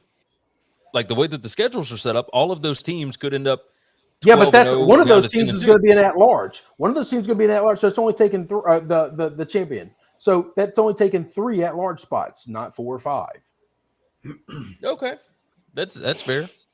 So I think to get 4 in, I think we're having a different conversation. I think it's fine. The problem that I have with the playoff is not the 5 plus 9 part. because I don't like this thing where the ACC gets 2 every time. Fuck that. You're not good enough to get 2 all the time. You don't just get it just because we've got 2 slots for you. Earn this shit, okay? And I'd say that to the SEC, and I'd say it to the Big Ten, and I'd say it to the Big 12, and I'd say it to everybody else. All right? Earn it. Your team's good enough. There's 12 spots. I promise you, we're going to find a way to make sure you make it in. And then you just got to win it. It doesn't matter where you get seated. You win enough games, you get to play for the championship, and you get to win the championship. My problem is fixing, before the playoff ever started, this whole fucking thing about money, to where, well, the SEC and the Big Ten, we have to make so much of it no matter how many teams we get in. No, fuck that. Every team that gets in gets the exact same amount of money. And if the Big 12 one year gets 3 teams in, then they're going to make more money than the SEC maybe that year. And then the farther you go, the money goes up. And so if we end up with a Big 12 versus Big 12 national championship, then the Big 12 is going to make more money than the Big 10 and the SEC. But no. We've got to fix the amount of money. It's got to be pre-selected before the playoff even starts. This is the cathedral that I talk about, where they pick and choose winners and losers in this sport more than any other before the ball even gets snapped for the first game. And this is the bullshit that I hate about this sport. The money, the corruption that runs this sport is almost as bad as the corruption that runs our fucking country. It is asinine, and nobody can look at it logically and think, oh, this is fair. Oh, yeah, this makes total sense at all. No, the SEC and the Big Ten are going to get more teams than everybody else in. We already agree with that. So they're going to make more money than everybody else. Why do you have to have it set in paper, write it in stone before the playoffs even start? That's horseshit. Well, and to be fair, it was set in stone before, when the last playoff was done. But this go round, set in stone when the BCS was done. Yeah. Like this time though, everybody is worried about having to pay players as employees. So the SEC and the Big Ten want to make sure that they are set up. Boo hoo. Boo hoo. You make $100 million a year. Every school, $100 million a year from television. Boo fucking who. You could get away with paying an entire 85 scholarship roster. A little over $5 million, and each player would make $50,000 a year. Easily. I just there's so much money in this sport when there didn't used to be 25 years ago. Shut the F up, everyone. Hey, I've got a question. I am all about dudes getting paid, but and granted, and Gary's wife Jess will agree with this. I mean, we had to go through stupid amounts of NCAA bullshit because we were both college shooters. Who the hell is paying college shooters? I don't fucking know. Nobody. But at the end of the day, we were doing that shit. We had to go through all these briefings, all these talks. So, don't let anybody pay for your fucking dinner because the NCAA will crack down on your ass. Yeah, but that's all gone now. Yeah, I mean, it's gone now. Yeah. But that's all gone now. Just stupid shit that everybody's getting all riled up about. If players can get played, let them get fucking paid. Yeah. If not, ain't no fucking deal. Well, that's the thing, right? But they can. So they can get paid right now from the school. And they can't from the school, but it's going to turn into... They can in Virginia. Yeah. Well, they're going to be able to do it everywhere. They get paid everywhere now. Yeah. Because the NCAA just said, screw it, we're not going to fight this. Yeah. So I mean, I have a problem with the 5+9, just to go back to the initial question, because and I'll say it the same way we were talking about the meritocracy in the NFL. I think there should be definitive rules about how you get in the playoff and how you're not in the playoff. And 9 at-large bids that a committee is going to figure out, they're inherently going to get that wrong. And I'm fine if you want to use a different format to get it. I'm just not okay with saying the Big 12 and the ACC and these other groups all get a fixed amount of slots. Yeah. What if the ACC is awesome one year and they only get 2 spots? That's bullshit. And what if I'm with you. Year, they get the 1 spot if they're lucky to be a top 5 ranking, and then everybody else just gets to eat a dick. Yeah, that's fair.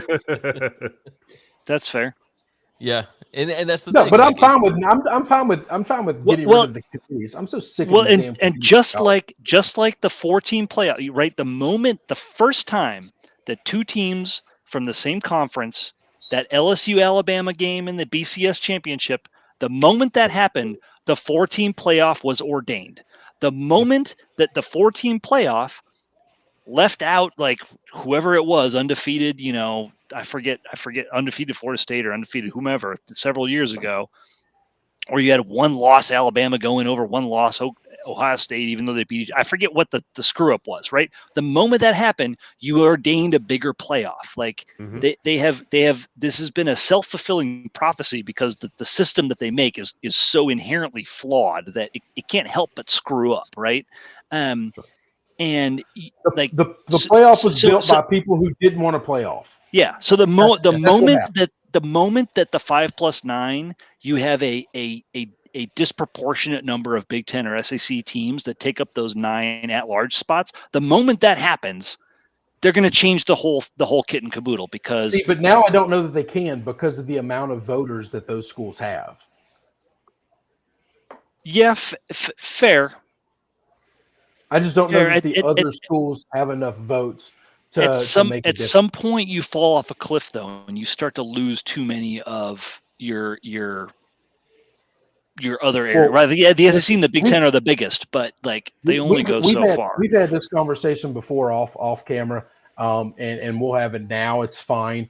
I'm not speaking for Northwestern, but I believe. Oh, we're not part of this in the future, like 100%. I'm not talking about the playoffs. I'm talking about the playoffs. This is something different. At some point in time, these schools somehow convinced fans to care about their schools making money and not winning football games. And I think in the next 5 to 6 years, we're going to have SEC schools that are used to winning 6-6, going 6-6, and going bowling every year, or getting close to it. And maybe 1 out of 4 years missing a bowl game, and 1 out of 4 years, winning 8 or 9 games. Okay, your Ole Misses, your Mississippi States, your Arkansas, that level of football team. All right, I believe in the next 5 years, 6 years, one of those schools is going to historically continuously win 3 to 4 games because the conference has just gotten that big, that strong, and that bad, or that good. And those teams are going to say, you know what? If I can go 9-3, 10-2 every year in the American and go from making $80 million a year to making $30 million a year, but I sell out the stadium and we have a lot of fun and going to games is awesome again, then we're going to do that. Because mark my words, the University of Memphis is going to become a bigger football program nationwide than at least 5 or 6 SEC schools and at least 5 or 6 Big Ten schools. Counterpoint. Because they're going to win 9 to 10 games a year, and those other schools are going to struggle to win 4 games. Counterpoint. Winning matters. Winning has to matter in college sports. But counterpoint, Nebraska. So Nebraska has not gone to a bowl for 6 years, 7 years now. Yeah, it's a 20. Yeah, something like they're that. not winning. Record and. Yeah. There's no drop off in interest or passion or whatever for their their home fan base. That's fine. I mean, but that's to fine. be fair, Nebraska, you got Memphis. It's also Nebraska. Nebraska that has nothing that I'm not talking about resembles football within fucking 500 miles of it. Yeah, but so I feel like Chris, you're making the point like you're projecting this is going to happen for like Mississippi State. Yes, I think, and I'll tell you this: I think there are people that you guys talk to all the time at Northwestern. If y'all fall off a cliff, you guys won the Big Ten West 3 out of the last 5 years, right? I think there are going to be guys where if for some reason this doesn't work and the Big Ten just eats you guys alive, somebody's going to say, damn, wasn't it fun winning football games? This sucks. I think there's a different construct where in 6 to 8 years, Northwestern, Vanderbilt, these schools are aced out because the big ticket, the Georgias, the Michigans, the Ohio States, the Alabamas, the Texas, they just go do their own thing. They don't need Northwestern and Purdue and Indiana and Illinois. Well, okay, so this is like the Bud Elliott thing, right? Where you take the check, you take the losses. Alabama and Georgia are not used to losing 4 games a year. They're not. So, I know. This is what I'm talking Oklahoma, about. Texas, they're not going to leave the SEC, but they're also not going to set themselves up to where they lose 4 games a year because they're playing each other and only playing each other. That ain't happening. I'm telling you, winning football games has to matter, and there's a lot of teams that historically go bowling almost every year that are not going to go bowling for 5 years straight, and they're going to look at Memphis and say, I bet we kick the shit out of Memphis. I bet we can hang with Memphis. So we're both talking about the same thing, which is basically an inherent reckoning between money and experience, right? And so at some point, that like those things are like this right now. At some point, they come to a head, and schools are going to make the decision hey, the marginal benefit of making more money is not worth us not being able to win games and have a great experience anymore. And that's like, if and when that happens, it'll be frankly a good thing for college football. It'll be a great thing for it. So let me bring this. I know I'm dominating this conversation, but you brought up that point of how much money these schools are making. It's not like the presidents make more money because the school is making $100 million. It's not like who is benefiting from this? These are just bullshit programs going into the school. Like your local contractors are just getting more work as they just are building stuff. It's not like the athletic director wants the school to make more money and he can line his pockets. He can't just take more money. These schools, most of these schools are bored. They're not, they might get a pay raise. They might make more money because they can pay more. And so they're going to get a better athletic director. But don't you think if you're voting for this and then your school demands a lot more for you, they're just going to hire somebody better than you to do the job? You're just going to get yourself fired. You're not going to get a piece of that money. So here's. Okay, I don't know about that. I don't know about that. So and then the boosters. Hang on, you got the boosters. The boosters have been donating money forever, right? Right. Do the boosters care that the school is getting TV money, or do the people that are donating the money to Ryan Field, do they care that they're getting the TV money, or do they care that they want to go to Northwestern games and it'd be awesome and then win football games? So here's a specific example that I think relates to this. So 1995, Northwestern goes to the Rose Bowl, right? Miracle out of nowhere. Yep. Shout out Gary Barnett. The next year, applications to Northwestern increase by 300%. Yep, I was one of those. The following year, Northwestern raises tuition by 33%. Those things are all related, and that was for. It's funny because Northwestern, with this great business school, didn't understand the concept of free advertising through athletics. They literally thought that poor athletics would give them a better profile as an academic institution, which could not have been further from the truth. But like I'm gonna take the new different spot. Like the University of Alabama and Ohio State. Ohio State, when I was applying to college, when Sam, John were applying to college, like that was not a hard school to get into. That has changed dramatically. And it is not just athletics. There's a lot of other things, but Alabama's the same way. My cousin is a professor at Alabama now.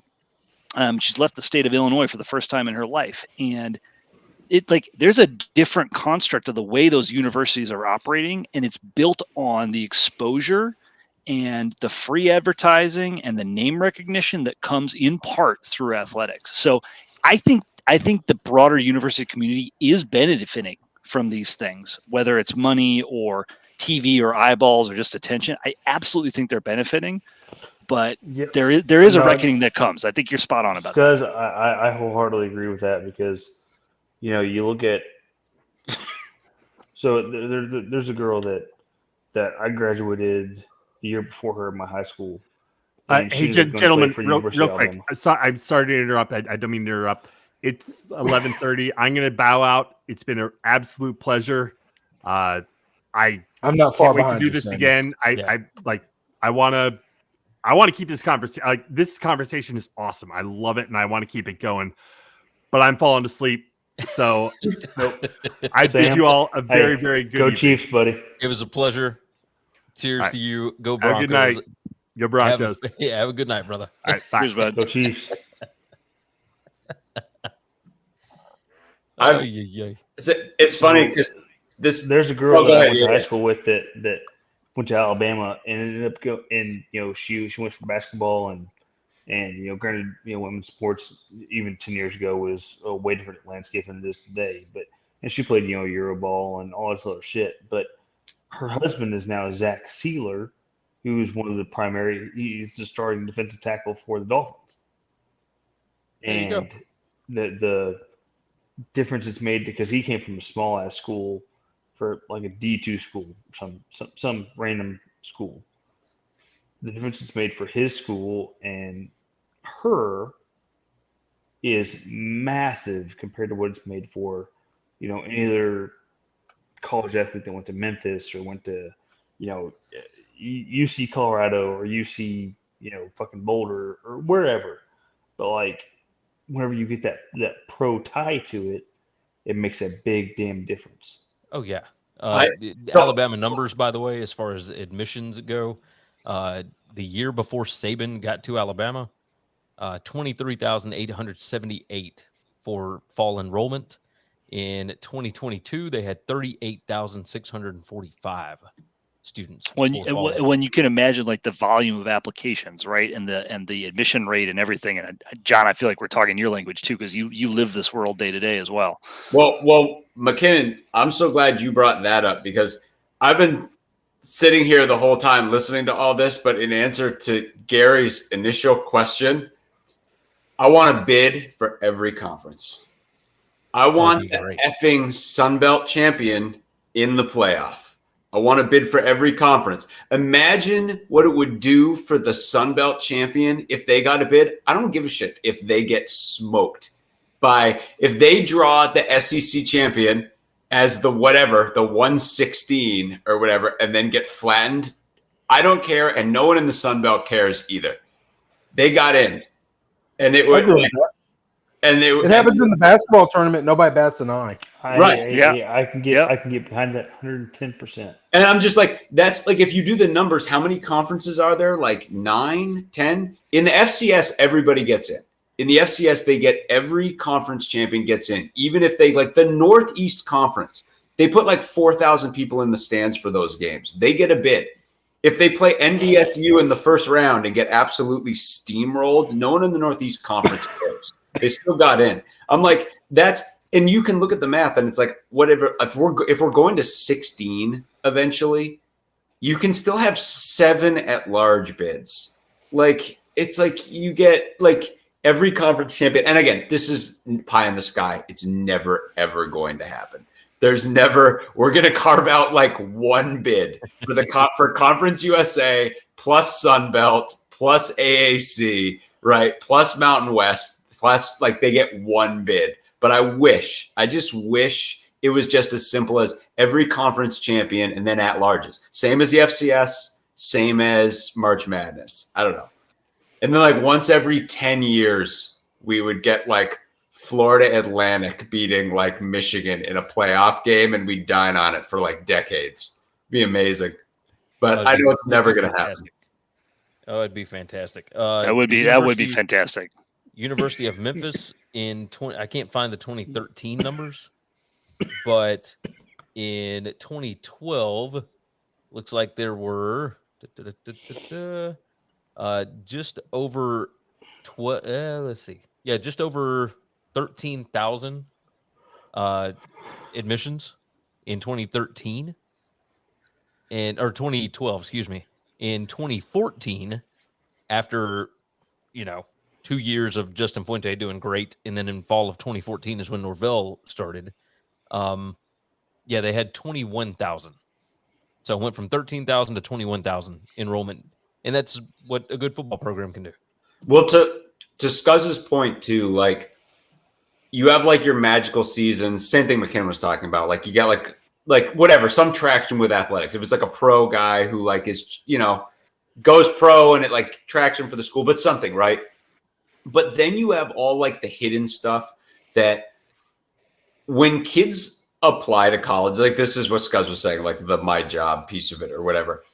When kids apply to colleges outside of their region, I mean, a lot inside the region, but like if a kid from the Midwest is applying to a school on the East Coast or the West Coast, sports is factoring into that. It just is. Oh, yeah. And that's without them even knowing it.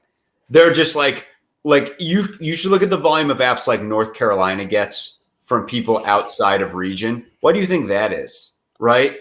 It's like USC. Like, why do you think that is? Like, it's like the power. So then the question becomes, okay, so where's the sliding scale, right? Like, do you get, like, which is worth more?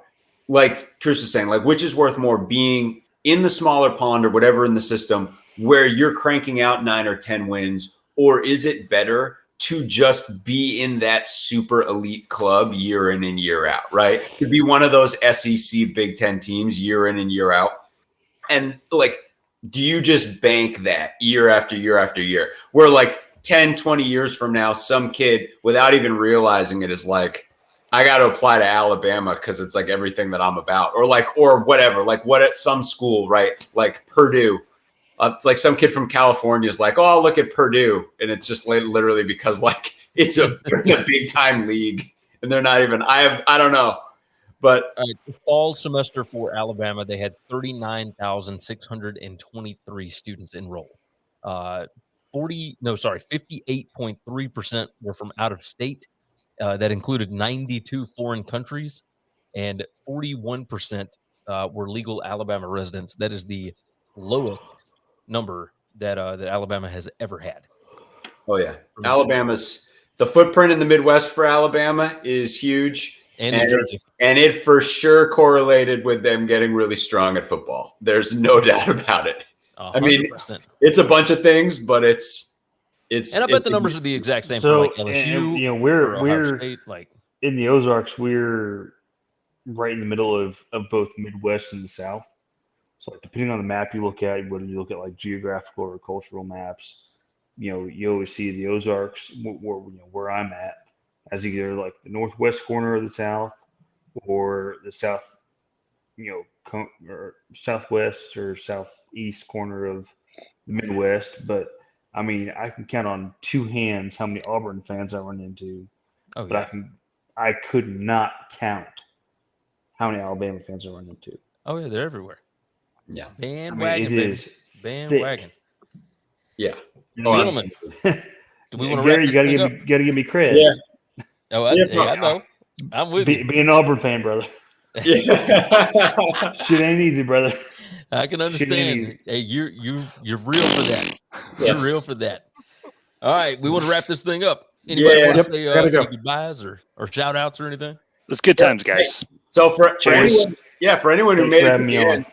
fantastic. Thanks for coming out. We had a lively chat this time, which was great. It always makes it like a lot more fun. But for everyone who stepped in, thanks a lot. We'll plug again May 4th for anyone who's listening. Our tailgate.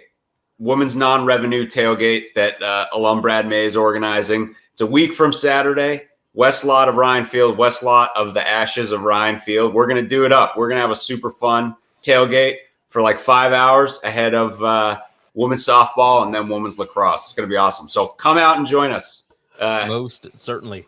Yeah. You can find me on the Bet US College Football Show next Tuesday. We're talking the end of the transfer portal over there. Chris, the SEC College Huddle, right? Yeah, I think that's going to happen. So yeah, I want to hear. Yeah. Woo! I was going to say, I can't wait to hear what's popping off the SEC College Huddle. I cannot wait. And then, of course, thank you to McKinnon for jumping in late. We certainly appreciate it. Yeah. It's always nice to get the Falcons and Chiefs perspective. Hey, boys, it's been, 5 years in a row now? You got it. You got it. Do it. The Demon jumped in and said, cheers, good night all, and I think that is a good way to end this. With that said, thanks to the Westlot Pirates. Thanks, of course, Winning Cures Everything right here, Mr. Chris Giannini, the SEC College Huddle. And for McKinnon, we will see you all again next time.